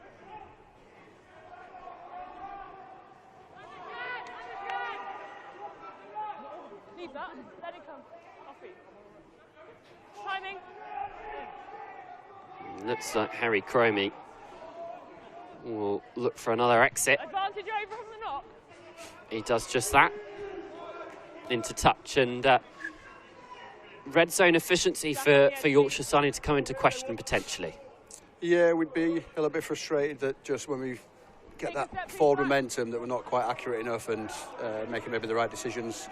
Probably all stem back to, even though it was a great break from Anesu, we had to put far too many backs in that ruck to make sure we kept the ball, and then that left us short. Not straight. Option, black.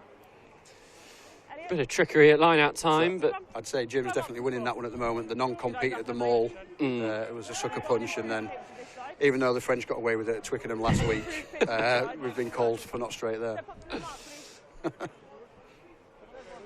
Yes, I think it's going to be one of those laws that takes a couple of weeks, months for people to get fully used to. But now a chance for Harlequins to have a bit of a run around. It has been breathless so far. 15 minutes played. It's only 7-0. Feels like a lot more. Williams, we've already seen what he can do, and he's going to do it again. Williams straight through the middle like a hot knife through butter. Tate Williams is stretching his legs. Is he going to be able to go all the way? He doesn't have many people alongside him either. He's brought down into 22. Now Jones picks it out the back. Sean Sharp. Ball fired across the face. The two locks in Screen and Laidlow combining. Now out the back it goes. Jones, that's beautiful. Switches it over the top. This will be a score for Harlequins if they can make it count, which they do. So we definitely haven't spoken in the week about allowing Taylor Williams all the time in the world to run. Hopefully they'll get really tired towards the end of the first half. But again, you saw a great line break by Quins and the way they kept the shape and caught us on the edge there. This is the initial break. Again, it's just that long stride. So difficult once he gets up to 5th gear. Keep feeding in those pictures. Anything else? Well, the Quins do well to recover the ball here. And what about this from Matt Jones? A little flick pass over the top. Again, that just kind of comes from the confidence that you know you've got that support out there. So that's something we've identified this week, that we want to keep that high line press, and every defensive system's got fallibility, and fair play to Jones there. He had the confidence in his teammates being out there. Sharp with a slightly more difficult conversion. He was superb off the tee against Saracens last time out. He continues that form. it seems a little bit unfair that Williams is as fast as he is for being as big as he is. Yeah, he's sort of taking everything there. There's some poor bloke out there that's tiny and slow. Well, I think that's me. That might be me. Yeah, I was going to say. Well, there we go. It's he's certainly been the difference. Thank you, Dave. Unfortunately, it looks like that'd be Josh, I think. yeah, Josh Roquet's down receiving some treatment in the corner, and he's off the pitch. So Yorkshire are going to have to stomach playing with 14 for now without having any ill discipline costing them. He looks like he's trundling back into the picture.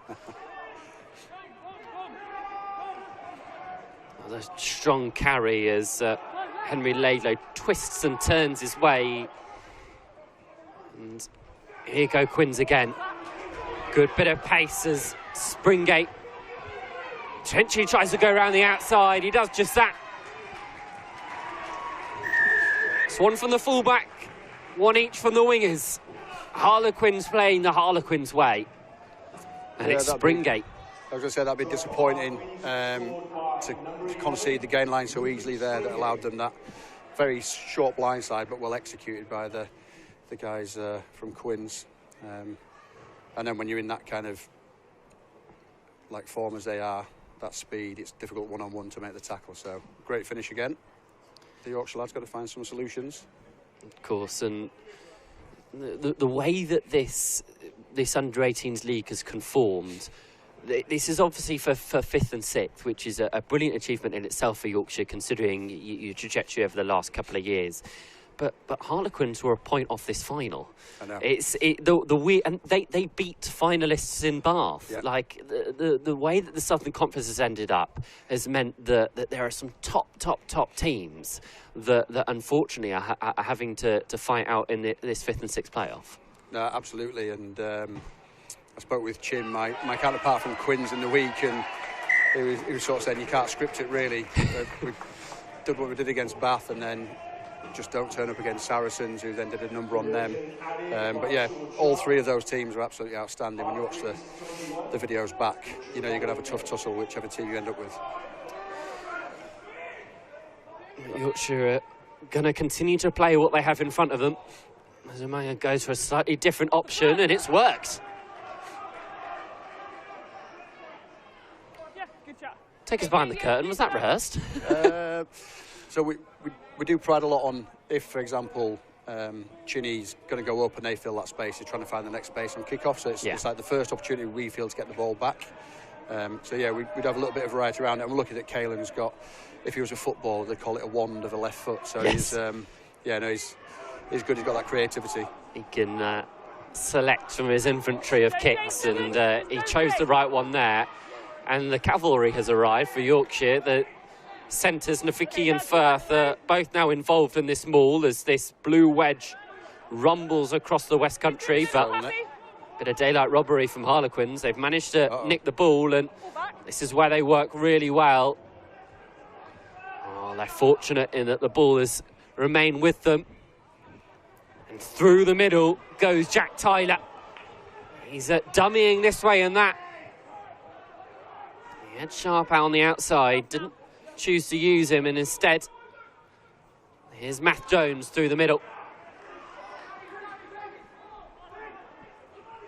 Oh, the pass is weighted. Isaac Firth with a very early Christmas present.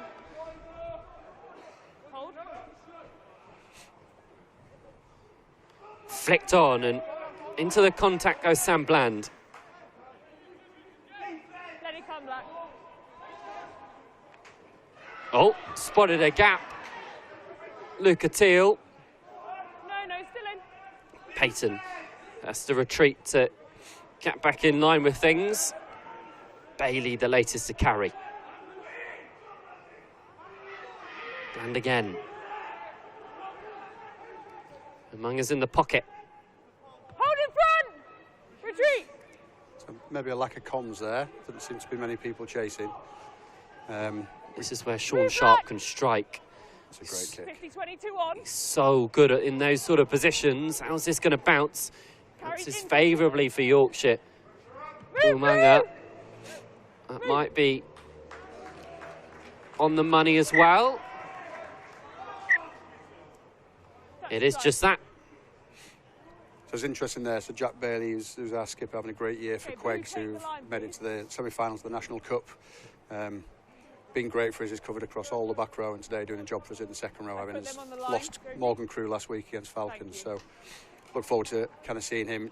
Takes a lot out of the players' legs when they're in the engine room. So he's doing a great job for us this season. Fair few Quins Wakefield boys. That school have done so well. That contest against Warwick will be exciting in a couple of weeks' time. Yeah, absolutely. They'd be, really well coached in Ian Wolfenden and Sam Cook. They not a team of superstars, but they all have a real clarity on what they bring to the team. So yeah, we'll be excited for them next week. For now, we've got academy stuff in front of us. Sharp, the little chip in behind. It's not textbook, and it does trickle out of play. Springate short.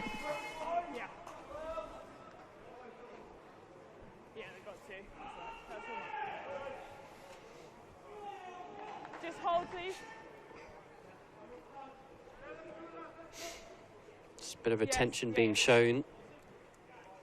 Both sides. We've got Williams down for Quins. Yeah, I've got you. And, Henry Westmoreland Smith. You got Crackles. Replacement onto the field for Yorkshire Academies number 16, Yeah, I got you. Flinders. Leaving the field is Henry Westmoreland Smith.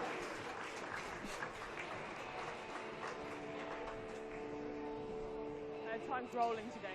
So Flinders on for Westmoreland Smith. Are we going to see Flinders in the back row, or are we going to see Tunningley in the back row? How's this working? So Flinders would be naturally a back rower who can play in the front row if needed. Gotcha. So he'll probably pack down at 7. Again, really good schoolboy player at Mount St Mary's College. Introduced him to the scrum at the Warwick Festival last year in his first 4 scrums against Leicester Tigers. So if you can get through that as an introduction, then you'll be all right. Williams, on the other hand, seems to have come to his feet and is okay to play on.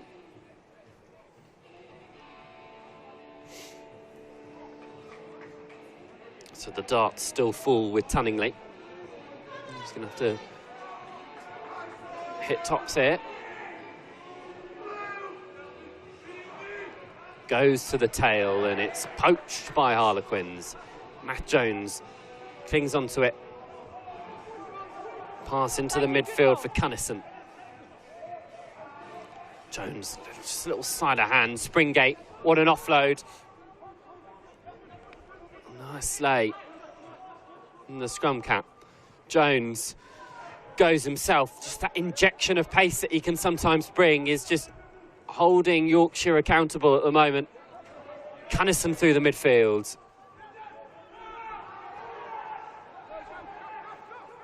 Good clearance. There's numbers here if Harlequins can use them. Depends on where they go. Again, it's fortuitously bouncing back into the hands of Harlequins. Oh, what a shot that is. We've seen a few of those now. Nothing coming. We're going to go back. Knocked on, scrum back. So it's a question of, you keep saying it's kind of fortuitous the way they get there, but that's their mindset to play. So the more they do it, the more times it's going to come off. And everybody buys into that. I think sometimes if it's not your mindset, that's when mistakes happen. But these guys are going, this is what we're about, that's our identity. 9 and 3. And I'm giving it 2-0 to Blandy now. That's twice he's taken the 10 down with his little jink. He might be hoping he doesn't get found out again. I think he's coming off one of his spells now, as a good tight head does. 25 minutes and then give him a bit of a breather. Thanks very much. See you later. No bland off. Ben Smith's coming on. Seb Jeffers is also entering the fray. Peyton making way. So Ben's one of twins. Both have played for the 18s this year. His brother Sam generally plays loose head and Ben plays tight. And God, spare a thought for that living room. It's a big feed. But yeah, and they're absolute characters around the training. They go at each other like hammer and tong, which is great. 'Cause it drives them both on. But Sam got to make the debut. Ben was out with a little bit of a niggle, and Sam made his debut, so that went down well in the house. 1-0 on that occasion. What about Seb Jeffers, who's just come in? Yes, Seb's a great guy. Played a lot of rugby league. Represented the England Lions last year at under-16s at rugby league. Kind of in-house, we call him the Yorkshire DuPont. He wears the scrum hat. Loves the physical side of the game, so which is good because we're going to need him for the next 10 minutes or so. Yorkshire have got their defensive job on here. This is probably where Harlequins will love to set up. A scrum on the left-hand side. Options are plenty, and Matt Jones has just got to pick the lock here. So it's been a really good challenge for Ben. So both he and his brother would have been back rowers up until the summer and transitioned. So he's up against a real tough opponent in Quins Loosehead. And yeah, any backs coach loves the left-hand scrum. And they've got it just here. Sharp used as a bit of a battering ram rather than the usual dancing feet we see. Good tussle there between Bailey and Benny. Williams, again, continuing to make meters. Yorkshire look to try and get themselves clamped over the ball. They've definitely slowed it down to the displeasure of Harlequins. Jones fires the ball across. Gorleku's picked it up, and Gorleku will rumble on. There's hands on the outside, into the corner. And Jack Tyler gets another, a brace for him. So it's chaos personified, isn't it? Yeah, and fair play to Quins and the way that they are playing, bringing that pressure and that speed throughout the game. You notice that the Yorkshire lads now are starting to not go as quickly as possibly should, and there's a little bit of a disconnect in the midfield there, but great carry by the prop and offloading. I mean, that should be an automatic ban in my book, that prop forwards offloading like that. Scarily creeping into our game more and more. Absolutely. But no, it's a well-taken score. And again, like we said before, everybody's got that mindset of how they play, and yeah, finished in the corner. And the way he's kicking the ball, you'd say it could be 28-0. Maybe that's a bit of a double play from you. Commentator's curse, is that what you call it? Something like that. Let's see. It's a great kick. Yeah. Sean Sharp doesn't get cursed. This the score, as we say. A lot of the passages of play working in the way of Harlequins, who continue to push on. There are a few changes. Fergus Callington's on, Joe Taylor's on as well. Callington of Whitgift, Joe Taylor from Cranley.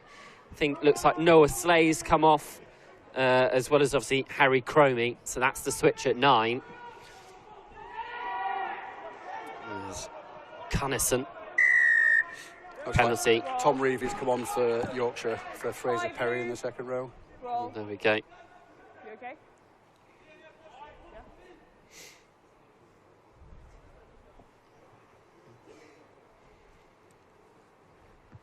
Jones will find touch really well.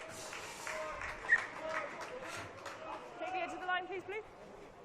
It's amazing when you're kind of on the back foot, as we currently are, that everything then starts to seem to be going against you. So you could do with a slight shank from Jones there, but no, he's nailed one 40 metres downfield. Yeah, that's a rarity for the Gordon's boy. Quins again. Oh. Free kick. Ball hadn't been thrown. Oh. Don't see that one too often, but well refereed. There's so many infringements at a line. I don't know how the guys do it. It's outstanding.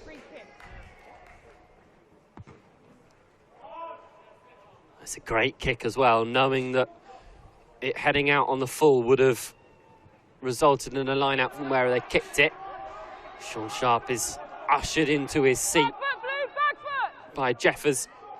As we say, a scrum half that loves the contact. Who would have thought it? Yeah. We've got it all. Scrum half tackling and props offloading. That's what's so good about the Academy Finals Day.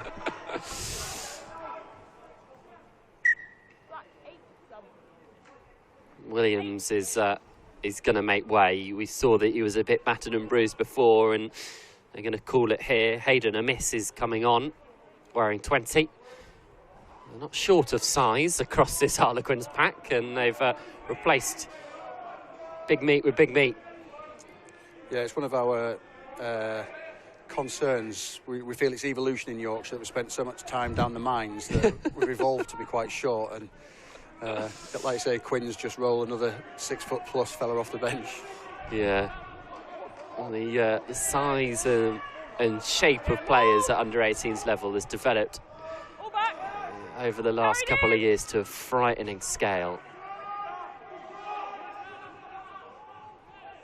You only need to think about someone like Tom Burrow, of course, who may be an exception to the rule, who's doing so well with England under-20s at the moment, captaining the side. Talk to me about him, because that must be a real proud moment for Yorkshire.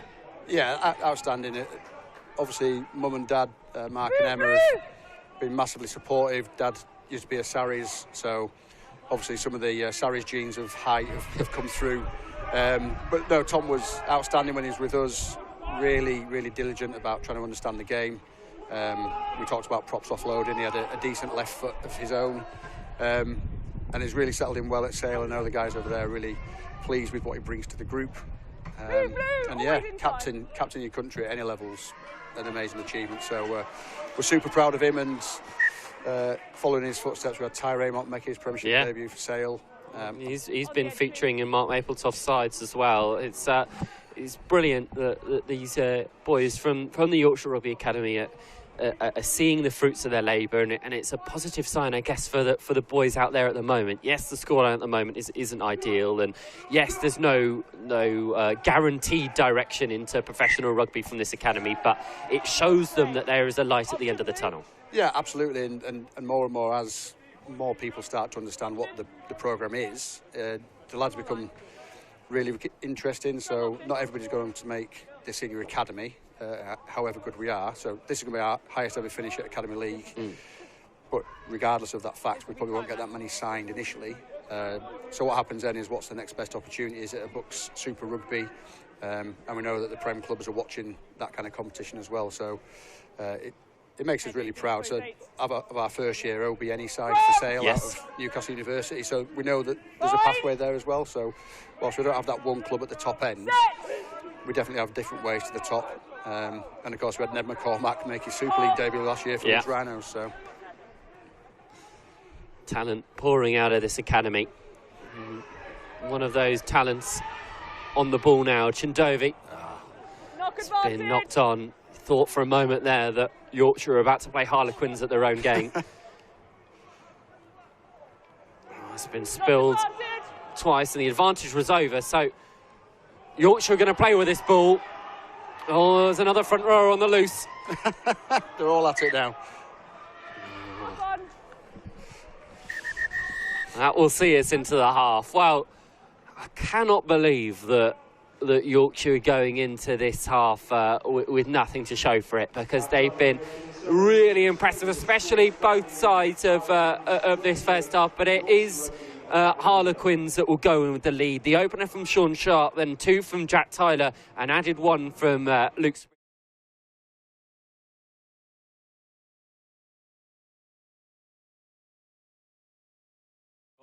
Will Parkin, how are you? Are you ready for a feast of afternoon of rugby? Isn't it great? Yeah, brilliant. Thanks for having me, Sam. I think actually it's your son that can take credit for bringing me into this. It was actually him that collared me this morning. Oh, he got there early, did he? Yeah, okay, he did. He came and said hello, and then left it with, we wouldn't mind coming and doing 10 minutes of commentary with you. So, fantastic. Yeah, he can take the credit for that. Well, we join this match, and if you're joining it now, it has been somewhat one-sided. Harlequins have put Yorkshire to the sword in the first 35 minutes. 28 points they lead. Some good scores, and you would think nothing less of a very fine Harlequin setup.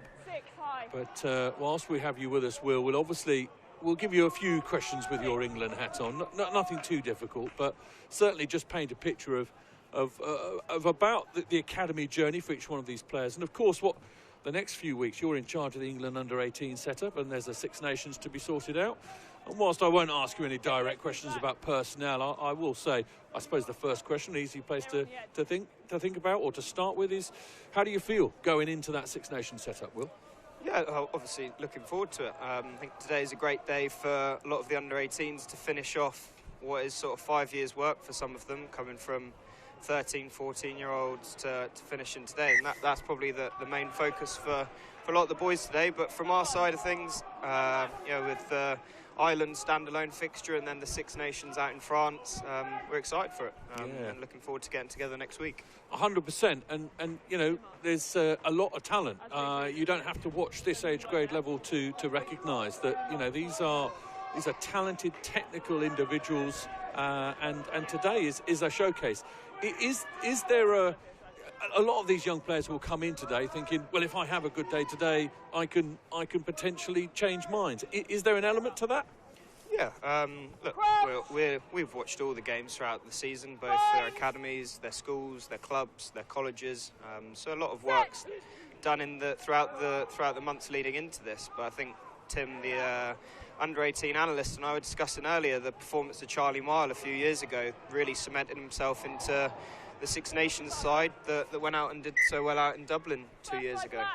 So yeah, I think the boys have always got an opportunity to get into squads at any level, and if they can do well today, then it's another step forward for them. 100%. Sport is just that. A couple of knock-ons, and we are in the 22, and Yorkshire will have the putting because the first knock-on came from Quins.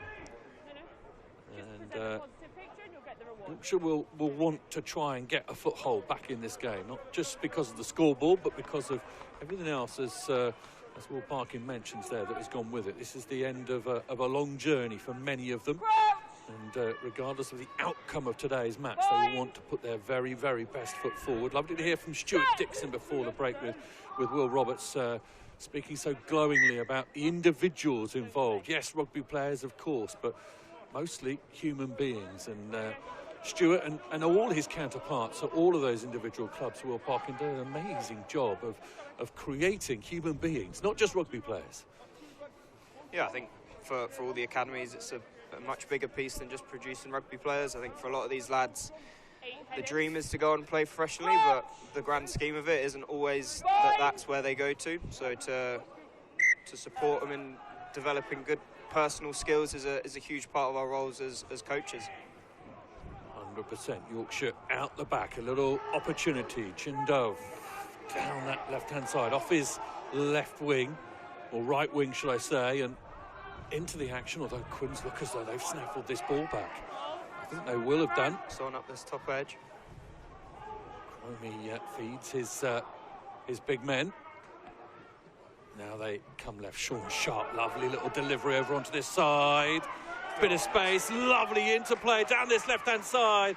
And it is Jack Tyler who is going to romp home for Quins once more. It doesn't take long for Quins to find the key to the door. Yeah, no, they've been excellent at that all year, Quins. Certainly the transition, but Ashton in particular in those wider channels as a hooker has been outstanding for Quins all season, and Gordon's as well throughout the ace.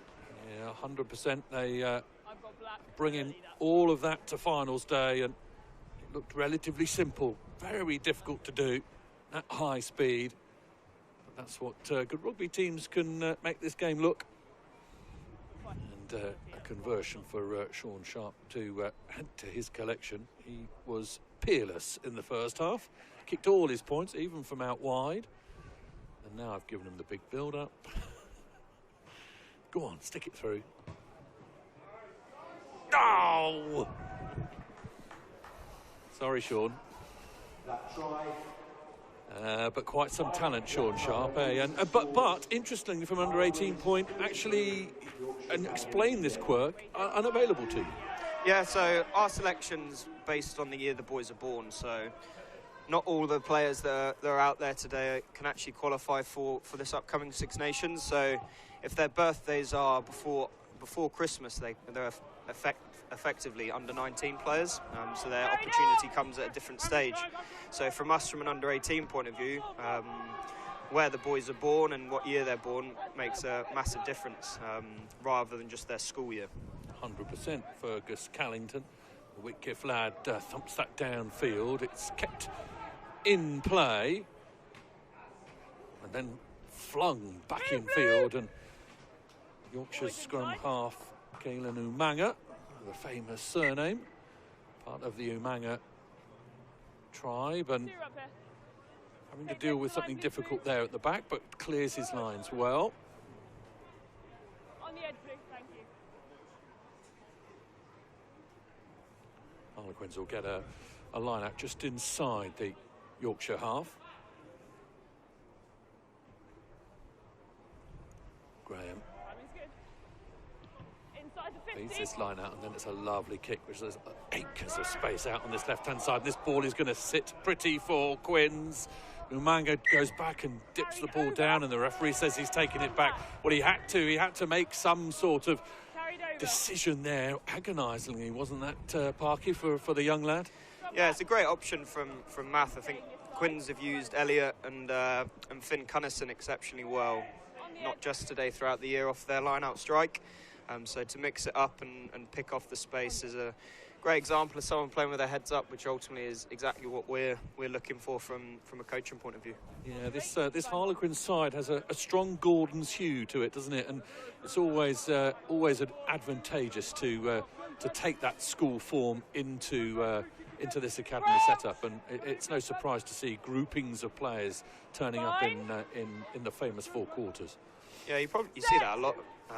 Certainly, well, all levels really, when you can get a group of players that are used to playing together, and you do see a lot of success off the back of it. England probably in the recent Six Nations game seeing that. Indeed, Quins have carved it open again. Joe Taylor has found his way through, a lovely move and worked off, and just the big fend from Taylor made it worthwhile, and all of a sudden Yorkshire's heads are going down, and it's becoming a little bit more difficult to stay in this fight. Let's have another look at this. Talk us through this, Will Parkin. Yeah, similar to play actually to what we just mentioned there with that final try from England in the in the France game. I think Finn, you can see there, 9 straight to 12, stays nice and square, which is a big thing whenever you're running that shape that I'd certainly be going after, is staying as square as you can as a ball player, just to try and sit a defender down. And great example of Finn doing that, and Joe staying nice and hidden to rightfully finish it off. I've got a question for you about, you mentioned there the senior team. How much input and how much shared information, and indeed how much opportunity do the England under-18s and indeed perhaps the 20s get to sort of feed off the top layer of those players? Do you get much interaction with them? Do you get much advice handed down? I think from our point of view at 18s, the most important connection is the one with the 20s. I think that's ultimately the important thing for us, is that we're exposing 18s into those training environments with the 20s. Noah Kaluri, Will Knight of Gloucester have both trained up with the 20s already this Six Nations, and we're seeing Henry Pollock out there last week with the senior team. So I think for us the most important connection is the one with the 20s.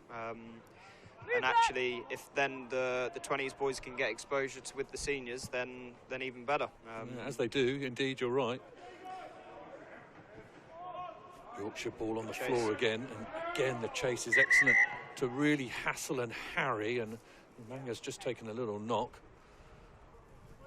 And Harlequins not only good with the ball, but very good without it, and putting a huge amount of pressure.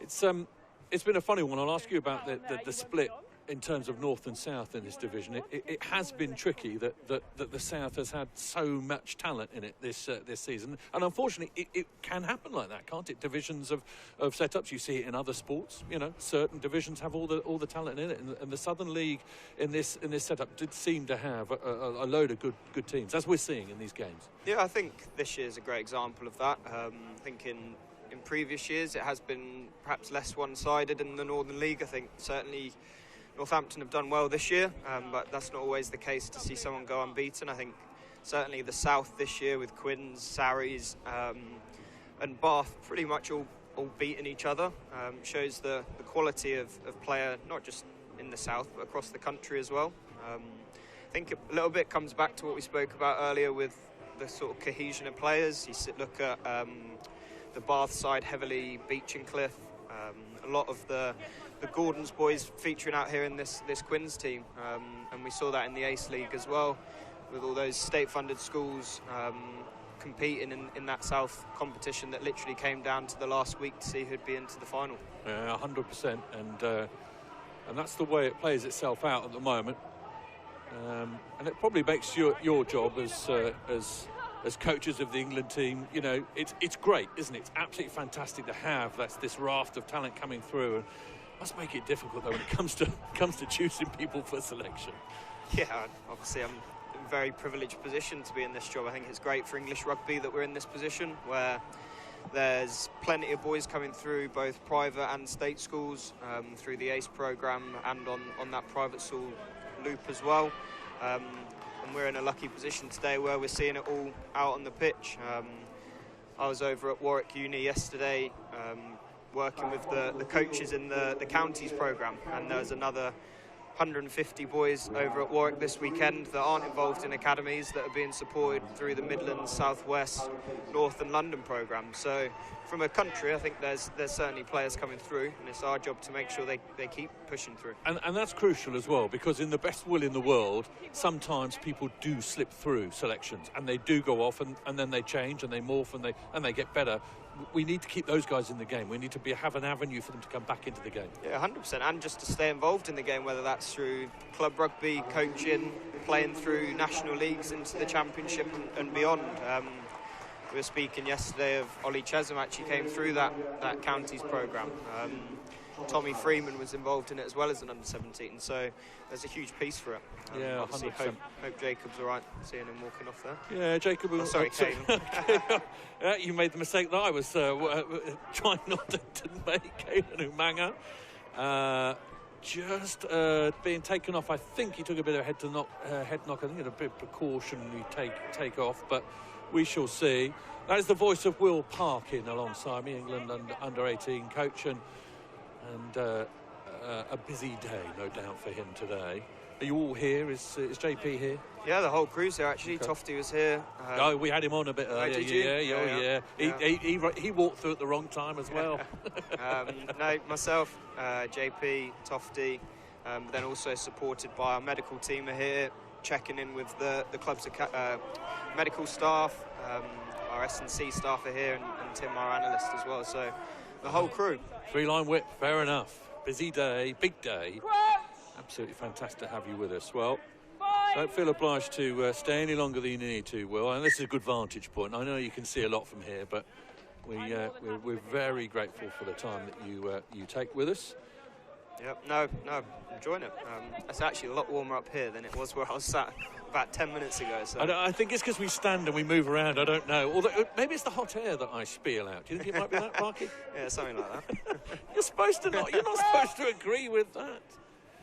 Fines. Right, come on then, Yorkshire. Let's put a few things together. Very deep off this scrum attack. It won't get to them. They'll get a penalty though, and Quins will be marched back 10 metres because of the infringement, and forward they come now, and Yorkshire will kick the ball downfield. I almost called them one of their previous incarnations, but Yorkshire Rugby Academy.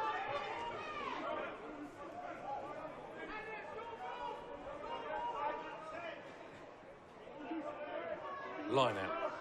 Between the 10-metre line and the halfway, Quins steal it. Down it pops into the hands of Spencer Codling.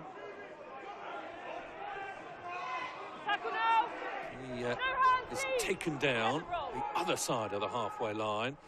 Now Quins going to go short ball. Great line from Williams. Oh, great offload. Super offload as well. The try scorer, Taylor, carving it up into the 22. Quins will go again. Out the back they come, Sean Sharp. A lovely pass over the top. One more inside. Oh, he doesn't use him. Down the sideline he goes. And once again, Jack Tyler is in. Sean Sharp with the beauty of the pass, but the finish from Tyler. Once again, Quins showing they've got the skills to pay the bills. Yeah, excellent example there of what actually keeping the ball alive can do.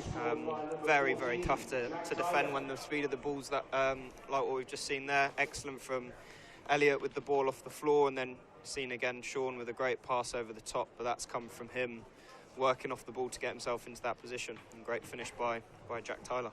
Indeed, lots of people around the game saying great things about Sean Sharp. Is he as good as all that positive stuff suggests, Will Parkin? Yeah, I've seen some excellent performances from Sean. Obviously, the stuff we've seen today, not just with his goal kicking, but certainly the stuff that he's doing on the ball. But for me, the bits that he's been really good at is actually getting his hands on the ball. You see a lot of players with the ability that he's shown in terms of his running game, but it's all about getting yourself those opportunities to show that. And watching him there, you can see the stuff he's doing off the ball to link this from math to then put himself in a position to show what he can do with a pass like that is excellent. And he kicks goals, as you saw as well. Fine player, long way to go, of course, even at under-18 level. A lot can happen with a player, but Sean Sharp is in as good a position as you can possibly be to make the transition. We will watch him as he progresses up and through. Elliot Williams has been outstanding at that side of things. Saw him earlier going through, but just does so much good work for Harlequins throughout this season. Indeed, another really good player, good forward, and actually Yorkshire going to be marched back an extra 10 metres by the referee. She makes the hand gesture that suggests a little bit of verbals was dished out. You can't do that at any level in rugby. We pride ourselves on the ability of the referee not to take any flack. And all of a sudden Yorkshire find themselves back in the 22.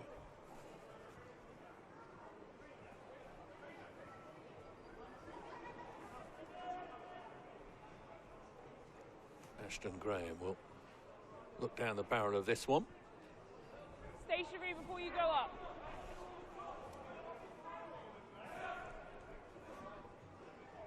Goes right over the top and ball bounces the way of Chindov and Yorkshire.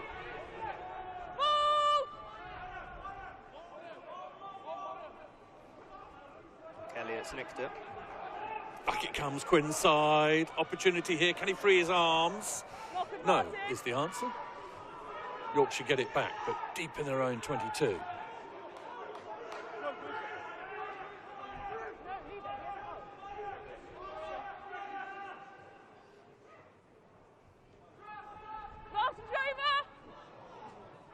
Ball bounces kindly for Yorkshire. I thought for a moment they might have let Quins back in, but no, keeps on going, and they've resisted the opportunity to exit traditionally with a kick. They're going to try and play it out from their own 22. And that's what happens. They've coughed up the ball. Work being done by Shanu Abu. Out the back again, ball over the top. Almost a carbon copy of previously. Sean Sharp. The feet of Fred Astaire, Sean Sharp, and he tap dances his way to another 5-pointer for Quins. Yeah, two good examples there. I think that one's a great example of it from the turnover, actually looking to move the ball straight away. I think the previous one we saw where it led straight to a carry. You can see right now, I think they get the ball early away to 7 and moves the point of contact straight away. And I think when you get that from a turnover, it ends up in such good opportunities here for try scoring, but certainly just getting the ball into space. Really good example there from Quins. Yeah, very apt example. We were mentioning it earlier about the opportunities, because there will be turnovers at this level. The technical skill will mean that the ball does bounce loose, and just how quickly you can get it into a position of advantage is kind of the difference at this level. Yeah, and I think at all levels you're trying to get the ball to space. Yeah, you're right. Absolutely, any level of rugby. You'd hope. Double post. He can do everything, Sean Sharp. He can hit both posts at once. No, at any level you're trying to get the ball to space and ultimately go forward. And I think from turnover it's such a hard position to defend. You can see they're over chasing. Good use of footwork from Sean, staying on his feet, leads to a decent finish. Well, it's a 50-point game, which is rather unfair on Yorkshire. But it shows the finishing quality of this Harlequin side, and also goes to show just the level of ability that the Southern League has had, in a sense. Well, that looks as though it's been knocked on, has been coughed up. The referee is going to bring them back. I thought it might have been missed. There was an arm in there just before Peyton started to scamper away. But it does show, because Harlequins are effectively the third best side out of that Southern Conference. Saracens and Bath above them, and you can see just how good a side Saracens and Bath are if they finished above them in the league, and it augurs well for the remainder of this day and just the quality of rugby that might be coming our way. I think also it's great for the boys to play against teams that they don't tend to play against. Hopefully there's some changes coming in next year that will promote that even further. But certainly, you look at, I know the Saints Bath match happened last year, but Tigers and Sarries, those sort of fixtures don't tend to happen very often, so it's nice to see the North go up against the South. 100%, and you've prompted a question in my mind, which I will ask in a moment, just after this Quins attack either converts or peters out. We'll see what happens. Downfield they go. Great kick off his weak foot as well. Insight from and all of a sudden the ball is over the top, and he's going to use the post to try and escape there. Oh, a little kick over the top. Depending on how this bounces, this could be interesting. Decent work, excellent work from Quins, and Sean Sharp is running beautifully. The balance of Sean Sharp is something else. Oh, hello, Sean Sharp. Well, if you didn't know much about this boy before today, there's a really good example of why people are exceptionally excited about him. The running balance of this lad, his ability to change direction is like something, well, I would say that he reminds me of a certain New Zealand fullback, but that's my heritage. Sky Sports, going all the way back to some pretty silky skills, but he's got some balance, hasn't he? There's some poise when he runs. Yeah, beautiful finish. I think to shout out Tate as well. I think the work that he did there in terms of the kick chase off of Math, to then cover it, and actually you see a lot of people probably just carry there.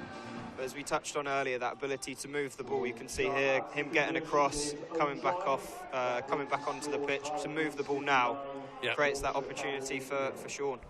Yeah, so 100%. From him. Yeah, brilliant from Tate Williams as well.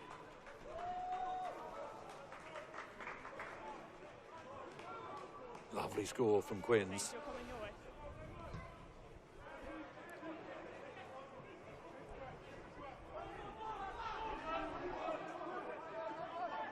Restart well gathered.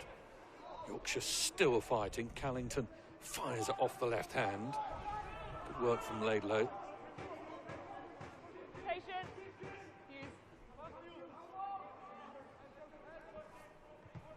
Callington's going to head downtown.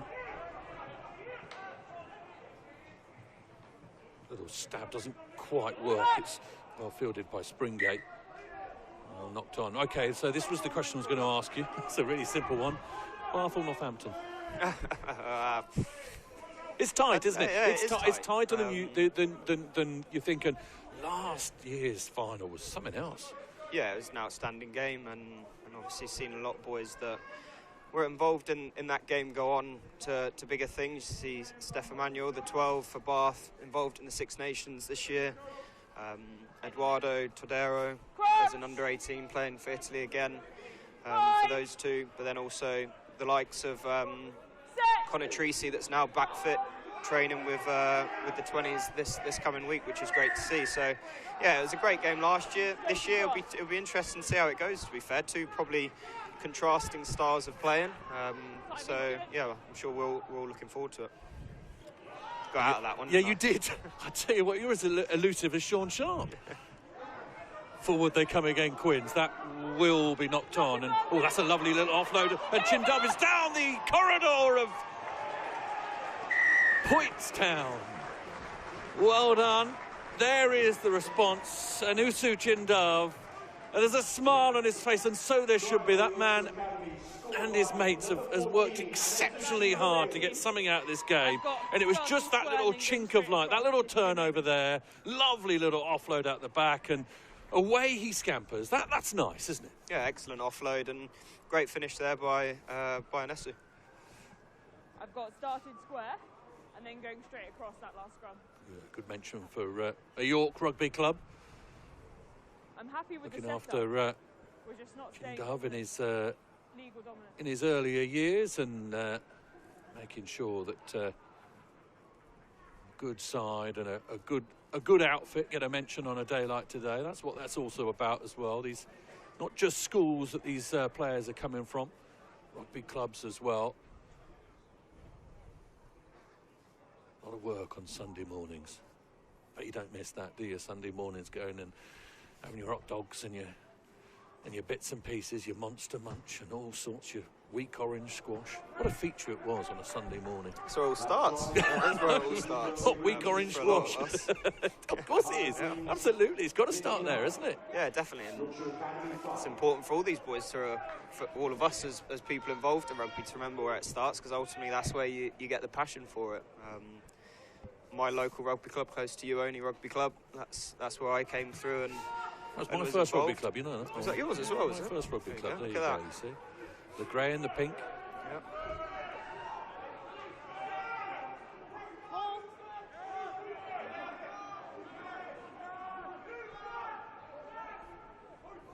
Well, a bit more wind in their sails for Yorkshire now. I wonder what else they can do with it now.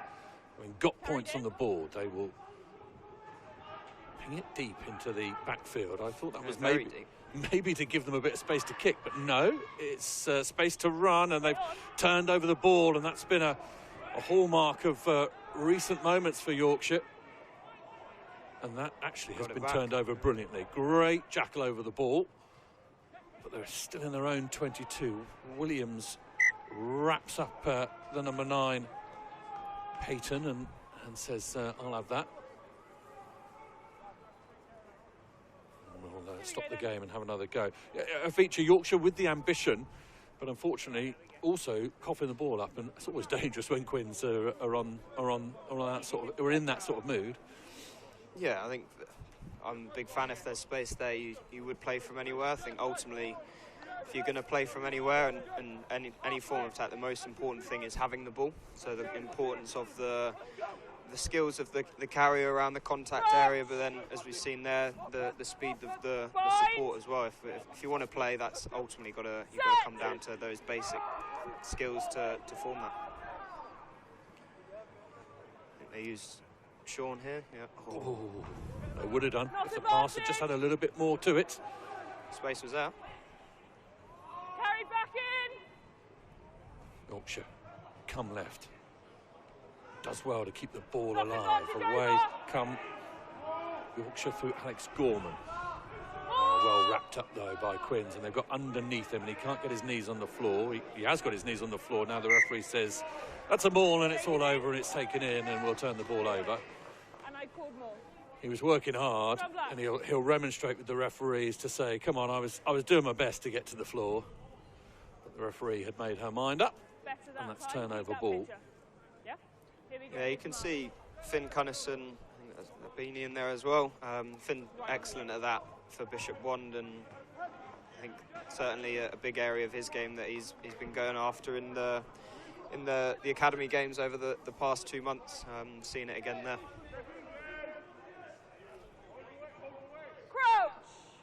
Impressive technical knowledge on show all day. Would be, if you've not watched this level of rugby before, you will be surprised by just the skill sets on show. As we've seen in this game and in previous games this morning, some really, really good rugby.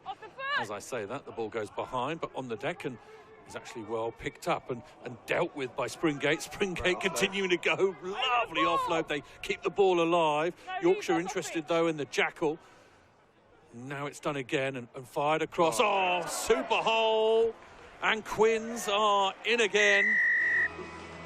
Well, it's something of a procession, Will, but ultimately you've got to take your hat off to the way that Quins are seeing the space and working it well. Yeah, across 1 to 15 as well. You can see Gerald there going through for the score. I think they've gone round round Yorkshire well today, but a great example there of actually, as we touched on, 1 to 15 having the skill set to go out the back, or as we've seen there with the tip to go through. Yeah, Gerald Gallagher, Bishop Wandsworth boy, on the end of things, and doing a grand job and dabbing down, and always nice for a Lucy to get a bit of a go. And Sean Sharp with the extras. Sean Sharp. I think Gerald's done a great great shift across the Academy League. Played a lot of hooker in the ACE programme, obviously with both him and Ashton involved in 2 different ACE programmes, but both involved in the Academy. Gerald playing almost out of position at loosehead. He's done an excellent job, not just today, but across the Academy League season.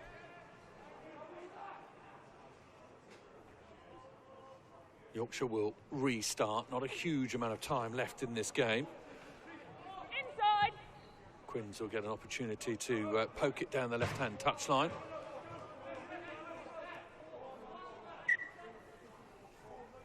Take the edge, please, Black. Edge of the line. Inside. Stationary before you go up.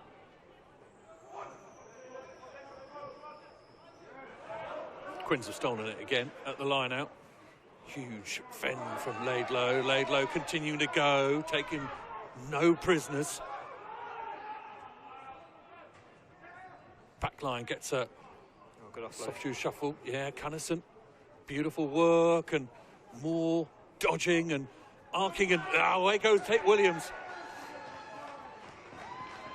Well, I think there's tired bodies out there, but there's also excellent awareness and offloading, and when you've got that sort of alacrity in a back line, anyone can score, and Quins are doing just that.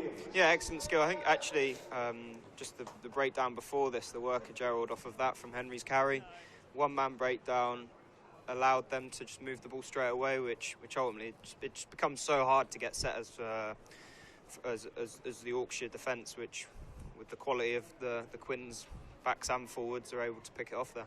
Yeah, 100%. It's it looks easy. It's anything but. It takes a huge amount of skill to get everyone on the same page, working as one, and as you say, doing a huge amount of work off the ball. Not the guys carrying it, just but the way that they get the right bodies in the right positions. And Tate Williams galloping home. He looks a brilliant player, as do many other boys out there today. Springate, another one who's looked excellent. What a good carry that is from Springate, and I think it's in again. My goodness, and I think this could be a hat-trick.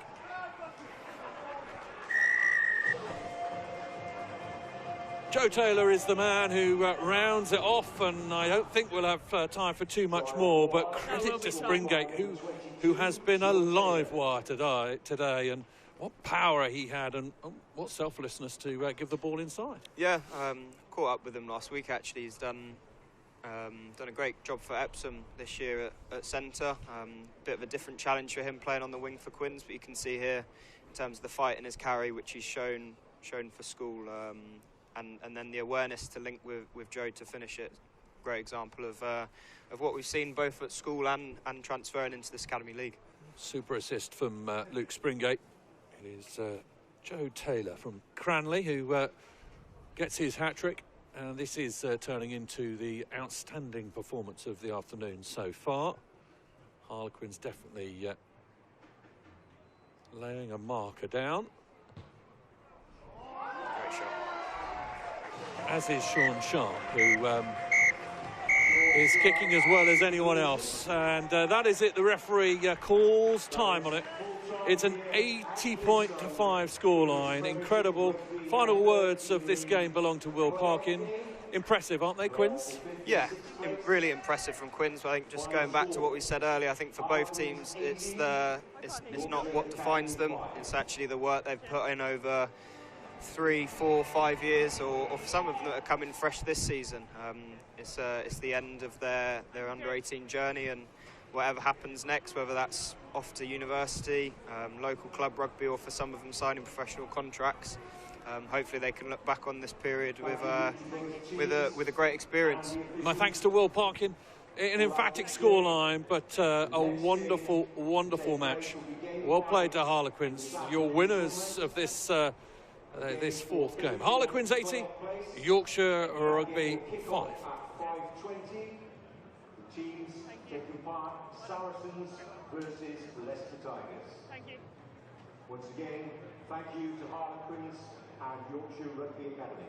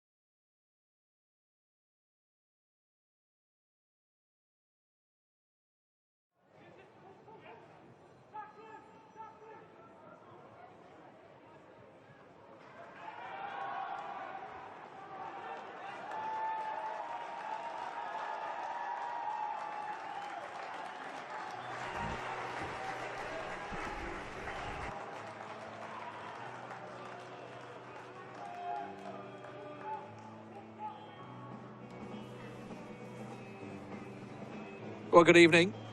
Welcome. I hope you're ready for this. A third, fourth playoff. Saracens take on Leicester Tigers.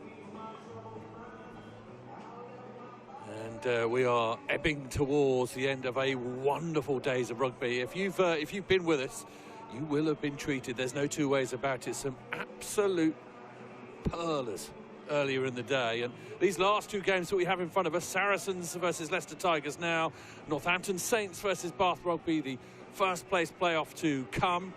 They are going to be really, really good games of rugby. Saracens for many, because of the way the pool stages work and because of the type of rugby they play, many feel that Saracens are as good as it gets in this competition. Leicester Tigers are going to have their work cut out. I'm going to have my work cut out a little bit because they don't wear numbers on their back. They go old school. They go back to the old-fashioned Leicester Tigers way of wearing letters on their back, which means that I have to convert them, and that can be at times a little bit challenging. So please bear with. We will try and make it as fluid as we possibly can. But it will be Leicester Tigers to kick off.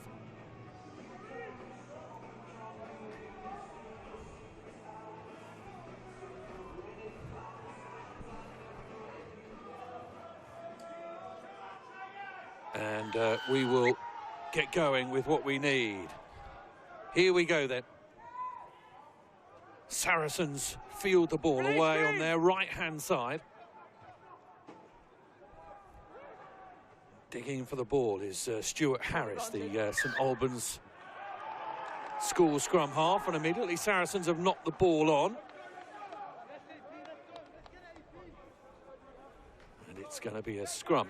Across the front row, Alan Poku, Charlie Kingsford and Gabriel Registe for Saracens. Dante Moore, Jamie Longyear and Ben Beer make up the front row for Leicester Tigers. Wearing the ABC, the famous ABC club. Crouch! Fine! Yeah, let's go, Gabs. Let's go, Pope. Both these sides with good returns out of the pool stages, if you like. The mini league that went before that. Oh, spilt in the midfield. First touch of the ball is a frustrating one for Finn Hughes, who coughs it up. And immediately Saracens get the chance to feed their own scrum and go again. It is a little bit chilly out there. The rain has abated. There isn't too much moisture coming down. It's still damp, if you like, and as it is this low-hanging cloud across the United Kingdom at the moment, and it is cold. It will take a little while for those fingers to warm up, but there is potential to throw the ball around, score some wonderful tries. Harlequins in the last game mustered 80 points, dismantling Yorkshire with some absolute wonder scores, and both these sides will fancy their chances. Into the midfield they come, and I give them a big build-up, and once again the ball is coughed up. Leicester go through the phases again, and good work from Owusu over the ball. More good power up the left-hand side for Leicester Tigers, and they'll recycle. Move, Black.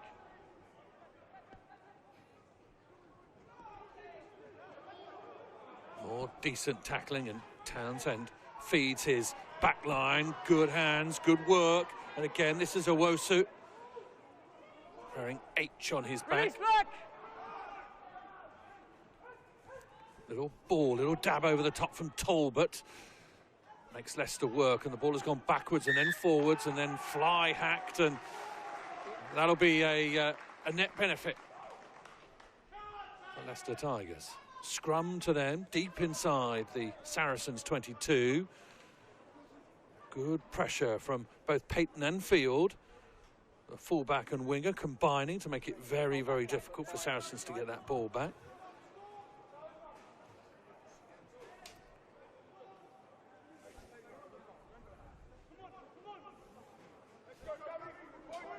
So George Marsh is packing down at number 8, wearing G.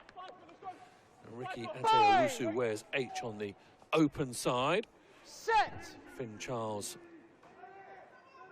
on the near side. Here is the powerful Marsh, and he careens his way into the midfield. Quick ball for Leicester to deal with. Decent run from Will Smith, the captain.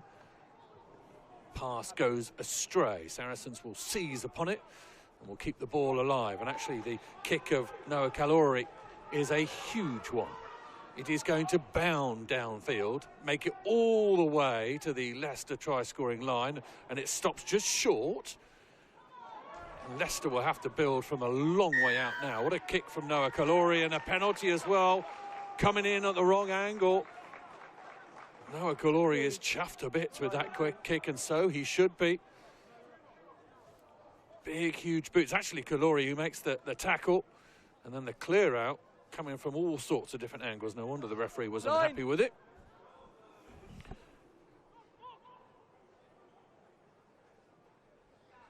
Tap penalty for Saracens. Here they go towards the line, and I think they're there. They are. The referee points skyward. Up they come, all smiles. Try for Saracens, scored by number 3, Gabriel Regis. Regist is the man over. It was he who took the tap. And another look at this turnover, which is pretty blatant there, the clear out. And then Regist pushing his way with the help of a couple of mates, but most of it he does on his own.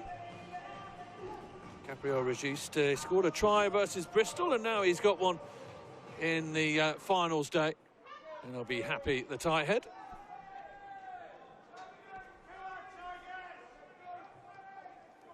Conversion is added by Ben Morrow. Score Saracens 7, Leicester Tigers 0.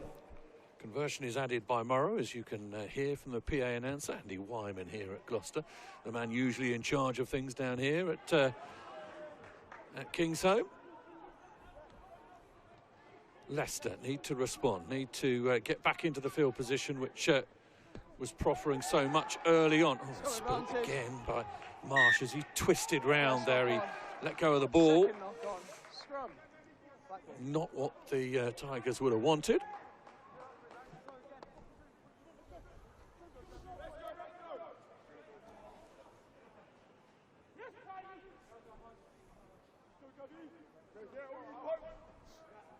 Scrum time with the put in to the men in black. Scrum half Asa Stuart Harris. He came back from injury against Bath, having been out since December. Set. delighted to be here, as all the boys are on finals day. As we've been mentioning all day, pretty much the end of an era for so many of these. Here goes Morrow, and unfortunately that ball has made its way out. There's a real danger man. Noah Kalori out on that right wing is pretty dangerous, to say the least. And I want to get the ball to him, but the passer will want to be better than that. Sarries. That's you. That is Noah Kalori in shot. He's absolute star boy, trained with the England Under-20s a couple of weeks ago. They think that highly of him. Ball is over the top, bouncing. And here is Kalori, who flings it out left-hand side, left-hand to Ryan Jones, the vice-captain of this Saracens side. And Marsh, on his way back, manages to get the ball, but is dumped onto this plastic floor. Owusu has been clattered there. I'm not sure if it was his own man or relatively accidental or not, but he's been hit in the face and he's recoiled in pain. And I think there's a bit of a damage there. I think it's Kingsford who, yeah, it's the second man in. I don't think in any shape or form it's intentional, but he has hit him very hard there. And I think both players will have a little break and a check on both of these players at the moment. Kingsford a little dazed and confused, having a chat with the physio. You can see here he's actually the second tackler. And Ricky Ate Owusu, whose twin brother, Ricky Lawe, is on the bench. He's come off a little worse for wear. He glanced one across the nose, and so I'll just have a little check on this. Yeah. Gents, we're not rushing this, so just take a moment. No, not for me. Slowly, Owusu makes his way to his feet, and he is replaced by his twin brother. Ricky Lawe Owusu comes on, so I think that will be a check. I don't think it will be an HIA. It should be at the very least. Might be more. He looks a little worse for wear. Ricky Lawe Owusu will wear T, just to distinguish them. It is quite difficult to distinguish them. My director's just had kittens about the fact that there's two chaps who look very similar on the pitch and trying to work out who's who. But he's wearing T on his back, so that should help us.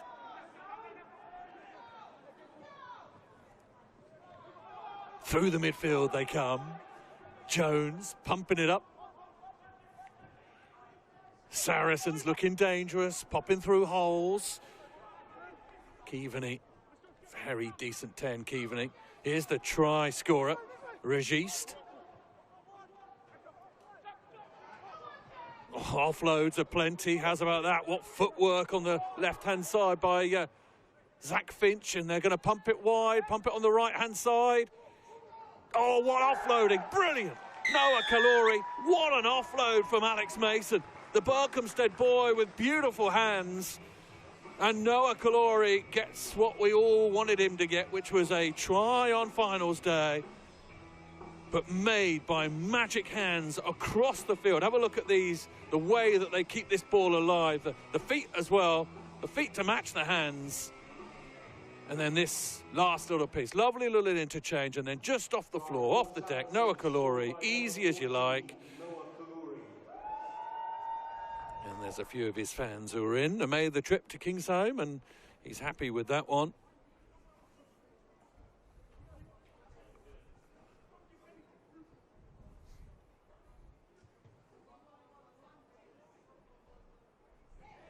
Kick is absolutely superb from Ben Morrow. I tell you, we've seen some wonderful kicking. All the parts of the game, in the adult game, you have here at under-18s level. Make no mistake about it. It is a real top quality day, and as you saw from that last try, every single part of it in mint condition at under-18s level. Tigers restart, 2 tries down, And Saracens beginning to get the machine operating at full pelt. Retreat! Keep going!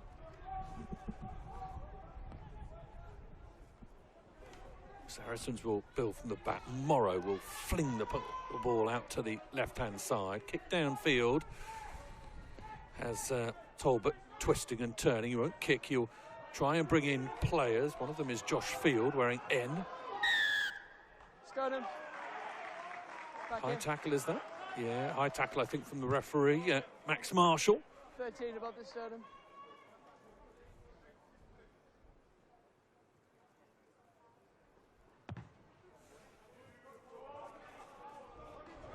Kick from Talbot is good, one into the 22. Leicester need to strike back. Edge of the line. They need to try and get a foothold in this game.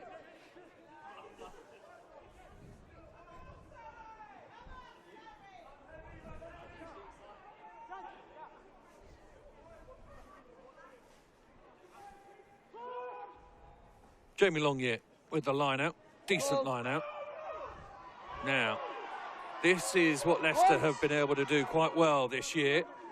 A rolling maul, it's part of the East Midlands DNA, of course. Now they break. Marsh. George Marsh manages to get the ball to the floor. Little show, and Hughes attempting to go through.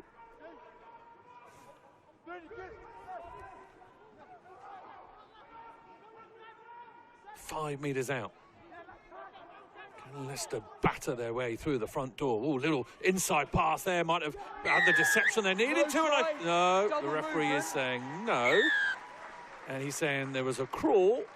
And therefore, despite the fact that most of the crowd think that he has scored it, it will come back and it will be a penalty to Saracens for rolling on the floor, propelling himself once he was down.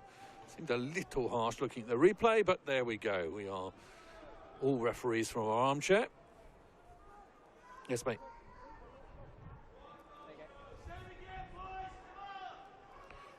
Sorry, caller. I can't answer that one at the moment. I'll be back to you soon.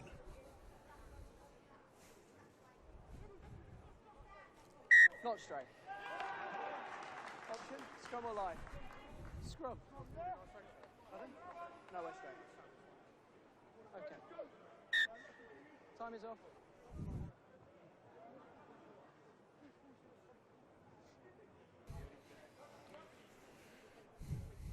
Gents, on your line out, you need to stop. You can't run in and go straight up. I need you to set the line out, okay?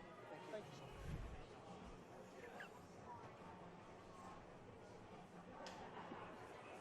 There's been a break in play. Saracens' man is down. 15 minutes on the clock.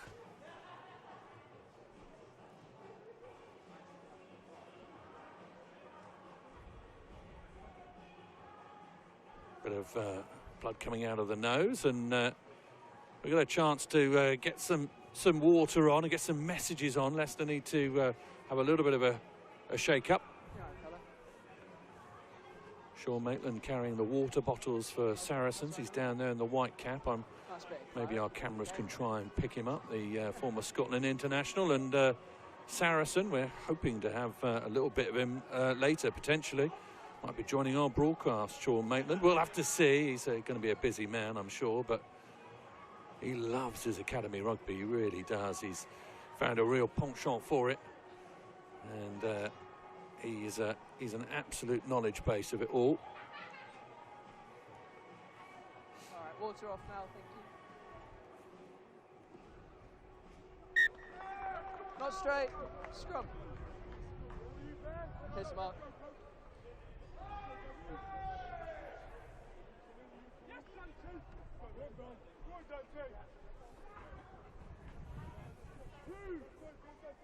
We will have a scrum in between the 10-metre line and the 22. Crouch! Bind! Set! Leicester put in.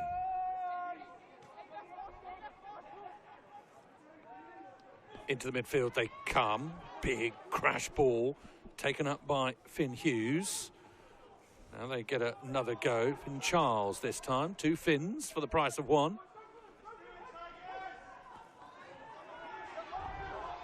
Good marshalling by Saracens to pull them wide towards this touchline. Longyear continues to beast his way up the field. Now the screen is in place. Runners, that's neat from Leicester.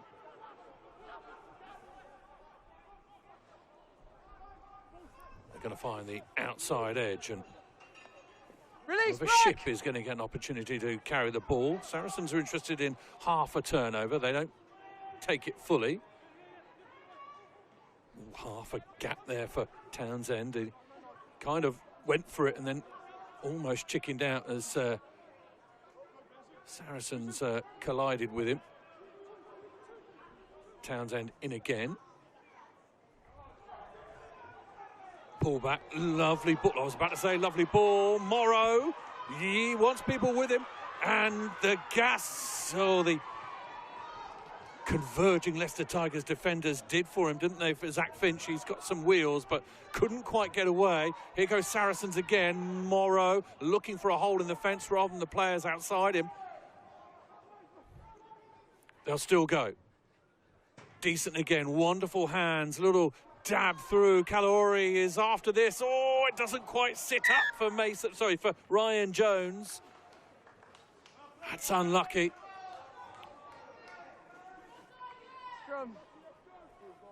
This is where the bobble comes. Morrow onto it. Finch pins his ears back. Good covering tackles. He stays alive with the ball really well. A little nudge through from Ryan Jones, the Mill Hill lad. Doesn't quite sit for him. Frustratingly so for Saracens. That could have been very, very interesting. Good passage of play once again from the men in black. Jones just nursing a little bit of a hand injury there as he hit the deck.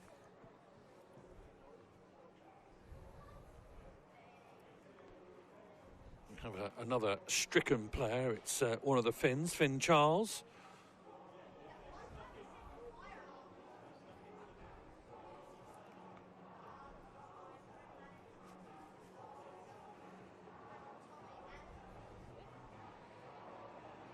Doctors and medics just checking him out and making sure he's okay to continue. He gives a little nod all round and he's back to work. Saracens, though, deep in enemy territory. Leicester have got all the work to do to get out of this particular hole. Shed's not full, but my goodness, if it was, they'd know about it, these Leicester Tigers and Saracens players. You imagine the shed with both sides to shout at. Be brilliant. Referee's coming back, Max Marshall. Get himself sorted as well, and we'll huddle up, put our arms round each other and have a scrum. Bind! Set!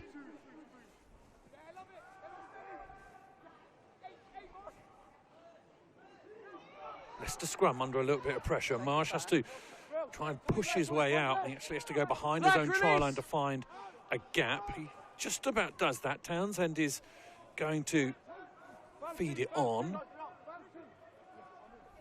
Leicester still in a little bit of a hole here, and potentially not with the angle because of the small in-goal area here at Kingsholm. Townsend disrupted. Charge down. Where is the ball? Saracens look as though they've got it. Numbers are accumulating out here to the left if they can make it work. Oh, there's a huge hole for Jones to dive through. And Ryan Jones, who was so close a few moments ago, the Millhillian has dotted down. Try for Saracens, scored by number 12, Ryan Jones. Saracens' offensive style continues to show itself. Great turnover ball there. Townsend was in a huge hole, but that doesn't stop the fact that Saracens did an excellent job of not only creating the turnover, but then converting it.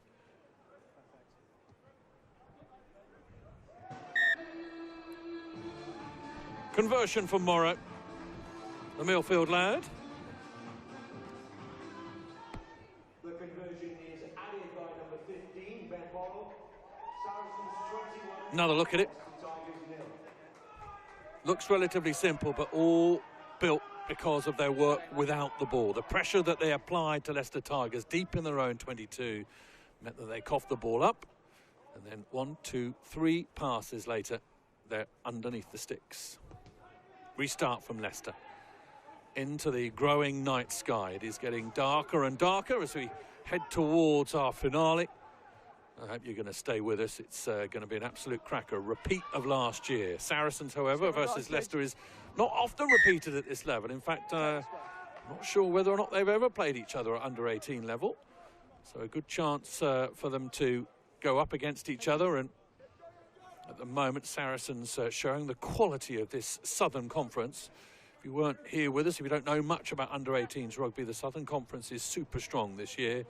The likes of Bath and Harlequins and Saracens, even Gloucester can suggest that they've done well. Bristol, another good side. Whereas the Northern Conference, and obviously sometimes that is just the way it goes at under-18 level because of cohorts and because of the way it works. South super strong at the moment, and showed earlier in the game between Harlequins and Yorkshire, with them putting 80 points on Yorkshire. It's a free kick. And at the moment, Saracens in control of this game. Will it be the same in the final? I don't know. Northampton, a different kettle of fish. Crossfield kick from the free kick is not the best one and bounces up for Leicester to play with. Through they come. Joe Vesti, a famous East Midlands name. Marsh, good carry from him. He's been industrious. Even with his team losing, he's tried to make a very good impression on things. Through Saracens come, they are penalised for climbing through without the ball. Matthew Branch, Holland, another emphatic back rower for Saracens. He's been mentioned as very, very close to being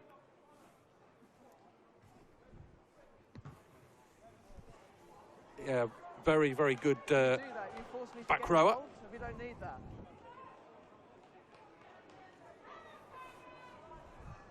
Competitively, I've just been informed that Saracens did play Leicester in a bye week. I meant competitively.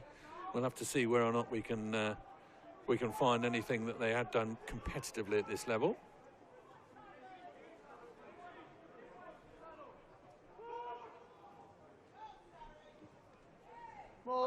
Down it comes. Good line out. Owosu, the substitute, fighting his way through the tackle. Saracens equal to the task.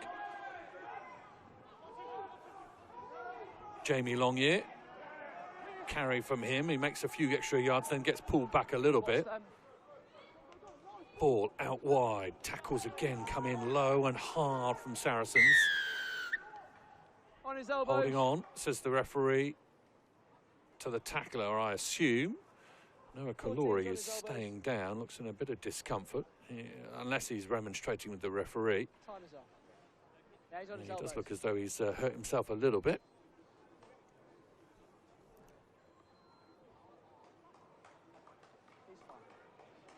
Eventually, Kalori gets to the field. It was Morrow who made the tackle.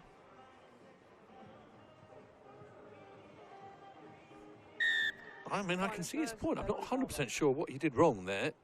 Noah Kalori, he was the second man in. Looked as though he came from the right angle. Edge of the line, Black.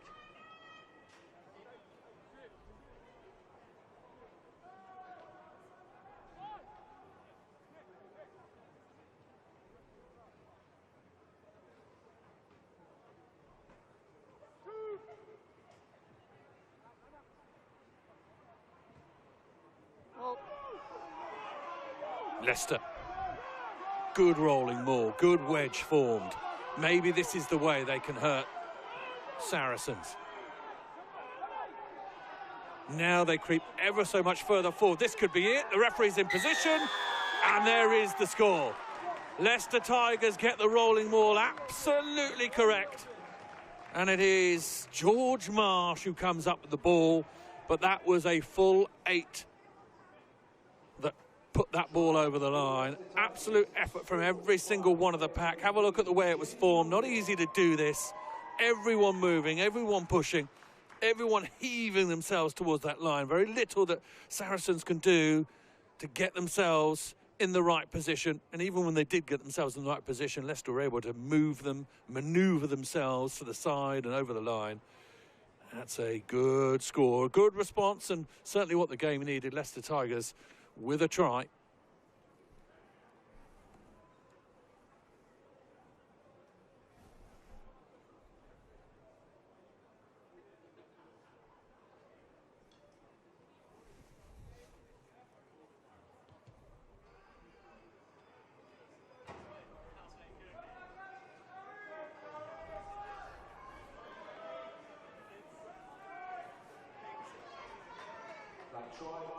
Conversion unsuccessful.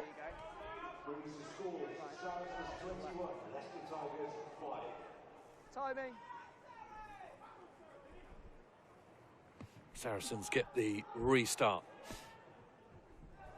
Misses everyone. Into the hands of Finch on this left-hand side. And now they reset. Decent carry from Matthias de Hauteur. Into the action, Noah Kalori, and offload and Morrow. It's as simple as that. The good work from Morrow there was really recognising that Noah Kalori was in position for the offload. If you watch this again, and we'll have the whole thing played out. Good gather from Finch there. Now, have a look at this, because it comes from the work of de Hauteur to get the ball back. Now watch Kalahori. Now it's the offload. And Morrow is gambling that he knows that Noah Kalori is going to be available for that. He is at full pelt when he takes that ball. And that's why when you play the style of rugby that Saracens do so often, you can almost mind read. You can almost get into position, and no wonder there's a smile on Ben Morrow's face. Just have a look again, at full pace, taking that ball because he knows that Kalori is going to have his hands free, and he just says, on your right, and we have a converted try. Scrum advantage. Noah Kalori, spectacular in the dab back as well. Leicester have got their work cut out. The Saracen side is pretty accomplished. All areas of the field, they seem to be having the answers at the moment. I suppose the only way that Leicester could potentially go is what they did a few minutes earlier, which is the rolling maul. Sorry, that way. Knock-ons, two of them. First one against Saracens, so they'll come back for the scrum to Leicester. This the latest, a little rip. Lost ball.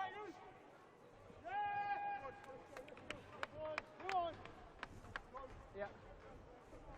9. Correct. 9 to play.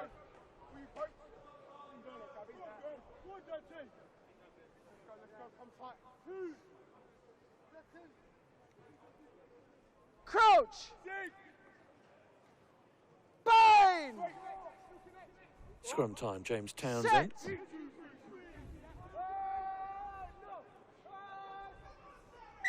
A group of boys.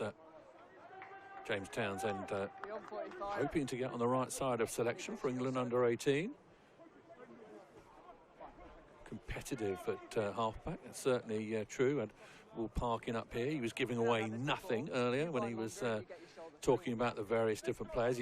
All he said was that he's got a very, very tough job to do, trying to work out which is the best combination. He also shed some interesting light on the fact that there are certain players playing today in this competition who will be too old to play from England under-18 because the cut-off is January the 1st. So anyone born in that particular school year before January, i.e. September, October, November, December, isn't eligible for England under-18 and effectively are under-19. One of those was Sean Sharp, which may interest you if you're a Harlequins fan. Yeah. Okay. Knock on. Subs. And the ball is back in Saracens' hands on this occasion. Seen a fair bit of this in the midfield. Substitution for Saracens. It's actually Gabriel Regis who's going to come off. The tight head. And Dylan Jenkins has gone on, wearing 17. And this is the first time we've seen Dylan in under-18 action this season. And maybe that's why he gets a little bit more time than potentially a normal front row substitution would get. Early engagement, second early engagement, which means penalty from the referee. Which makes this kick from Patrick Keaveney, another Millfield lad, to a little bit easier.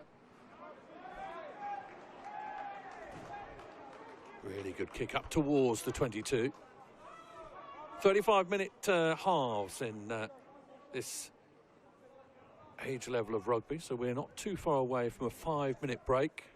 A reminder, if you're only just joining us, the final, just past 7 o'clock. We will have that for you. Bath versus Northampton for a second year in a row. Northampton are in their fourth final in a row as well, so they've been defeated in every single final they've played in Northampton Saints at under-18 level over the last 4 years. So they've got some business to sort out. Bath beat them last year, so that is painful. If you're a Northampton Saints fan, you will want redemption, and it could be coming your way at just past 7 o'clock.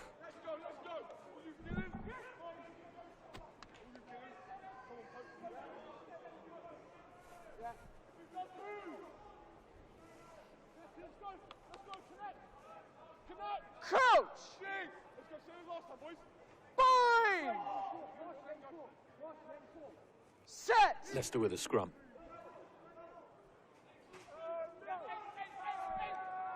Try scorer Marsh is going to make further inroads.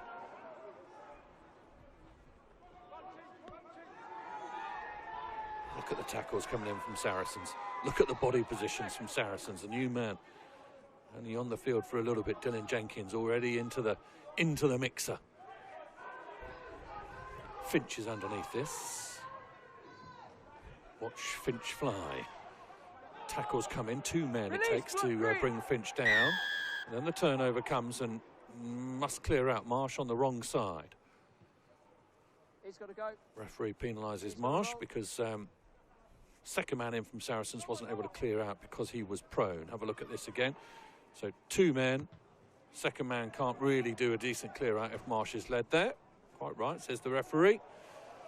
So Saracens get a kick to touch, and it is up towards the 22, not quite there. Edge of the line. And forward trots Charlie Kingsford. Spins the ball in his hands and now looks at a shortened line out. 4 men in it.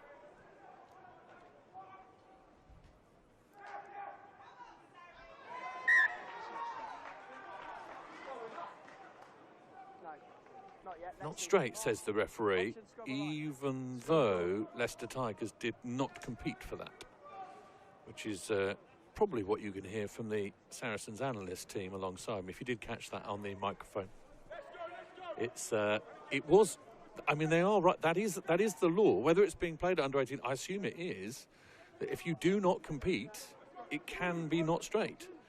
But there we go. Referee's the only man with the whistle. Crouch. Bind! Set!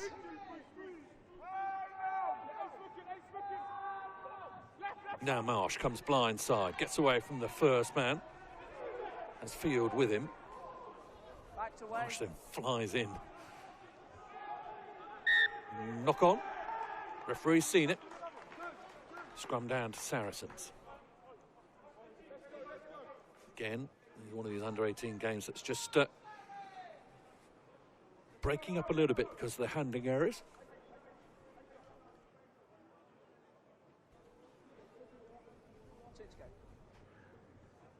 One more scrum. I think the clock on our monitor here suggests that we are over the 35-minute mark, but the referee has got that clock and might be a little bit longer. Bind! Set!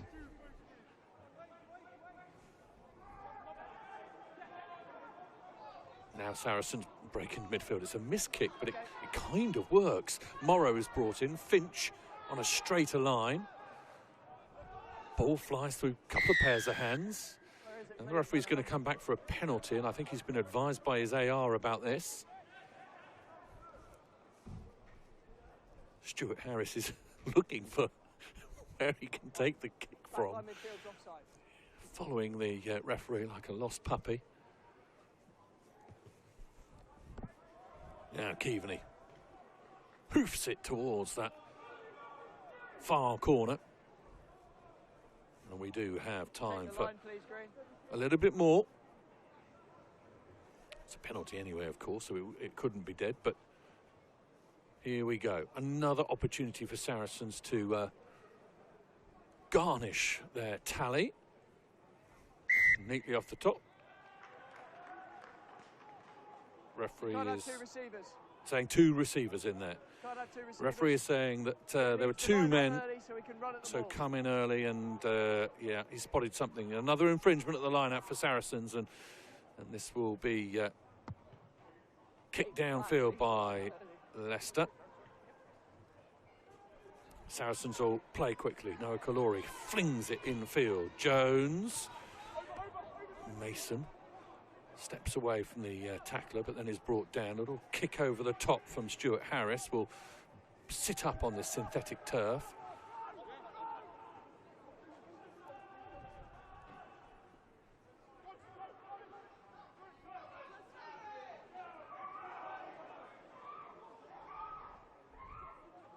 Leicester will bring it back on that far side.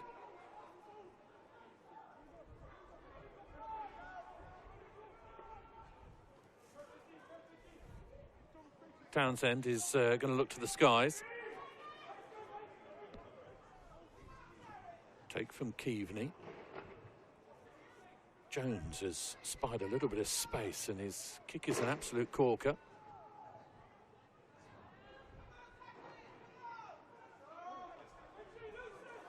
Release, Black! Leicester player Peyton is 2 is in the side and off his feet.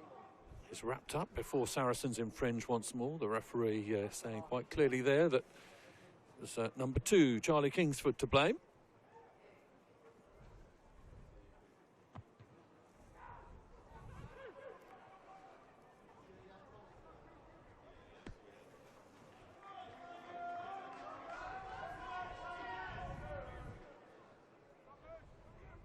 Edge of the line, edge of the line. Black.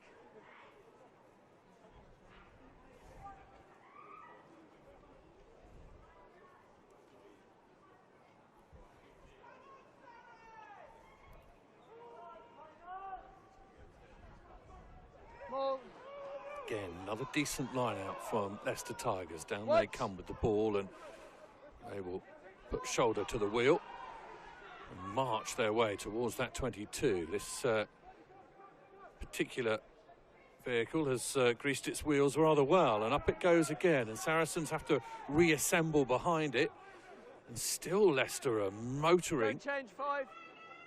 Now the referee is suggesting that they need to use it, and this back line will get an opportunity. A little pop pass in the midfield, it's coughed up.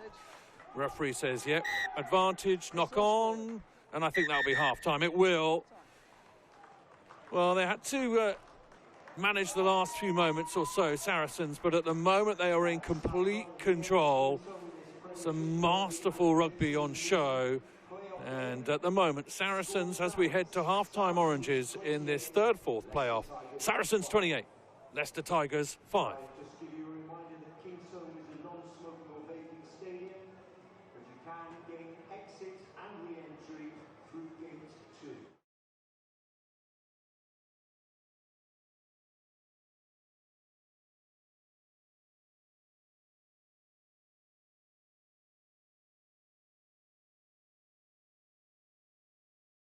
Worrying shots across the bow, Leicester Tigers, with that wonderful rolling maul of theirs.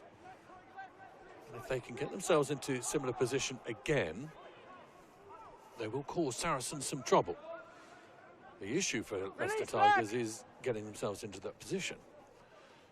Saracens have done well trying to turn over the ball and make a general nuisance of themselves, and handling errors have also caused Leicester difficulties. The ball is flung all the way out to Oliver Shipp, who had precious little to do in the first half. Decent tackle by Noah Kalori on Will Payton. And pushed into touch. Edge of the line, green. Another look at it. And, How many, please? textbook, really. Good, strong shoulder from Noah Kalori. Make a note of the name, Noah Kalori. Lots of people thinking he is heading places. Also heading places is the ball into midfield, but it's well swept up by Henry Dargan. Alan Poku. Release green! One on his back for Saracens. No clear release. Saracens rewarded with a penalty.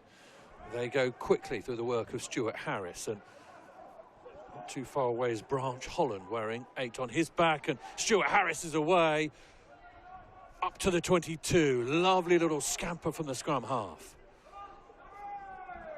That's a really good pick up off his toes, and round they come again, and De Hauteur is trying to reposition himself. Inside ball is brilliant. Finch with the feet. Finch is away. And I tell you what, whatever Noah Kalori can do, dear old Zach Finch is equal to the task. He is a rapido, and his side-to-side action is almost as fast as his go-forward action. This was the initial break from Stuart Harris. St Albans school lad doing well to get the ball back, but then have a look at this inside ball from Jones, and then boom. A slippery fish. Zach Finch with the score, Ben Morrow with the extra points, and Saracens continue the conversation in their favour.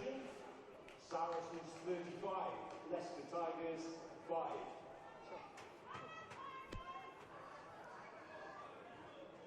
Aching hole there for Finch to go through, and as you can see, he doesn't need a huge amount of space to operate in.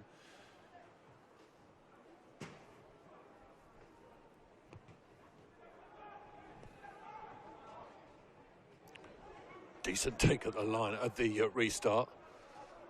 Underneath it, coming down. Decent work from Lewis Golding. Saracens have recycled the ball onto their own 22. Away comes Keaveney. Golding once again involved. Kalori unlucky with the kick. It goes out on the full, and therefore they'll come all the way back. Noah Kalori looking for another try to add to his collection. Apologises to his teammates as he gets back. He's already got 6 so far in 7.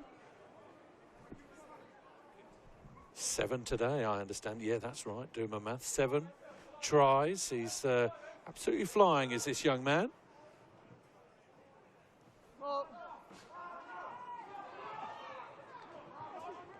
Leicester Tigers come forward. Suspiciously flat passes from Leicester Tigers, but eventually the infringements catch up with them. It's knocked on, and the referee's going to have a scrum down. Decent work from Owusu to get through the tackle. Barge his way upfield, but unfortunately just nudges the ball forward.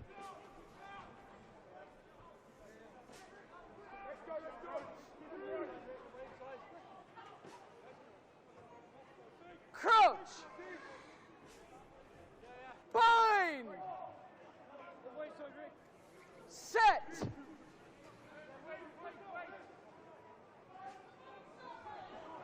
Stuart Harris feeds this back line. It's a cut back across, and Kalori spills the ball, and now Leicester have got an opportunity here. Can they make it work with quick ball?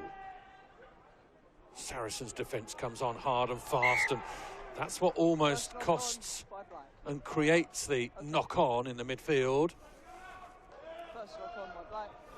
Joe Vesti with the unfortunate spill. A, B and E. That was Kalori's knock forward earlier, which is the one they'll come back for.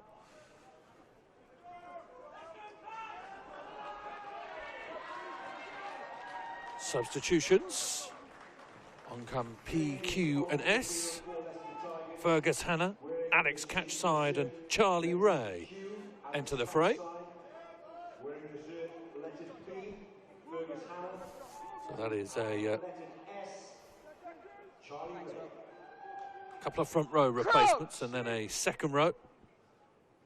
Bind! Set!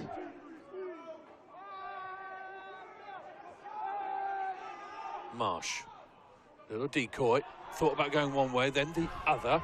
This is the running style, which is repulsed by Saracens. Oliver Shipp not getting much change out of the men in black. Both players contesting well for the ball. Jones does exceptionally well. Oh, magically well. How did he stay on his feet there?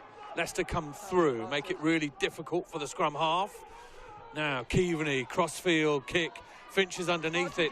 Finch wants the outside, gets the outside, and is home. Oh, my goodness. Well, he showcased his talent a few moments ago, did Zach Finch. And my goodness, crossfield kick and half a gap. Almost the defender said, I'll let you on the outside if you like. I think I've got you covered. He didn't. Zach Finch scorching around this King's Home pitch. Have another look at it here. Looks about level. Finch up against Field. No contest.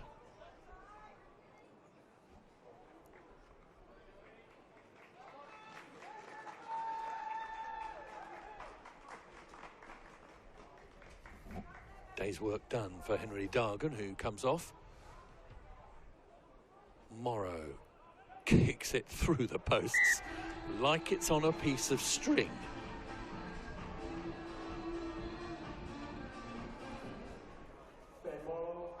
Ben Morrow is the son of Phil. If you thought that name in Saracens colours was, it rang a bell. Ben Morrow, Phil Morrow, of course, off to England and looking after everything nationally. So Ben Morrow certainly one to watch. Got a very good pedigree, and as you can see at the moment, can play rugby exceptionally well. Some decent tackles still coming in from Leicester Tigers. They are still trying to push themselves into this game. Kick over the top. Jones is underneath it. The offload is outrageous and it doesn't work. Now Leicester have it. Offside. Oh, huge gap. Massive gap for Payton to go through. Payton on the outside break. Tests Morrow, and Morrow has him just about. Huge break came over ambitious defending from Saracens. Black release. Leicester have got in there. There's half a gap here, Leicester Tigers, towards that line. This is better from them. There's numbers over here. Can they make it work? Fires it in towards that line. Got to get over. Looks as though it might be held up. Might be, it is. Shipp, unfortunately, short of just dabbing that ball down. I think arms might have been underneath it. Obviously, with the TMO, if we had one, we'd probably have a look at it. This again, well worked, well fashioned, some good work early on. Owusu, this was the attempt to try and get the ball on the deck, and we quite clearly see it hasn't happened, despite the protestations from Oliver Shipp. Finger in the air means nothing. Referee was right. Restart from Keaveney.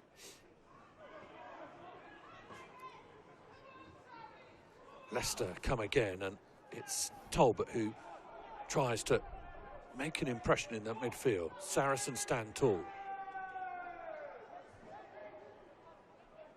Half a gap again. They've had a little bit of productivity in and around that area. Another big gap. Saracens leaving gates open at the moment. Oh, a little hack through could work. Leicester could be in again here. Good gather, good score. In the blink of an eye, Leicester Tigers are starting to roar. Second try for George Marsh.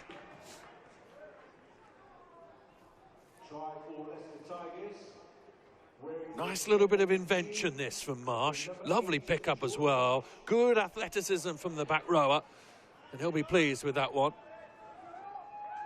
He's been working ever so hard, and that try is just reward for him. He gulps down several litres of King's home air to try and make up for it. No.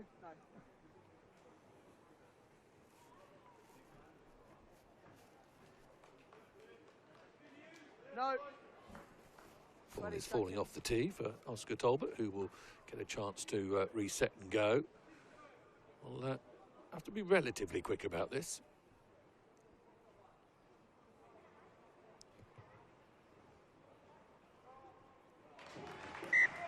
There we go, that's a little bit more like it. Conversion from Talbot.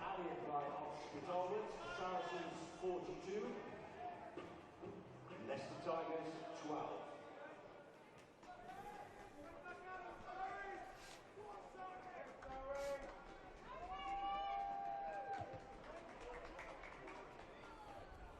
Really good hanging restart. Well taken in the end.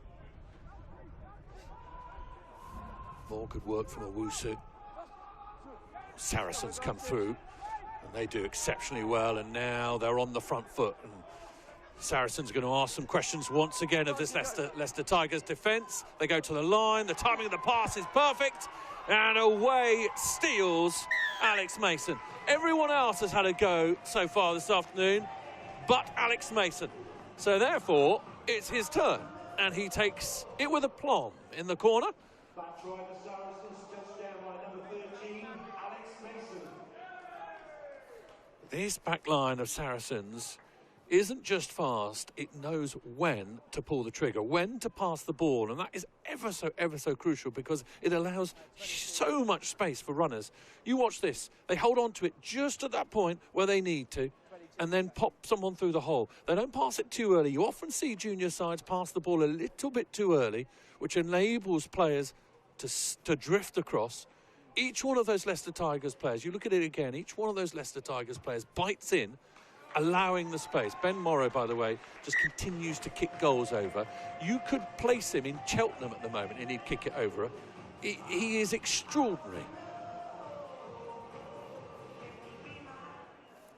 I thought Sean Sharp was pretty good at kicking the ball. Ben Morrow is extraordinary. Have another look at this. Bite in here, bite in there. Perfect. Exactly what you want. Great rugby. Saracens in absolute full control. They come through on that and do a good job of messing that around, and the knock-on will be first from Leicester Tigers, I think. Looked as though it might be AJ Henry who made a mare of that, but no.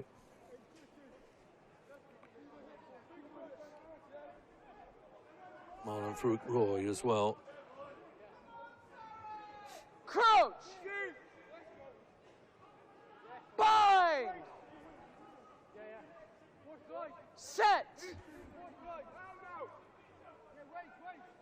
More ball for Saracens to play with, and you'll guess that they will actually run this. There'll be no exit here. They will test the seams. Oh, no. There you go. There is the kick. Peyton. Can the Leicester return this with interest? There's your answer. Spilt ball, and all of a sudden Saracens are in and behind the hard running of Branch Holland. Almost impossible to stop. Up to the 22. Further they go. More good play from the back row. Jack Marshall, the captain. Haven't seen a huge amount of him with ball in hand. He's been doing all his work without it. Brief cameo from him as he takes the ball into the 22. Once again, Saracens have it. Crossfield kick. Kalori is loitering. It's going to be taken exceptionally well under the pressure by Ship. Now he's on the floor, and Leicester will have to dig themselves out of their own 22. Last feet.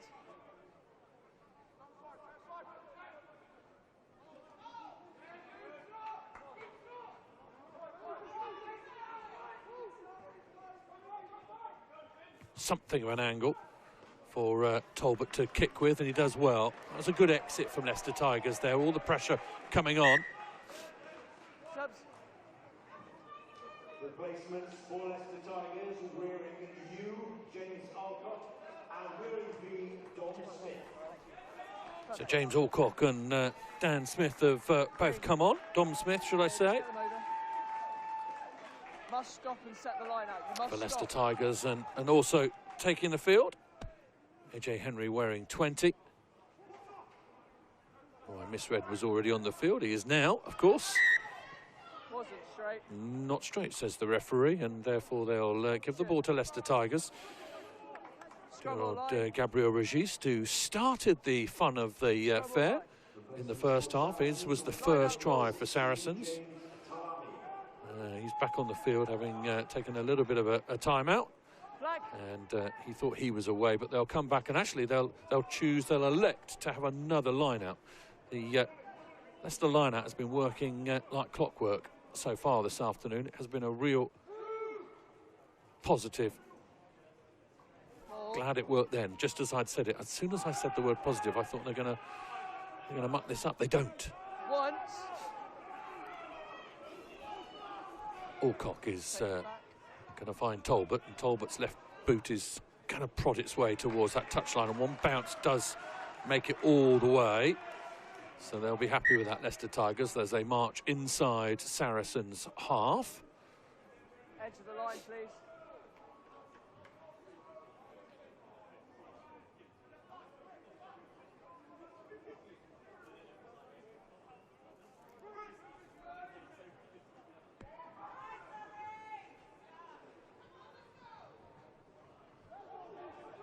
Good tackles from Leicester in the centre.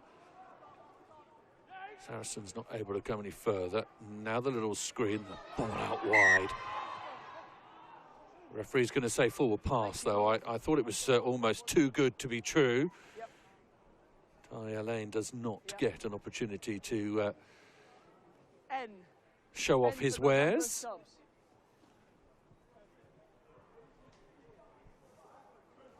More substitutions. And the backs this time, I think. Lockie Glackin, I think it must be. Oh, was it Freddie Ferguson who's come on? A travelling reserve gets an opportunity.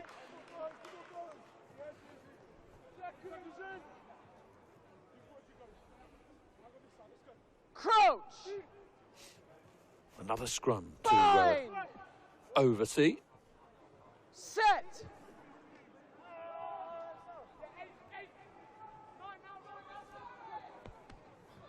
Leicester into the midfield. A shape that was there to try and deceive. Doesn't do so for Leicester, although they don't get away from the ball. And now quick tap, and away they come. Good work from Alcock. Release, Black. Into the 22, he steals. No.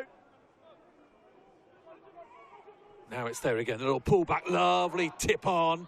Little bit of space here. He is Glacken. Release, Black.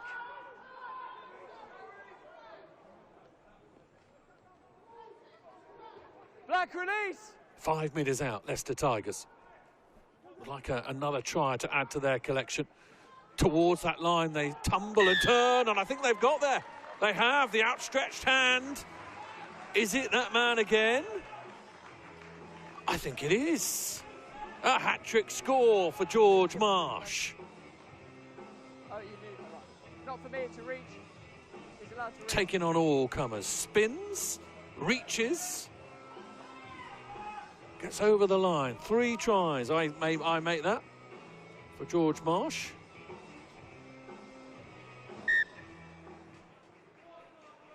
Or is it? I'll just try and work out my maths there. I thought he'd scored 3. There we go. We'll get to the bottom of that. But George Marsh certainly taking all comers with him. Gets a brilliant score there. Saracens 49. Leicester Tigers 19.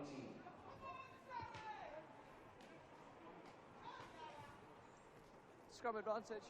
Not fielded at the restart by Saracens. Leicester will get another go at this. Take it back. Advantage over. Wait it. Kick downfield on the angle. Mason is underneath it. Access! Mason kicks the ball high. Doesn't go terribly far forward. And underneath it is a good take by Alex Catchside. Behind the screen doesn't quite work. Now Leicester and Lockie Glackin. Nothing coming. Referee's going to come back into the midfield for a penalty. And it will point the way of the East Midlands side, Leicester Tigers. 19 in front.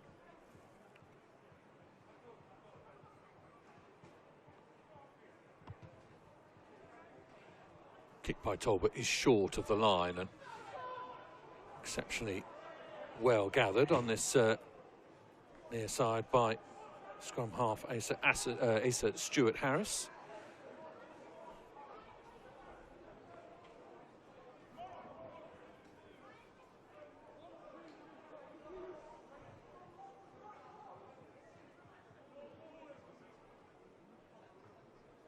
Line out to Leicester. Fergus Hannah. Not held at the top of the line out, and Saracens are going to spill it in turn. Unfortunately, the communication and connection between James Talamai and Noah Kalori doesn't quite work. See the ambition though, Talamai lurking at the back, just trying to get that offload and just a bit behind Kalori, otherwise he was away once more.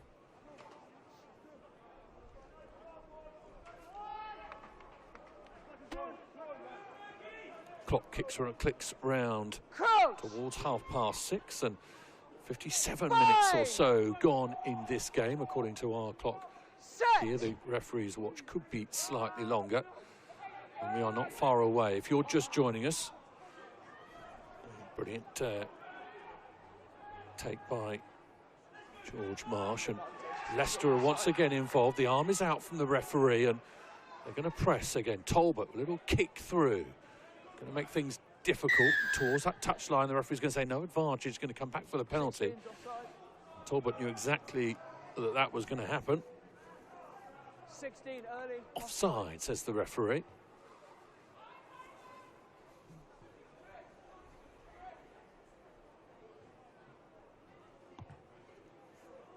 Final not far away. 5 minutes past 7 or so. Bath versus Northampton Saints. Do stick around for that if you can. It will be a absolute feast. A repeat of last year's final, and two of the finest sides that we have on offer today, most definitely. Saracens could lay claim, Harlequins could lay claim also to being one of those. But as it stands at the moment, the way that the pools were divided, Bath came top of theirs, Northampton came top of theirs. That's why they're playing each other. Owusu is going to fight his way, as he has done all game, towards that line. Lots of industry from the Owusu brother, who is still with us. I hope Ricky Ate is okay. He left the field early on with a facial injury, and his brother Rick Lawe has come on. Twins, a little bit, I suppose, a little bit like the Curry twins, aren't they? Doing their business, replacing each other, doing an absolutely wonderful job.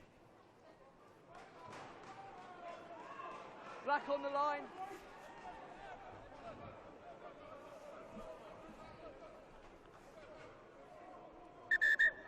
Line out to Leicester in exactly the place that they wanted. They scored in the first half from one of these.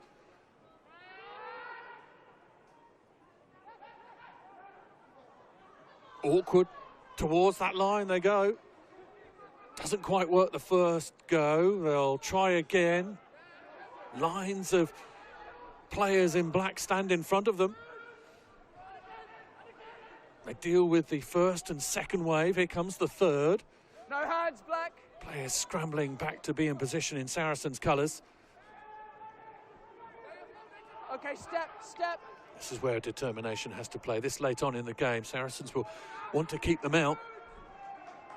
Release, Black!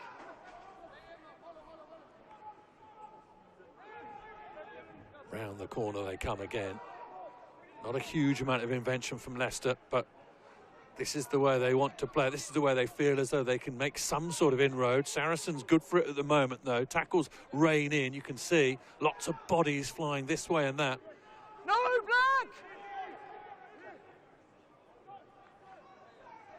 Tigers again pushing, asking the question. Now the backs fan out. Maybe there's a bit of space here. They're short on the left-hand side. The arm is out from the referee, and I think there will be a yellow card, which will make things slightly easier for Leicester Tigers to reduce Saracens down to 13 men. side and in the side. Here we go. Sorry, here we go. 14 men.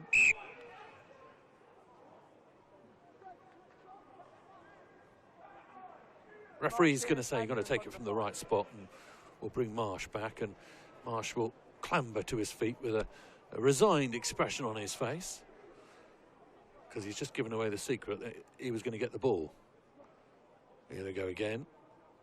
A little bit of mismove, a little bit of something. Here we go. Bish, bash, bosh. Some Saracens have read it really well. Excellent work. Branch Holland. A bit further back. Marsh he's a strong lad, is George Marsh, and he's got through a huge amount of work. Now Leicester go towards that line. They look as though they're there. The referee's in position. He says, try scored. And it will be credited to Finn Charles. Finn Charles with an F on his back. Super Finn over the try line.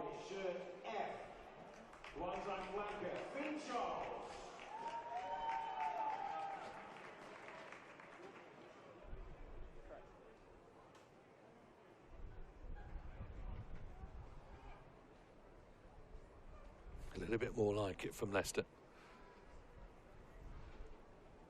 Perhaps a little bit too little too late, unless of course they get a hurry on. They have got a little bit of time left in this game, and I've seen stranger things than this happen in a rugby match. You would have thought the Saracens probably are a bit too good to let Leicester too far back into this, but it's a lovely conversion from Talbot. Stay glued to this one. It might be interesting this next few minutes or so if Leicester can again get down the field. Marsh with a carry. He really has been Leicester's player to watch, I feel, today. And Finn Charles benefiting. A lot of hard work done over a short space of field by Finn Charles at the end there. I'll give him that credit. Tapped back by Saracens, and away they come again. Brilliant from them. Towards that 22-metre line. It's recycled. And now this exciting back line might get an opportunity to play with the ball. Dahuter up to the 22 with a carry. Now it comes again. Through the tackle, or attempted tackle, is Branch Holland. They recycle.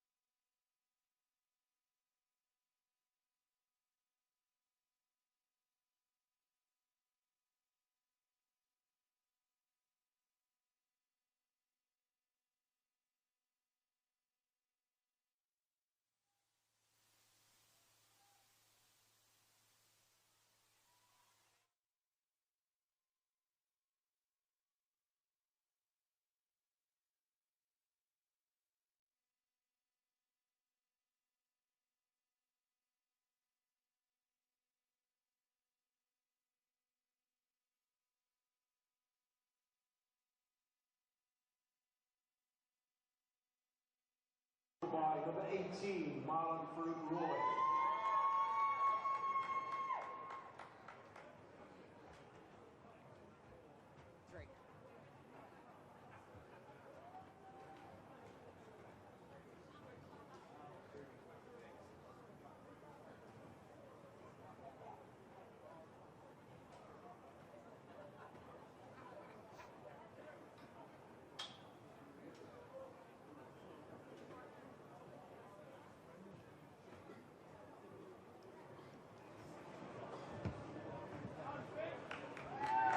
Moment, I think we might have lost you, so apologies about that.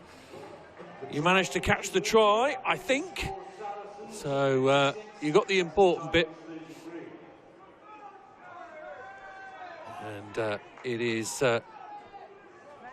is Saracens 56, Leicester 33. I understand one of the problems was that you might have lost audio. You might have lost me in commentary, which, as I understand, some people say to me is the best way to watch a match without me.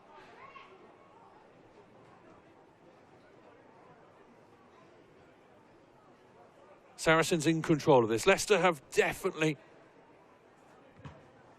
fitted in this last 15, 20 minutes or so, really come to life, and credit to them.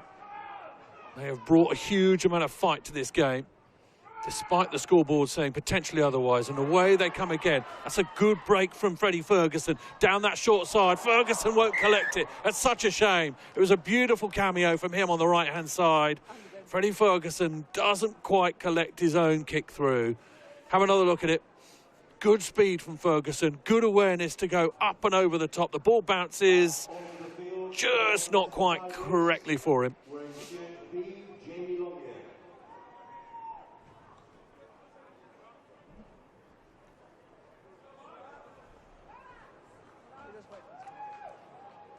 A couple of late substitutions.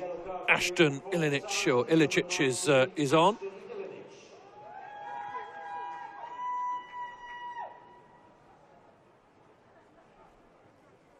Last couple of minutes or so, a reminder that the final is on its way towards you. Just past 7 o'clock we'll kick off for that.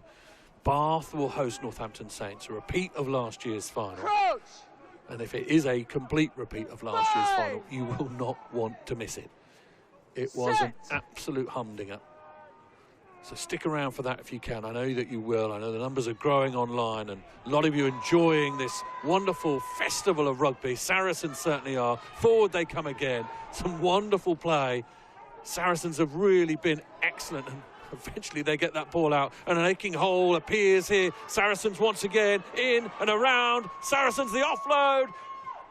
Here it works, it does, and Kalori is over it once more. Noah Kalori doing some wonderful work.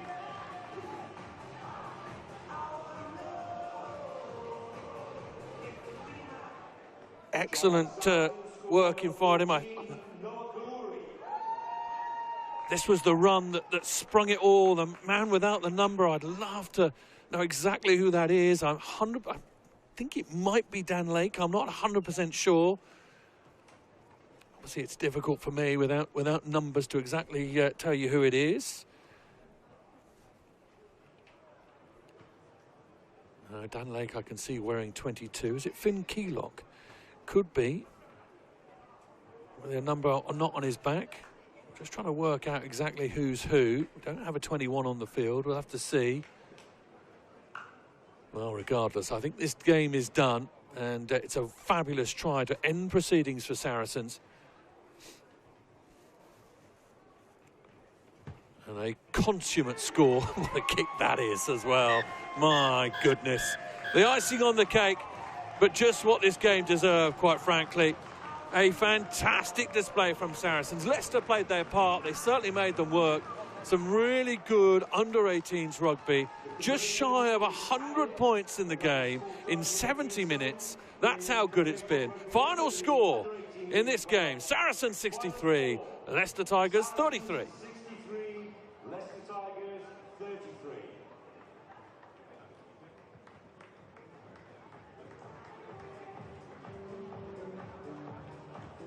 Thank you to both teams for that game, and also a thank you to the officials, referee Max Marshall.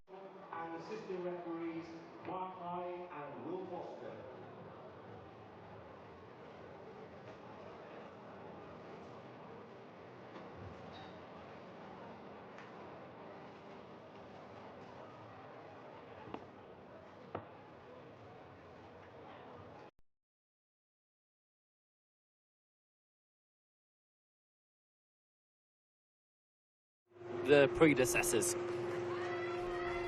We've seen this game before in this setting. And Bath were victorious. However, this is a changed Bath side. This is a changed Northampton side. Such is the way of age grade rugby. Previous form is slightly thrown out the window. So it falls to the 23 in blue, black and white, and the 23 in green, black and gold that will determine the winners. Yeah, last year's final was absolutely splendiferous. A real event. Lots of people talking about it for weeks afterwards. And both these sides will want a similar sort of showing. Different types of outfits. Potentially a little bit of a mirror of their senior sides. Bath full of energy, endeavour, and a very, very cutthroat, very hard, very set-piece oriented. Southampton Saints a little bit more off the cuff, a little bit more throw it around, a little bit more party. It should be a fascinating contest. Should be just that.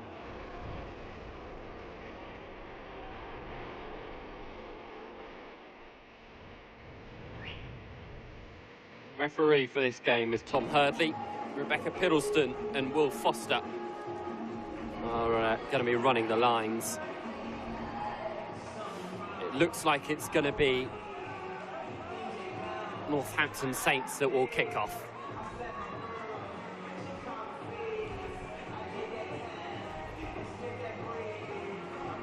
No doubt Hugh Shields will get us underway here. Final few comments in blue, black and white. This team that have run so well across the course of this competition.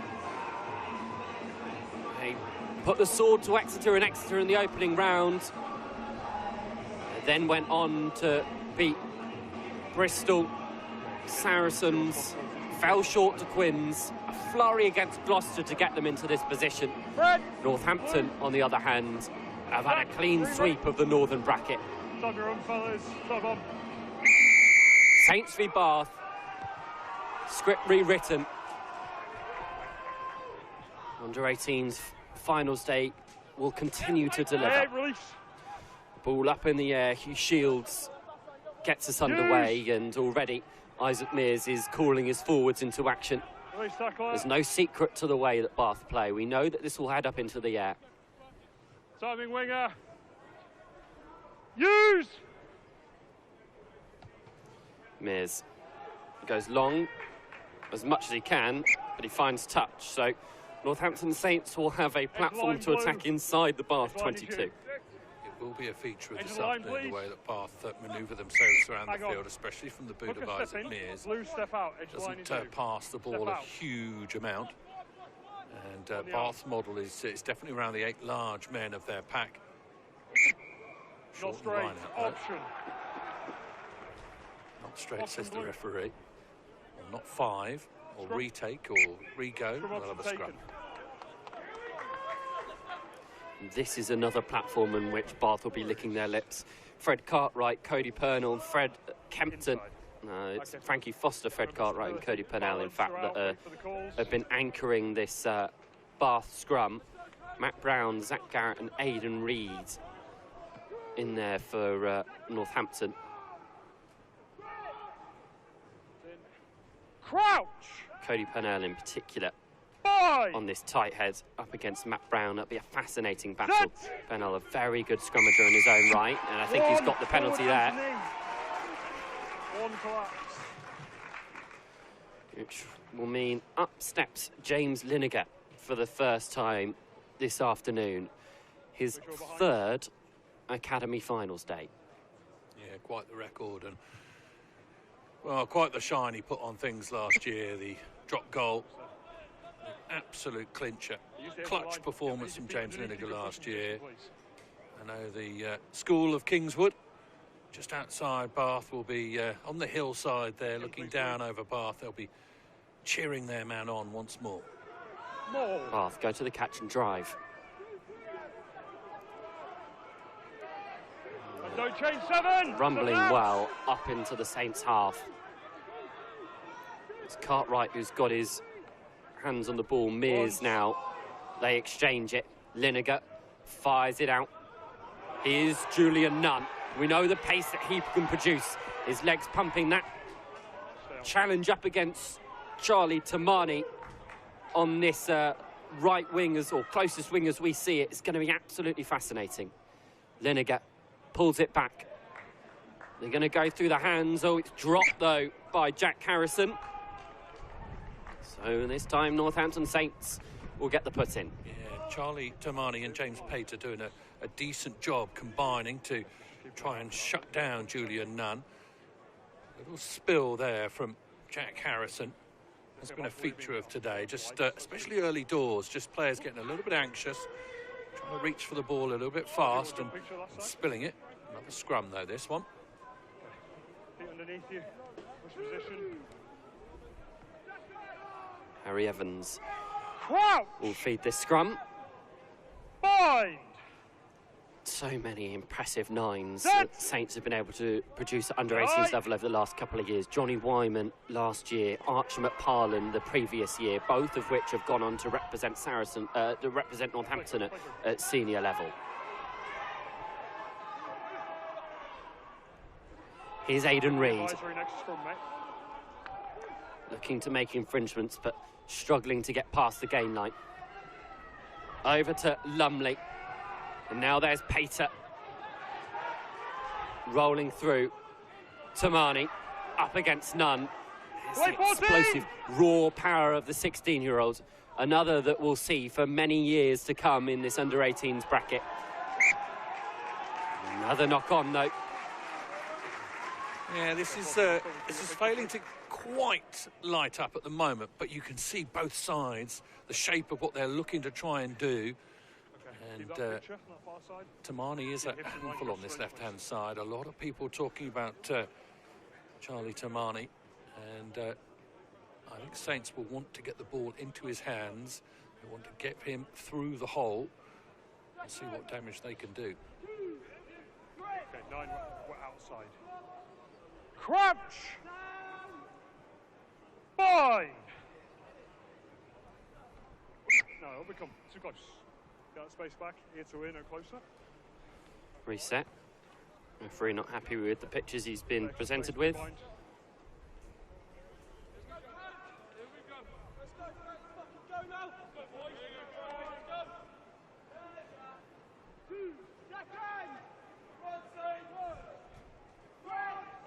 Good crowd now down below us in the main stand at Kingsholm.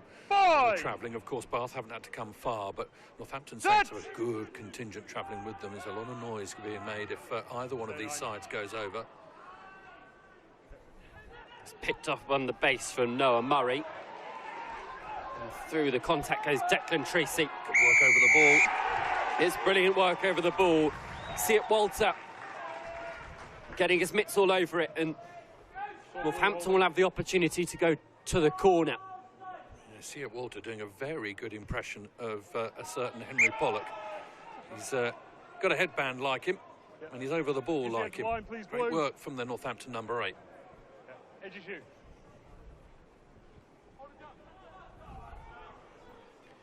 Hang on. Hang on, Blue, step out again. Edge of the line, please. In we come, Green, one receiver.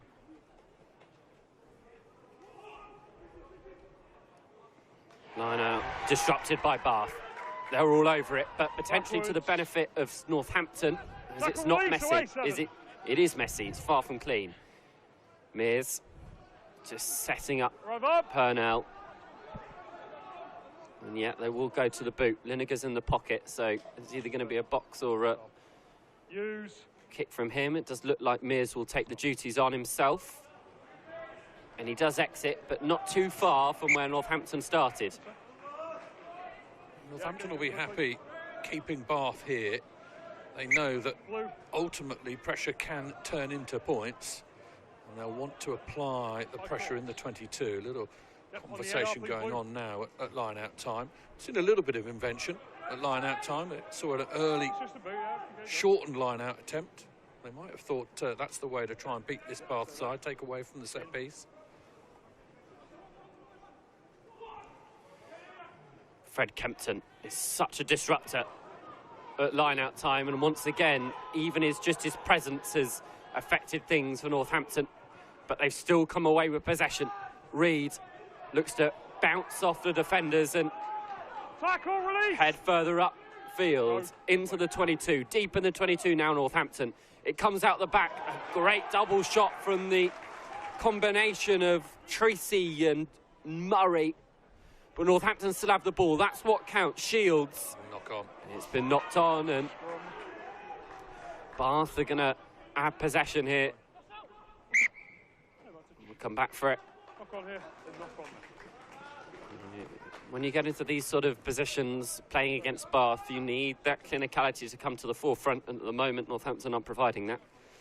You can see again the shapes that Northampton are trying to cut, trying to give a bit of opportunity on both sides of the ball, these tip-ons which have become so in vogue and so good at unlocking defences. I think that's what Northampton are trying to do. Of course, for those to work, you've got to hold on to the ball.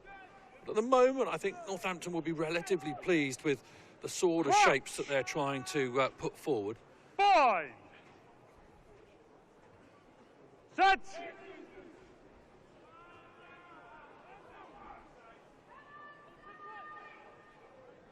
Ball, Murray out the back. There's none. Use. Release tackle, 6 release. Mears will look to the sky. So. Use.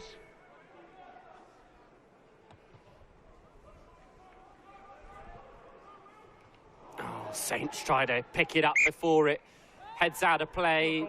And it continues the narrative of a scrappy first 10 minutes. Yeah, ball not quite landing at the moment, not quite going either way. And that will, in a sense, suit Bath, because they do have the firepower and the kicking game to manoeuvre Saints around the field. Saints want to keep the ball in play. They want to keep the tempo high. And at the moment, the game is sagging because of the knock-ons and the fact that we have to have so many resets and scrums. And at the moment, Bath will be happy with the way things are headed. Fine. Set. 1 early. What's that? Early engagement and another frustrating free kick to give away.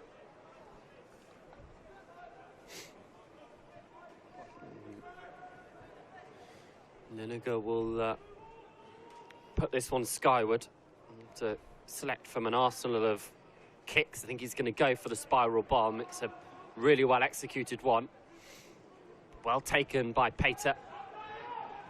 And look, Northampton look to go through the middle. Mears catches it on the half volley. The kick in behind. Going to put loads of pressure on Bath, and the decibel levels raised around Kingsholm as Bath trouble Northampton. Well, it was a gamble, the little kick through, but Bath saw the opportunity, and that little stab through, perfect, ideal, exactly what they would have wanted. It was inside the half, wasn't it, 50-22? The referee's absolutely right, but still, Bath put the pressure on. These arrows are going to have to be good. They haven't been so far, and that continues, and the knock-on means that Bath have gone from one end of the pitch to the other in a couple of kicks and have got a midfield scrum underneath the sticks. This is the sort of narrative that Saints would not have wanted. This is exactly the game plan that Bath need and desire and execute so well. They move the opposition around from set piece to set piece, and they sort of take you apart, pragmatically. Saints need a little bit more jouet in the game, and that's not the way it's going at the moment. 5. Set.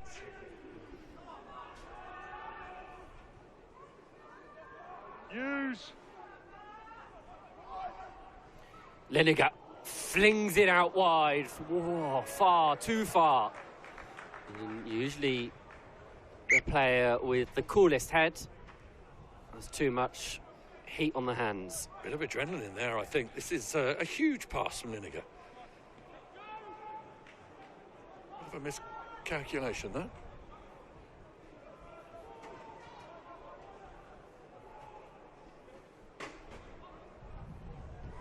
Northampton have to get their line out right, and this time they do.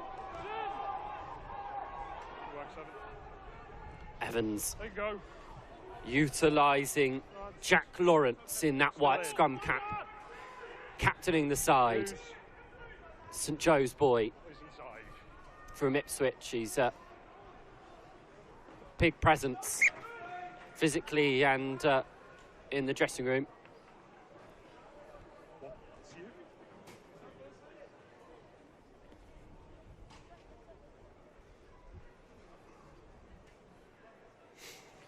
Saints haven't relieved a huge amount of pressure with that kick, in so much as Bath will get that ball back and off this line-out potentially look to build again.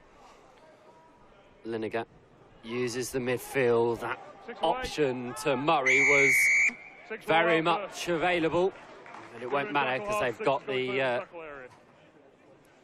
penalty.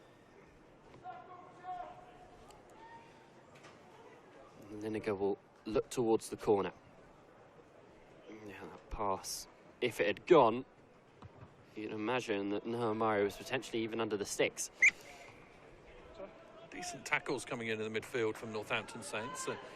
Some big shoulders being put in, and they'll have to. Physicality from the Bath side is pretty obvious. Get blue clear access throughout. Green sacking ball carrier only. Cartwright with his arrows. They go to the middle, brought down well. Now this is where Bath usually profit. Countless driving mauls have found the whitewash for the blue, black and white this season at senior level, at under-18 level, you name it. That's where they find their gold. They could open the scoring here with one. They've got the advantage if they so wish. No secrets where this is going. Bath keep it tight. A melee of bodies. Northampton come out with it. Easy. No, don't get involved. Don't get involved. Heated feelings. There's going to be a penalty. It was quite a cynical entry there from Northampton Saints. I was just wondering whether the referee would think about more than just a penalty, bearing in mind where it is.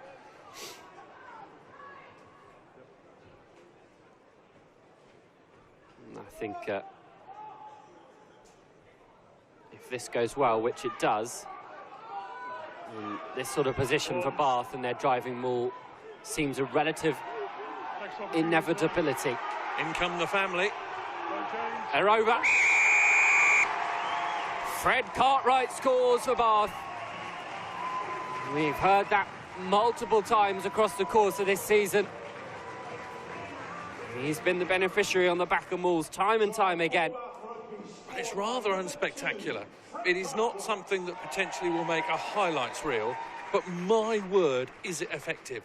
We saw Leicester Tigers turn to this sort of game plan, and Bath Rugby are exacting exactly the same sort of framework to this game. We mentioned it pre-match. This is the clash of styles. This is the way that Bath want to play the game. They want to keep it tight. They want to stuff it up their jumper. They want to use their muscle.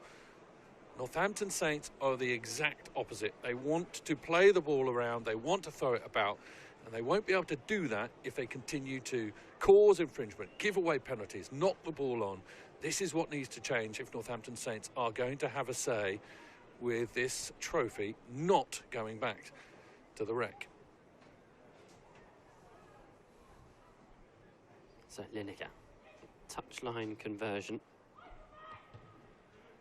He usually strikes them so well, and this is no different. So it's a full complement, 7-point score. James Lineker showcasing what he is about. He is an excellent boot, not just off the tee, from hand as well. Dab hand at the drop goal. I think Bath have just set their stall out. This is exactly what they're going to do, and they will do it for the full 70 minutes if you let them. Saints have got to work out how to stop that. They go long and deep again, Northampton, and the work rate means that Bath are pinned inside their own 22. Mears takes his sweet time to utilise Purnell.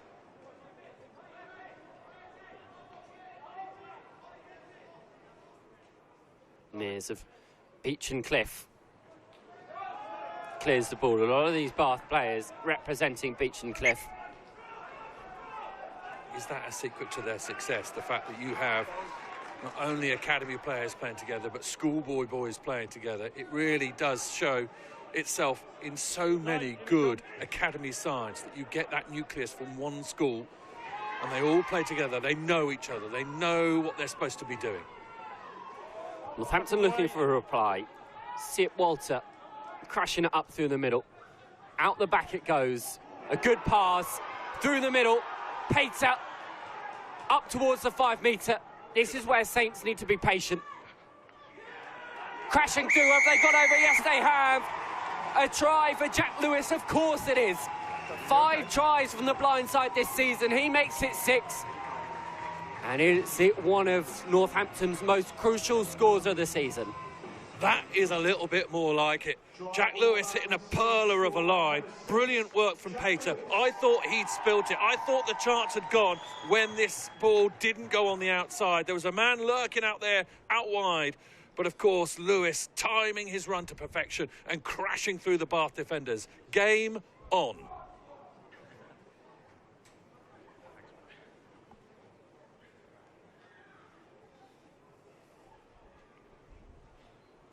Lewis has been finding the whitewash so often across the course of this season, not just from that sort of range as well.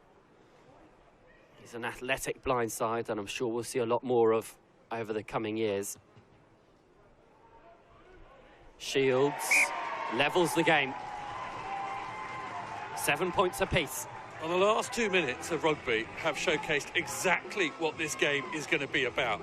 Fast hands, quick thinking for Northampton Saints for their score. Solid, pragmatic building for Bath. Power, set-piece supremacy. It is all there in front of us. That is where we are. 20 minutes gone on the clock, and we know where this game is headed. Lineker. Once again, the kick goes straight down the middle. And it's good work from Henry Lumley to set up this opportunity for Northampton to stretch their legs on this far side.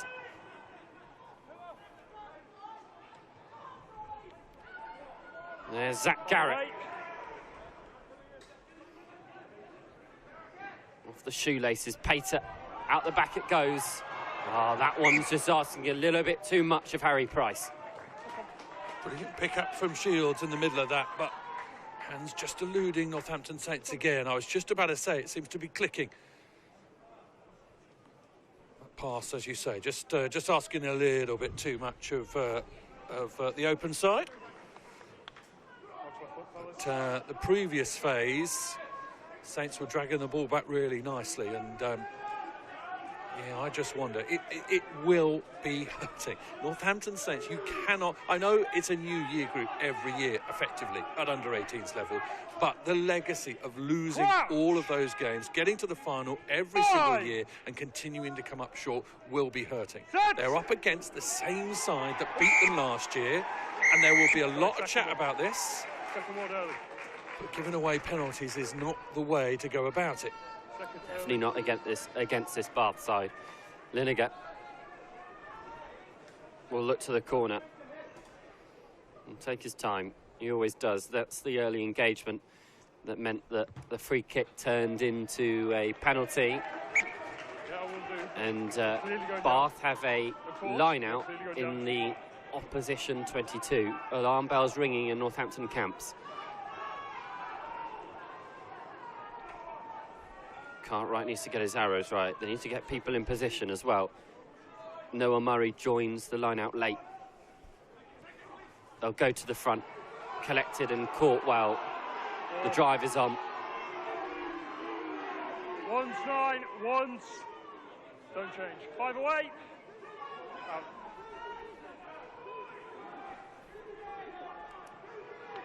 Mears Continues to look at his fly half as to what to do.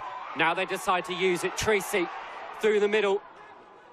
A name so formidable with under-18s and Bath Rugby. Rolling over, have they got there? Yes, they have. It's a bundling score.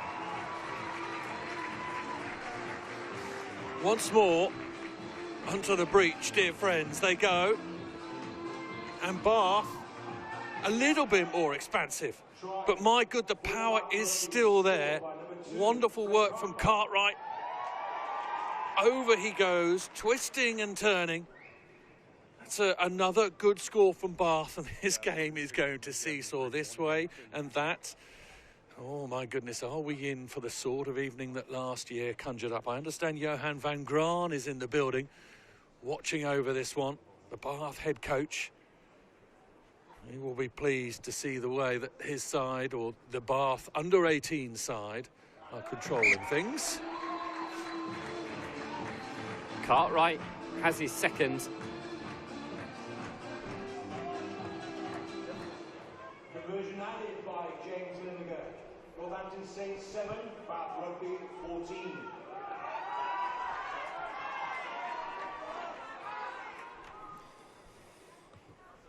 Northampton, once again, go down the gullet of Bath with the restart. Good work over the ball, brilliant work over the ball. Harry Price wasting little time. Through the hands, Aidan Reid, what a pass that is. Oh, Charlie Tamani just cannot keep a hold of that one. Yeah, I'm not being funny, I think that pass made Reid almost caught Charlie Tamani out. It was so good. You're not expecting his tight head to fire one at him at pace. And Charlie Tamani is shaking his head as he makes his way back here. Here's another look at the penalty. Good work over the ball. This has been a feature. And there's that pass, rifled across. Too fast.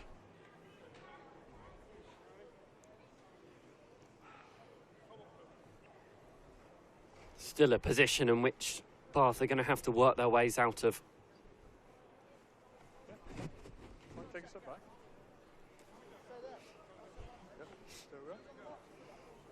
You can see Luke Charteris calling orders into a microphone on his chest. Part of the Bath coaching setup here for the academy. Sees them all the way through to the senior academy setup as well. Bath have taken such pride in their youngsters over the last couple of years. And this is the proof of that commitment to the next generation. Will Parkin, the under-18 coach, was talking earlier about how important that connection is between under-18s and under-20s. Really need to get that pathway right before you think even further. You need to get the good players at under-18 making their mark on the under-20s as well. You can see the logic. That's probably an example of why Luke Charteris is involved in that step up.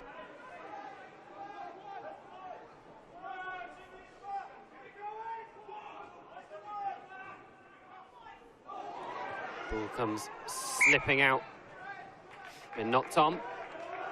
So it will be Bath ball, but the line-out has not been functioning well for Northampton, and as that is not to their dismay, that is just how good the likes of Fred Kempton are at making a nuisance of themselves at set piece. Yeah, once again, you got Salisbury and Kempton getting up and making a real nuisance of themselves and getting in the way. Even if they don't get hold of the ball, they're in front of the guy supposed to be catching it, and they're making it really, really difficult for the Northampton Saints players, who will feel as though set piece is an issue. So they'll be nervous anyway.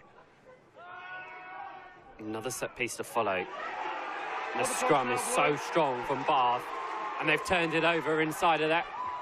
Tracy out to Derwent, moved back to fullback today after spells elsewhere. Throughout the course of this under-18s competition, he will finish it as a 15. It's been turned over. It has, and it's now in the hands of Jack Lawrence. Your man stood over him. Your man stood over him. I'm going to reward that, mate. Reid, out the back it goes, twice. Tamani, ball in hand. This is where he can be dangerous. Charlie Tamani doesn't go out round, he goes through. And he might pay the price here, but he's dragged down. He's on the floor, yeah, must release. Out it comes. Another through smoke and screen. Hard line cut, this time by James Pater. He's been straightening attacks throughout the course of the first half. Little dab in behind, but no one was wise to it. So they're going to come back for the penalty. And it's all got a little bit exciting in that midfield bunch. Yeah, Aidan Reid in the middle of things as regards handing out cards. And I think the referee might speak to both sides here, but at the moment, Northampton Saints will want to turn this territory, this possession, into points. Let's listen in to what the referee says. Here by 10, playing advantage, and there's a bit of pushing from behind me off the ball. What we don't need is firstly your number 3 shouting he's throwing punches, and your players getting involved as well. Okay, we're 27 minutes into a good game of rugby. It's not spoiler now. Talk to your players. We're going back for the penalty for 10 high tackle.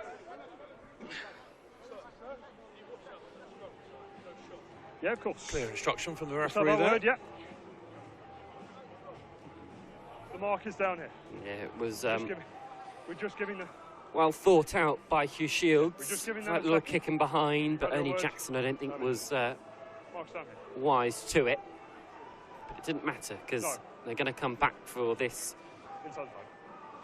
penalty, and this is when Bath have to knuckle down, I imagine.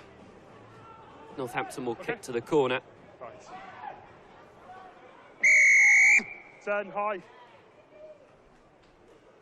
You as well. Yeah, fine. They are going to do just that. Clear, please.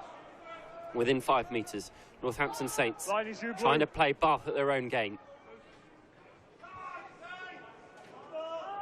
I reckon this will be a setup for a move in the centre.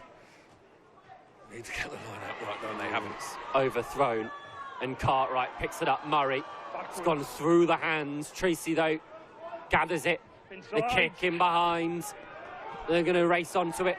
Well taken by Shields, who jinks this way and that, and actually finds a bit of space for James Pater, who's ushered into touch, runs out of real estate on that far side. Yeah, decent from Shields to create the space. Pater not able to operate in the small channel on the right-hand side. But again, you can see the set piece, which at the moment Bath have in their pocket. So advantageous at under-18s. The line-out especially a difficult skill to convert. And Northampton at the moment paying the price. Coughing the ball up in prime territory.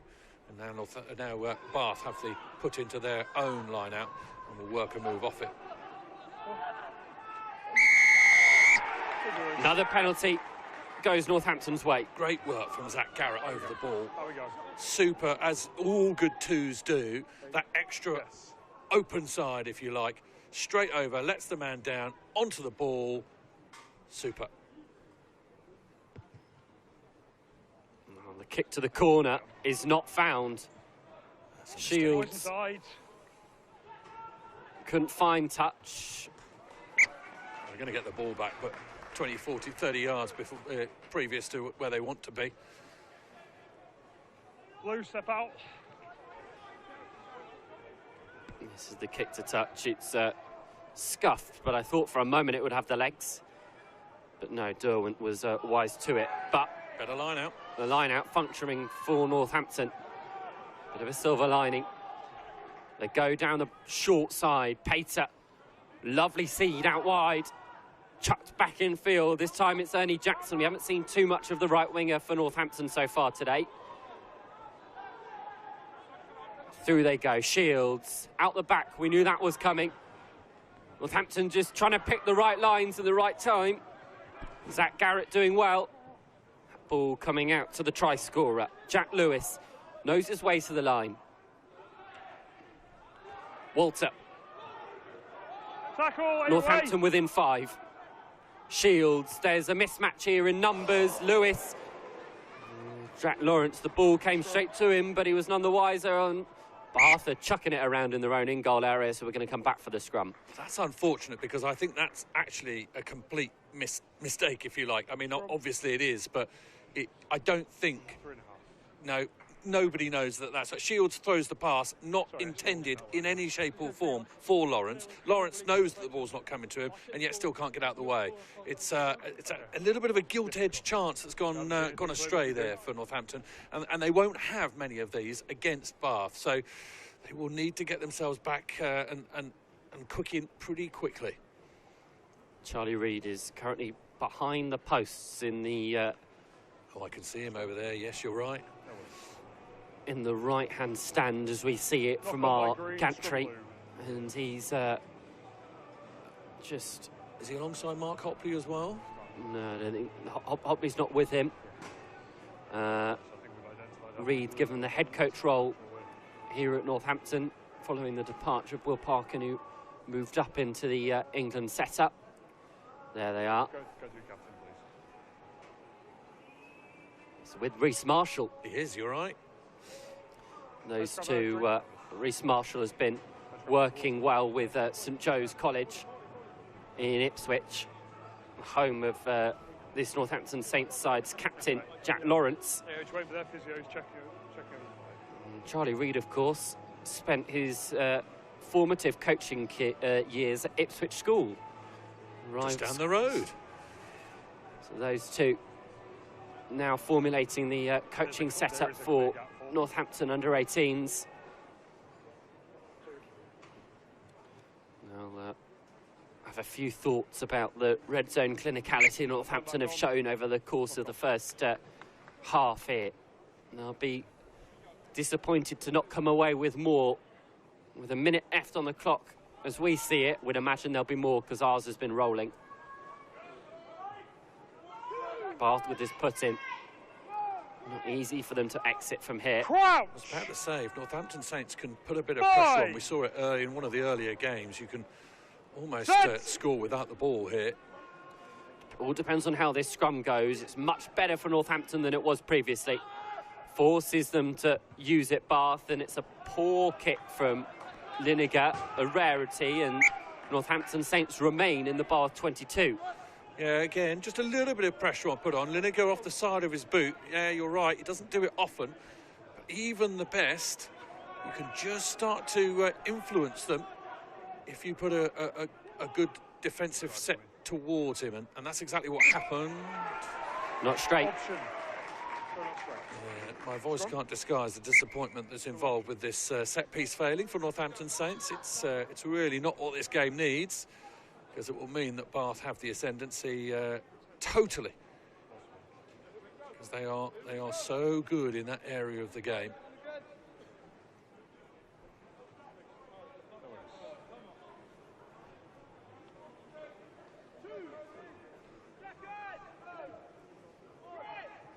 Crouch! Bind! Set! That's 6 and 1, off this with the other, play through. Bath feed it, Mears, Lineker. They go to exit, that's a much better kick. A brilliant kick, in fact. Fired all the way down into the Northampton Saints half. Lineker almost directly responding to our criticism of him. Shows exactly the sort of kicker he is. Excellent angle on that one. And, with the way this Northampton Saints line-out's been functioning, Bath will be keen to try and continue to disrupt. Goes to the tail again, and it's been knocked on again. And this is the way that Bath Under-18s play. And like a python, they'll slowly close in on you, force errors after error, and work their way up the pitch using set pieces. Once again, 2 men going up, competing, not getting the ball, but making enough of an issue so that it is really difficult. The throw wasn't the greatest, but even so, if it had been on the money, it would have been trickier. Bath are doing some really good line-out defending, even without getting the ball. Set! Mears feeds. They go down the short side. Lineker onto Nunn. Gets his own back onto Marnie. Tackle, release! Go away! Tracy just comes into play distributor, handing it on to the bigger pieces of furniture, and a little kick in behind. Shields is going to have to deal with it. It's been touched, so everyone's onside. They're all good. The kick return, though, from Bath. Derwent, who put the nudge in him to start with. Purnell sucks in defenders so well. Any carry, Lineker stops and starts, feeds the co-captain Fred Kempton onto the ball. Lineker again, the little tip on to Jack Harrison, who played in this fixture last time out. Ed Salisbury bundled into touch. They're going to go quickly, or they're not going to be allowed to? No, they're not going to be allowed to. Henry Lumley there with the all-important tackle. Another player who, well, the only player out of this Northampton Saints side that started in the previous final, and currently the scoreline is the same result as last year as it stands. Northampton will be scratching their heads as to how they're going in, having only scored 7 points. Chances are plenty for them in the first 35 minutes. Bath have taken their chances well. 2 from Fred Cartwright. Forward dominance prevailing. The half-time score here at Kingsholm. Northampton Saints 7, Bath Rugby 14. Thank you for your cooperation.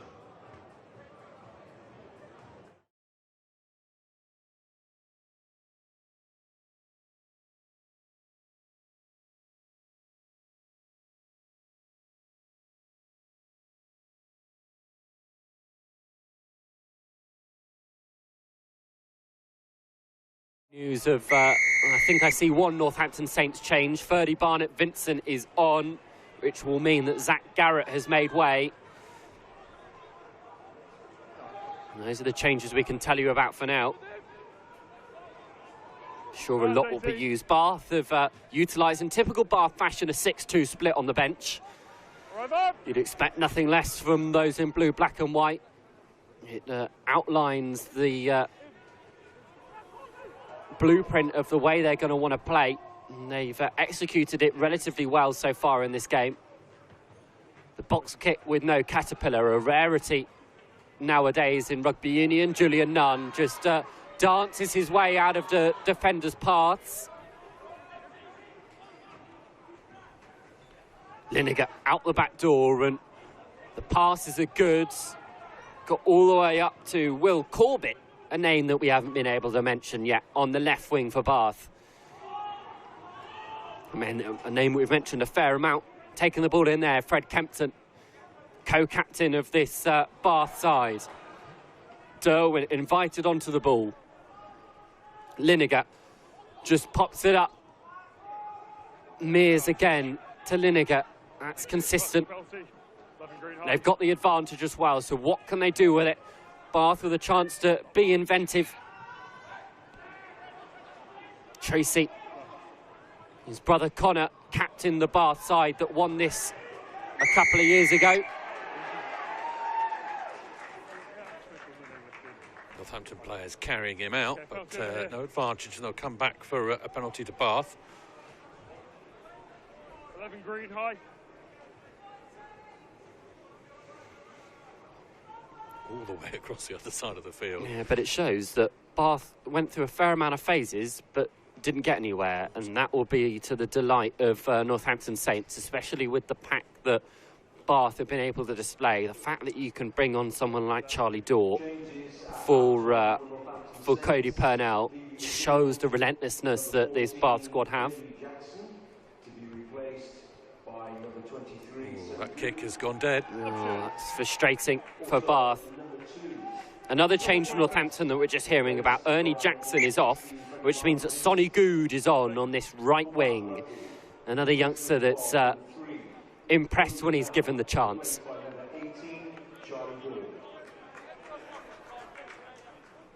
First scrum, second half. Stability, balance. Chance for Bath, though, to try and put the pressure on this Northampton Saints scrum in the first half. There was a couple of very dodgy moments where the Saints felt the real pressure coming through from blue, black and white. I was going to try and rhyme that. Didn't quite work, did it? It didn't. It's the cold. Yeah, I wanted to end in blue. Use the cold as excuse. Yeah.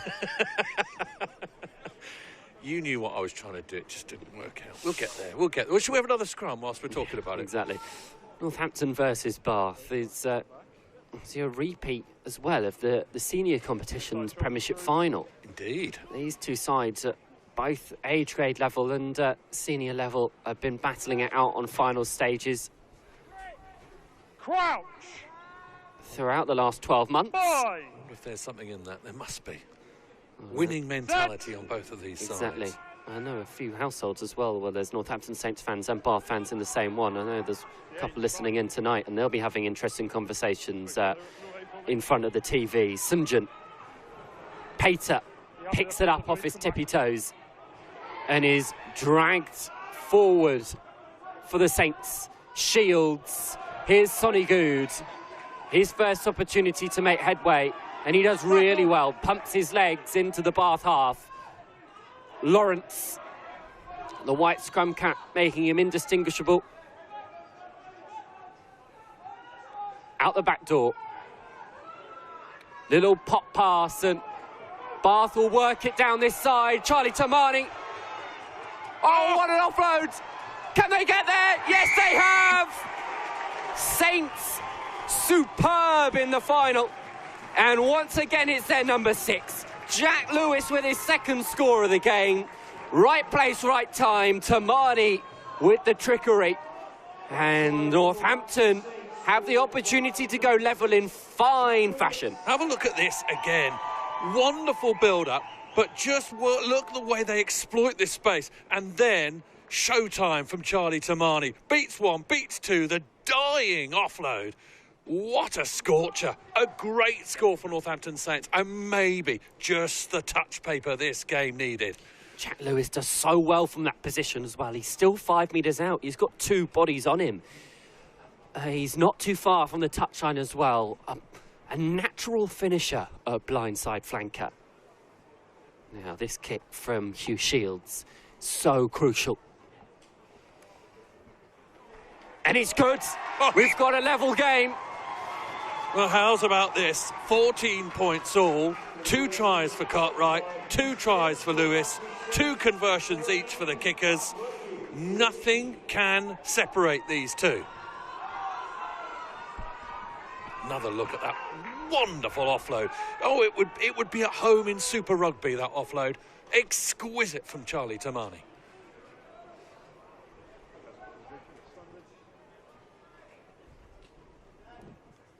So Lineker will get us back underway. Picks this way and that. He's going to go to the far side, to the right. Under pressure is Lawrence. The ball's come tapped back, and it's with the West Country side once more. Great chase from Nunn on that. Really, really good chase to make the kick good. And now Tracy goes, uses the left winger Corbett, who's going to be bundled into touch. Once again, the defensive acumen of Henry Lumley, a player who will have his wrongs to right in this fixture. Started in the game last time out here at Kingsholm 12 months ago, when he's putting in a real defensive shift. A really good tackle and a good line out to boot as well. This is more like it from Saints. Another replay, and look at this, Lumley working hard. Brilliant stuff. Saints trying to splinter the Bath defence as they rumble on. Barnett Vincent. Good work from Ferdy Barnett Vincent. Really good work on the floor as well. Yeah, and Saints are powering through. St. John. Shields needs to pick the pass well. Good comes off his wing. Pater straightens. Pater's still going. He's broken the defenders. Good. One inside. Saints, can they kick on? Have they got there? They're a few blades of plastic grass away. It's been held up. Oh, my goodness. This final continues to deliver. Saints thought they'd scored another screamer, but Bath say no, thank you, and slam the door in their face. Harry Evans, how's your luck? Lovely pump fake from... And then the step on the gas. How does he not get this down? Oh, he turns on his back. Oh, he just twists and turns. Oh, that's brilliant defending from Bath. You have to say, in the situation, that is brilliant defending. Evans is taking a little bit of a knee to try and sort himself out. But really, all told, that is exquisite defending under the pressure. It was all ends up for Evans to dot that down. I think it was Lineker. I'm not 100% sure over that ball was. Lineker, try saver. What, and let's see it build again. Brilliant. Pater bursting through the double doors. Have a look at him here. He's been eye-catching. It doesn't even dummy, he just goes. And then the inside ball, lovely offload. Little pump fake from Good. Then the hitch kick. What about that tackle from Lineker? That's brilliant. Absolutely brilliant from the Kingswood lad. And he may have just saved Bath there. We shall have to see. It does look like Oscar Thomas is on for Bath, the Wellington College captain. His leadership will be invaluable for the blue, black and white in these sort of conditions. He replaces the double try scorer, so he's got big boots to fill. And he will fill them. He's a superb talent, looking most likely to be involved in Six Nations action, potentially later on this calendar year. He's struggled with injury across the course of the Academy League, hence why we haven't seen too much of him. But he's back and he's available, and he's coming off the bench. Lineker drills this one really far.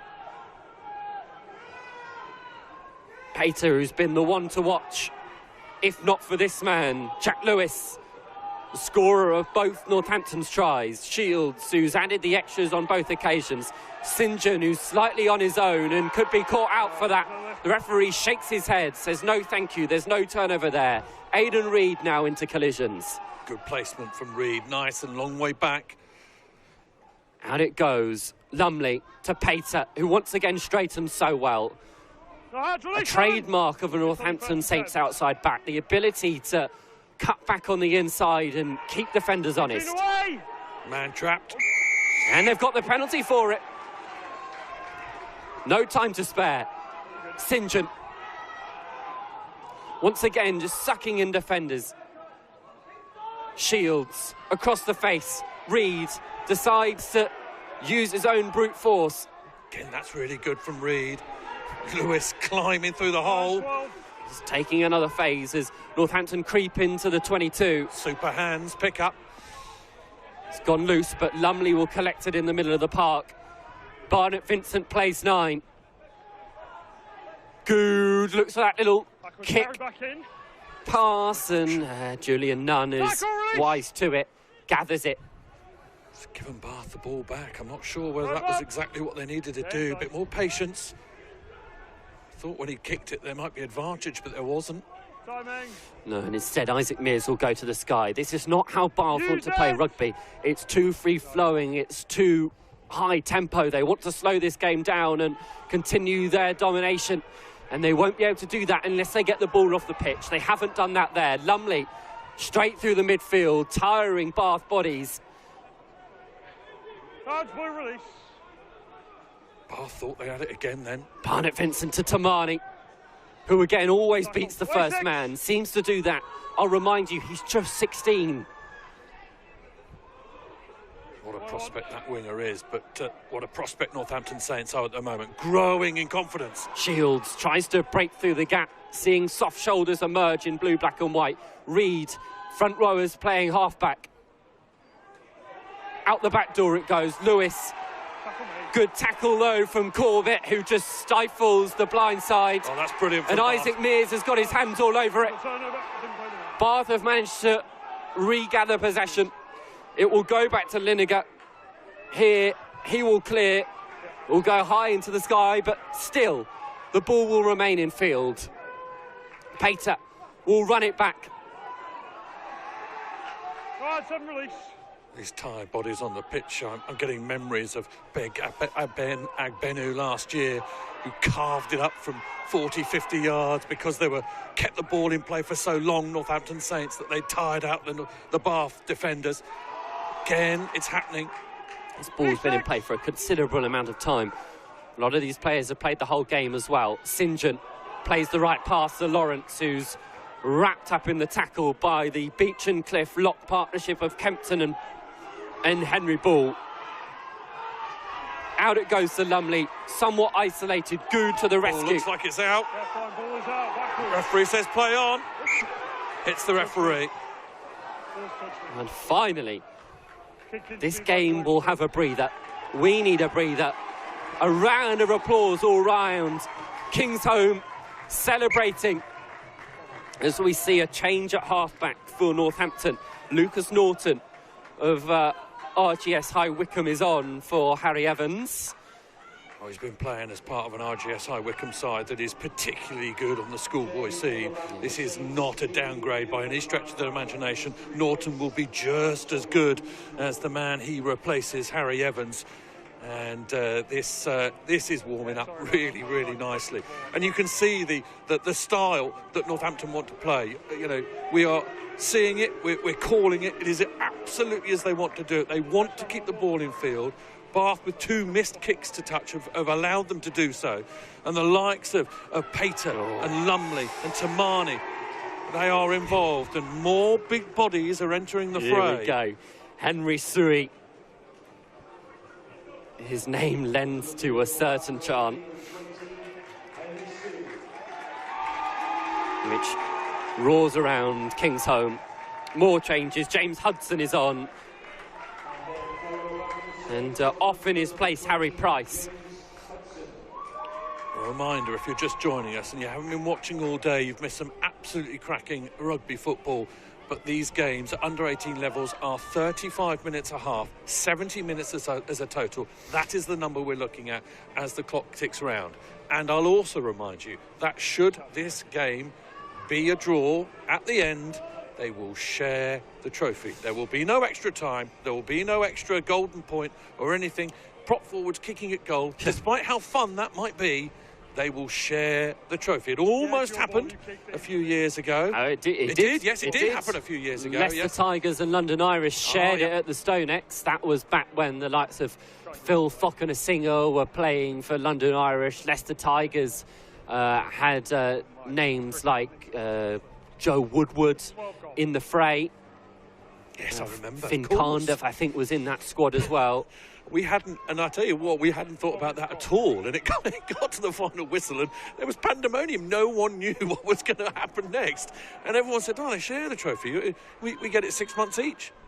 That is what will happen. I'm trying to think about this from a Northampton Saints point of view. Would that be consolation? Having lost 4 times, will they be happy to share a trophy? I don't think so. I don't think so.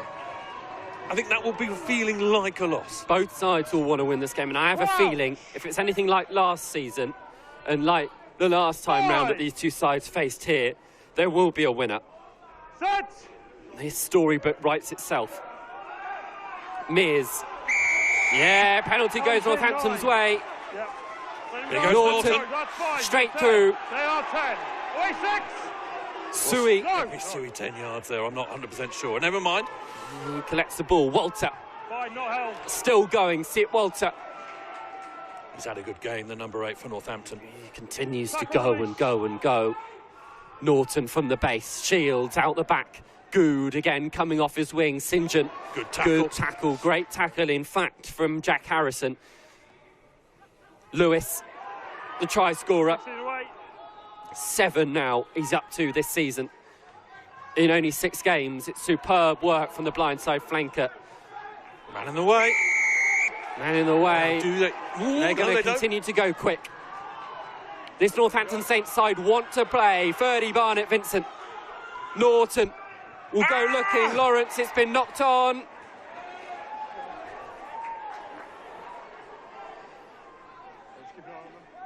Taken in by Charlie Daw.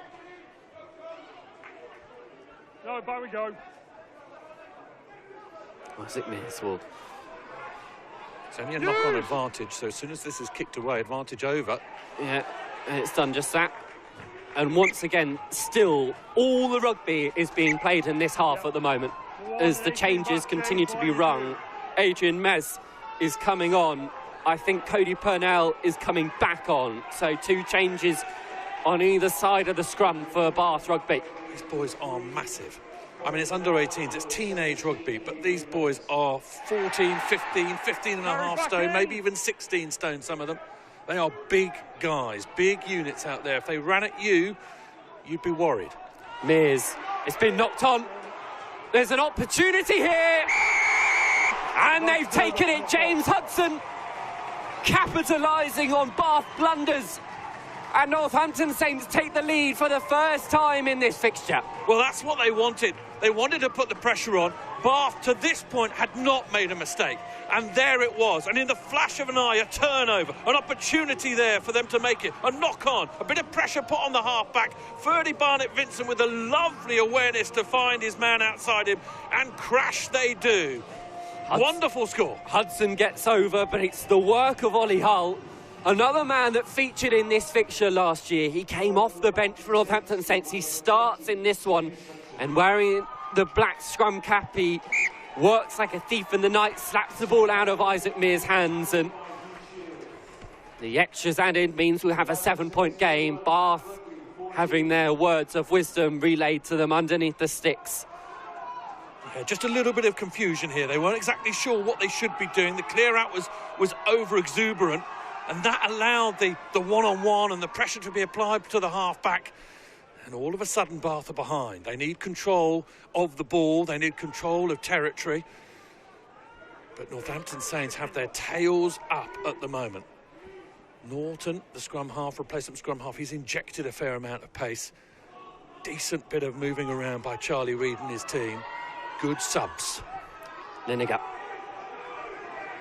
gets us back underway. Lawrence, it slips straight through his hands and into the path of Will Corbett.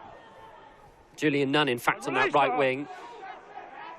Tamani doing well to slow it down, but not well enough to get it back. Adrian Mess. Oh, lovely inside ball. Great ball for Oscar Thomas to run onto. The ball's available, though. Suey. Oh, Bath just not clicking. Aidan Reid, it's come out to Norton here. He's playing well, is Reid at tight head. Really good skills as Aidan Reid, and you can see them being employed around the park. Good awareness as well to find the right exit. Bursting through the middle. Northampton Saints continue to rumble. They've really got their tails up at the moment. St John out the back, a floated pass. Tamani will have to retreat to get it.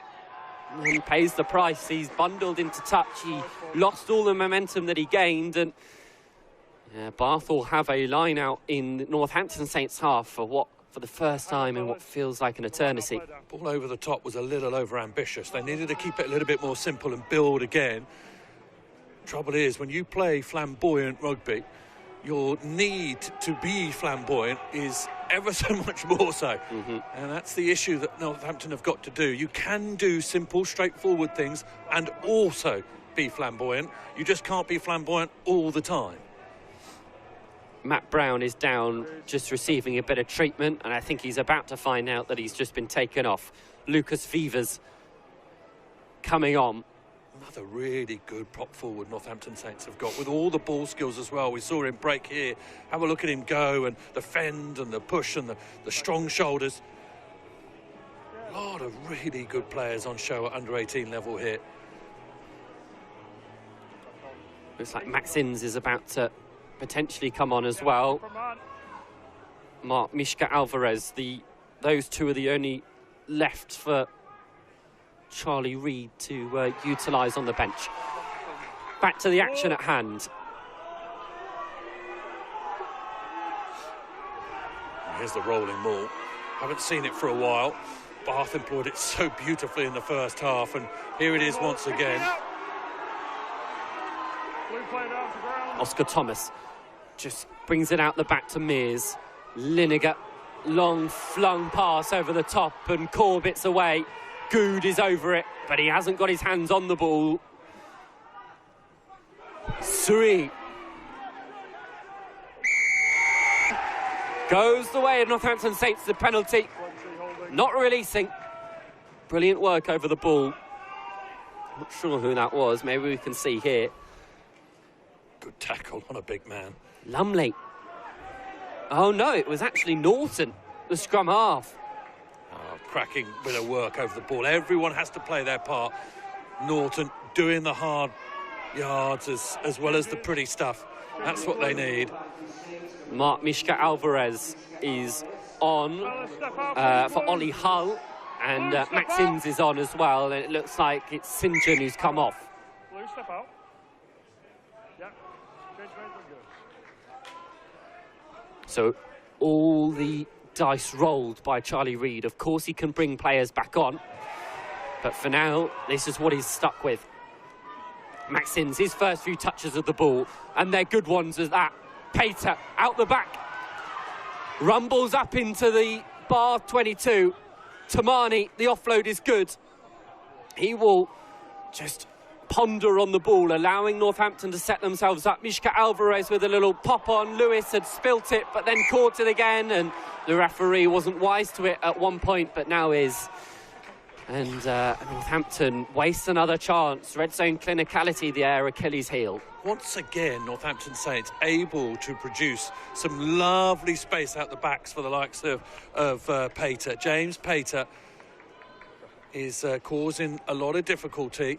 You're right, they aren't converting in that red zone, but my goodness, when they are able to create that space, that lovely drag back pass behind the screen, it's working an absolute treat at the moment, and the alacrity with which Northampton Saints can move with is a sight to behold. Aidan Pugh and Max Hooper are about to come on. Stay 9.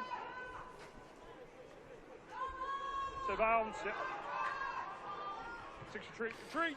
Lineker clears. Touched.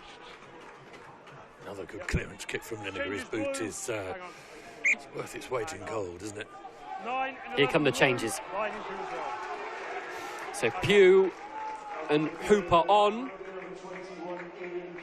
and Isaac Mears is coming off, as well as I think it's Jack Harrison. Right, Blue on the line. Green step in.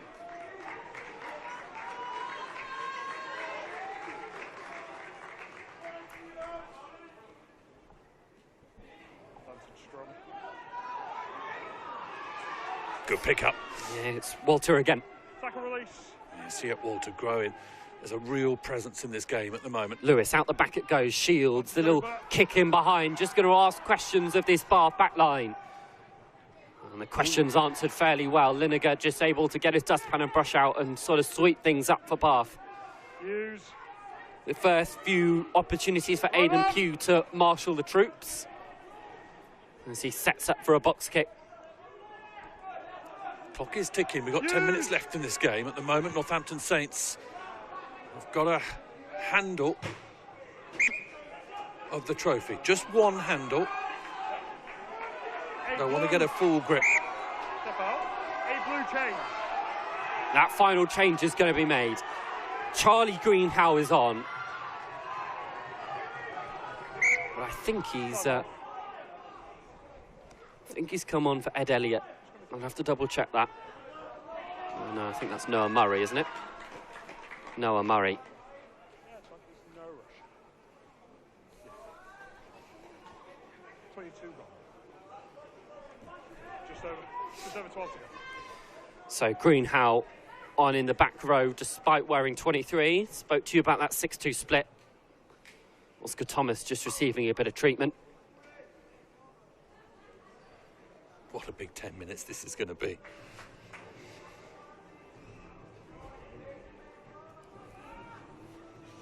To this point, obviously both fly halves have been faultless from the tee, and you'd hate for it to come down to that.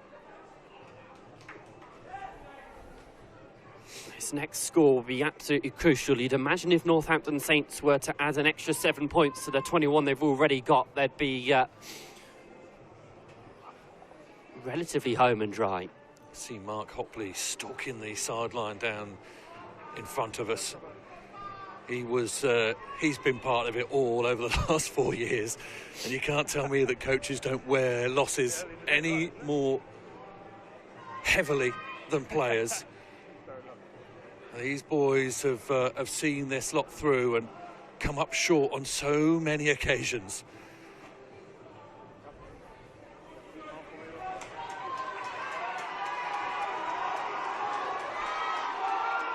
Ferdy Barnett Vincent. Ball in hand. Arrows have to be good. Now it's stolen again at the front of the line out. Lineker, they instead potentially look to play, and that's not how Bath usually like to use the rugby. And you can see it there, unnatural for the Bath backline to get the ball that deep. And the handling error costly. Yeah, great work at the line-out, as it has been all through the game, especially defensively. They've ruined it. But this pass off the left hand of Derwent, absolute killer. Cannot, I mean, you could be an international and not pick that up. Really difficult ball to deal with. And what a position Northampton Saints have. I will say that Hugh Shields is named by nature shielding Charlie Tamani at the moment, who's just stalking down this blind side with his outside half, and instead they go towards the open side through Walter, who will pump his legs and continue to drive up towards the 5-metre line.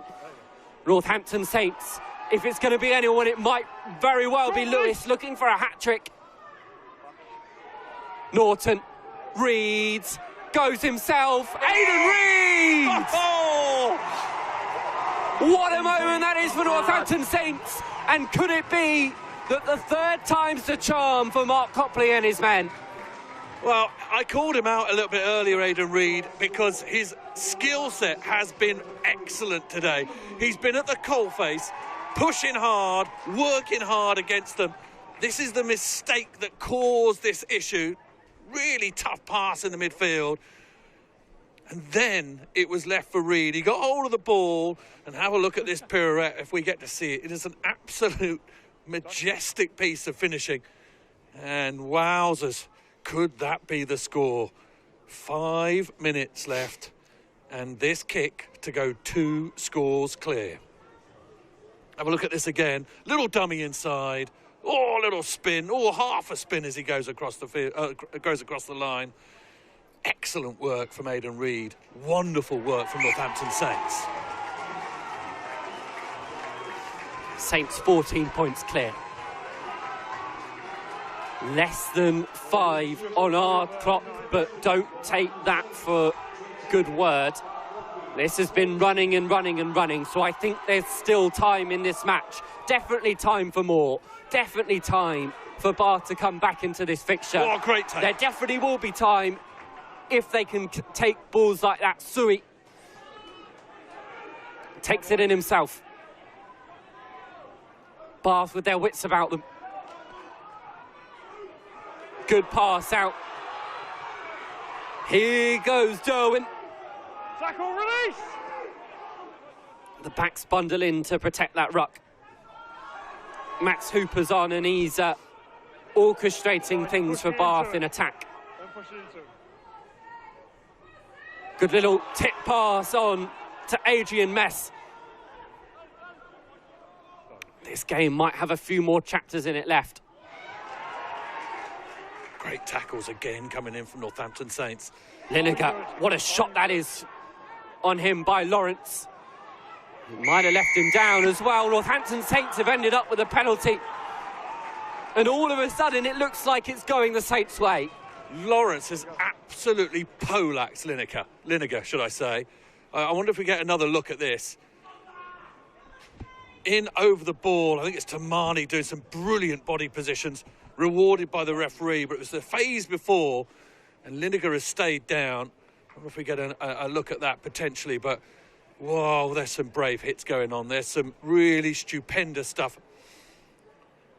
And another look, I think here goes Lawrence, the hit here, boom, oh my goodness. Rearranging vertebrae, Mr. Lawrence. We had Le Crunch a couple of weeks ago, and well, a week ago in fact, and that was a fitting of a Courtney Laws-esque hit. Jules Plisson still has bad dreams about that one. I think Lineker will be feeling that hit for a couple of weeks. The Northampton Saints lot making big hits in big games. It's a story we've all heard before. Lawrence will be so pleased that you've just mentioned him and Courtney Laws in the same breath.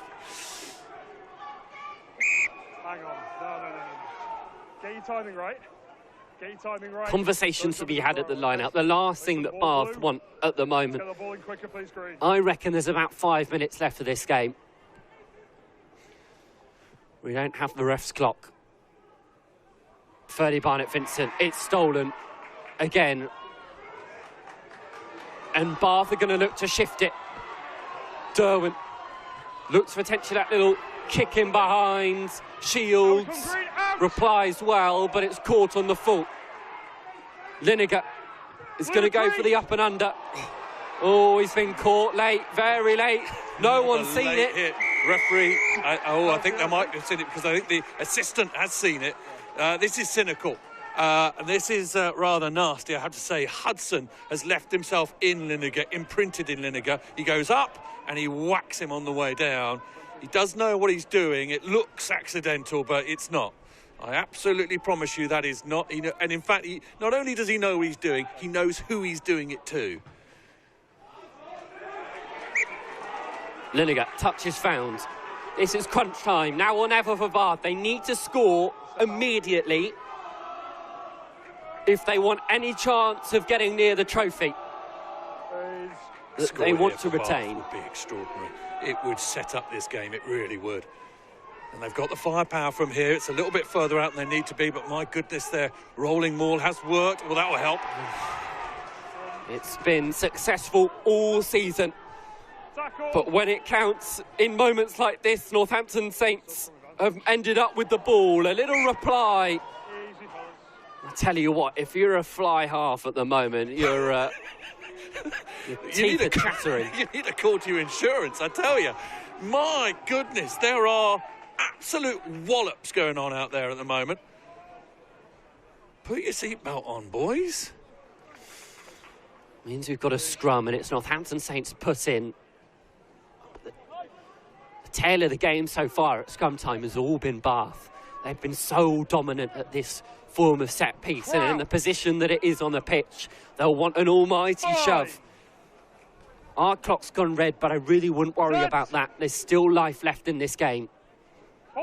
Look at that shove from Bath. Maybe there's something in it. They've got the ball. Lineker out wide. Julian Nunn steps this way, and that puts on the gas. Julian Nunn flicks it back inside. It's ended up with Norton. No, it hasn't. Oh, it's all gone backwards, though, so it is with Northampton. Use it! Norton breathes a sigh of relief. There was a moment in which I thought Julian Nunn had just thrown a pass inside to a Bath player, and potentially it could have got very interesting. They are going to clear, though. He needs to find touch. He does just that. Bath, I imagine, will waste little time. Lineker, they need him now more than ever. Great. But he's brought down so well by Stuart Walter, who's been the unsung hero for Northampton across the course of this 70 minutes. Nunn comes off his wing. He knows that they need him. Are they over the ball, Northampton? Hayden Reed goes fishing, but comes up with an empty pod. Thomas out wide. Oscar Thomas in a little bit of space. The ball kicked in behind. They knew they were running out of real estate. Yep, 16 blue change. Changes being made as well, with Fred Cartwright's coming back on. Oscar Thomas, that will be his last couple of involvements. He scored 2 tries already, Cartwright. They need him to score 2 more. Here we come then, Green. Again, I just want to pick out a couple of players. Rather obviously, the likes of Lewis are going to take the headlines, if you like, for Northampton Saints if they do go on to get this. But Aidan Reid, again, making a real nuisance himself over the ball. But my player who's really, really shone is Walter. He really has done some excellent work, and I think is probably one of the difference makers here tonight for Northampton Saints. And if they are, what it looks like, going to hold on to this and take the title, it's because of the performances of Stuart Walter. 3.5 minutes left to go, according to the referee we just heard. As Matt Brown comes back on, Lucas Vivers will watch on from... No, it's Aidan Reid who's going to hobble off. A great game from Reid. And has earned his sit down. He hopes it is an armchair that he's going to sit in and watch the remaining few minutes of this game and be able to enjoy the spoils of his work. A lower sixth former again. A reminder, there are some young players out there. Bedford School lad, a lower sixth former, and so sorry to see him going off, and he's been carried by his mates. Gets a round of applause, and we're back over on the far side with the line out. Time back on. Ferdy Barnett-Vincent will have to get his arrows good. He does just that. They continue to go to the back of the line out despite it potentially being a point in which Bath can nick the ball. That's just how Northampton Saints like to play, with a little bit of danger sprinkled in here and there. Norton, he's been told he's going to have to use it. Tamani on the short line. They've got the advantage as well, and they're going to come back for it.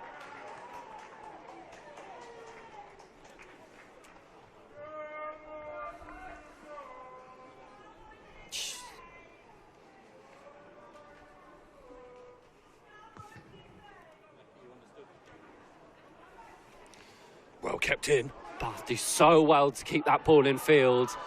And there's space here if they can use it. Lineker sacked.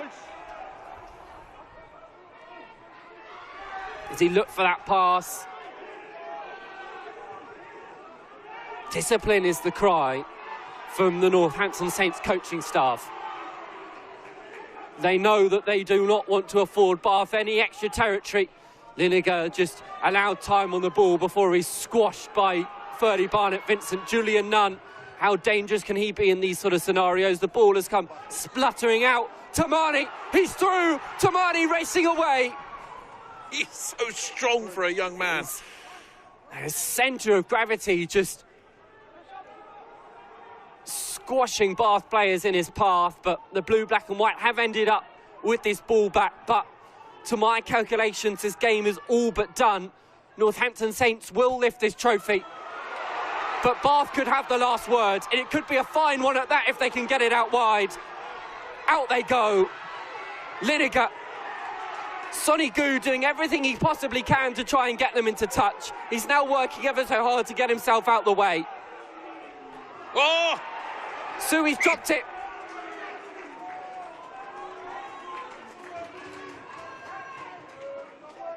We'll have one more scrum, I think. He did look at his watch, the referee. We will have one more scrum, and look at the drop there by Henry Sui. He's immediately frustrated with himself, and he still is. Well, I tell you what, whilst we wait for this scrum, you know what I'm thinking of? The boys watching from Northampton Saints over the last few years who came and failed. And this is a little bit for them. There would have been so much pain and heartache at under-18 level because obviously you only really get one go at it. And there would have been loads and loads of Northampton Saints players who play in this style, who play this way, the way that this side is playing right now, and they have come up short. Last year was agonising for them. There was tears, there was consolation at the end, but this is for them. I think of those guys that have made it and gone through and gone on to other things even, who will still be tuning in and still be thinking about it, and it will be for them. Northampton Saints, what redemption, what a story. This is wonderful. Wow. Fine.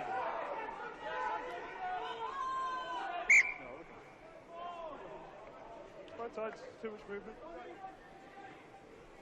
Stop that, wait for the calls. This is music to Saints' ears. Another reset, so yes, please. The clock continues to wind down. We're obviously deep into our red, but there's 20 seconds left of this game. Crouch! Five. This realisation on Bath faces that this is it. Set. Saints have won this match. It's just about how they close it out, and they'll want to finish with a flourish.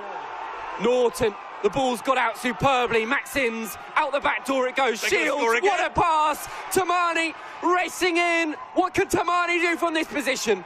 He gets himself back up to the 22. It seems an inevitability when he gets a ball that meters are made. Great work from Matt Brown. He's come on and off the pitch and continued to make an impact. Brown. Norton goes digging. Another prop forward who's had an absolutely stellar game for Northampton Saints. Shields, Inns, penalty advantage as well. Lumley with the ball, with possession. They're going to come back for the penalty. That is time. That is time. Tap it and kick it out is time is the call. They're going to go for the 3 points. Ah, look at them. Yeah, the players turn to one another and they hug and they embrace and they slap each other's backs because they reckon, well, they know. They don't reckon, they now know that this is it. Whether this goes over or not, whether this bounces off the post or not, whatever happens to this ball, this is it. The final play has been called. Whatever happens, Northampton Saints have won. What a day, what a game. If at first you don't succeed, continue to play the Northampton Saints way. They've done just that. And third time's a charm for the men in black, green and gold. They go marching in. Bath hold their heads. They can do no more. Northampton Saints have played better. They've won. And they'll be celebrating into the Gloucester night. What a game. The pinnacle of under-18s rugby at a domestic level. It's paid off in dividends. There is so much story here.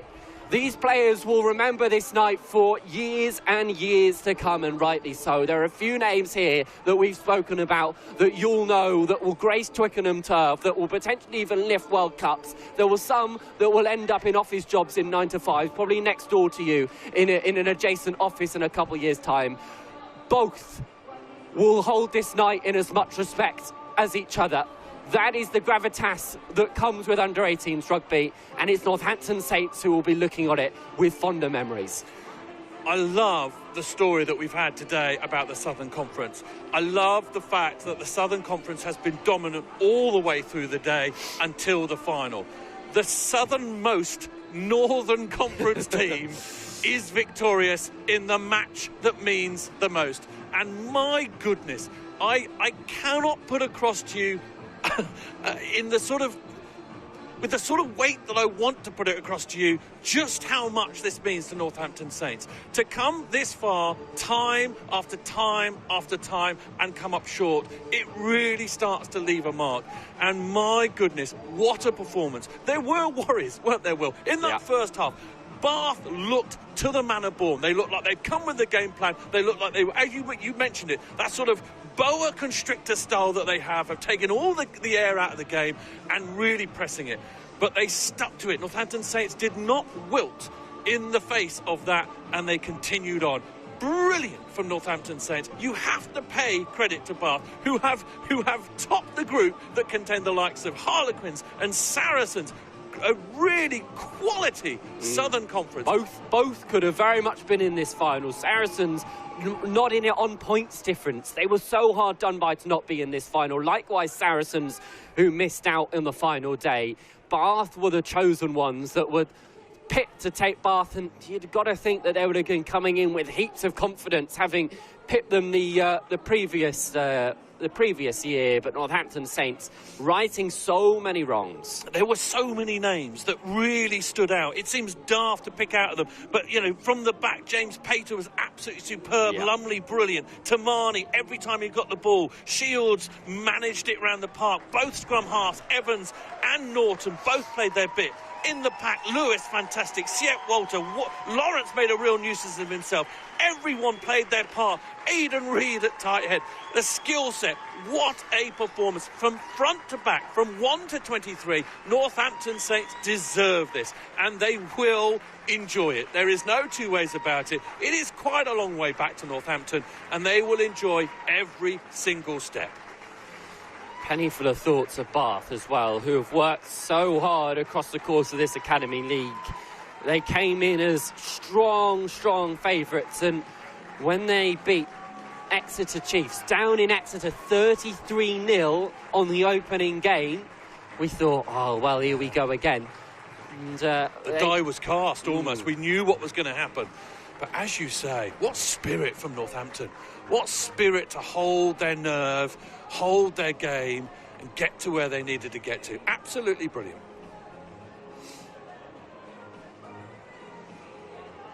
But what a joy the whole day has been, Will Roberts. I think from front to back, I'd like to thank all the guys that we've had on commentary.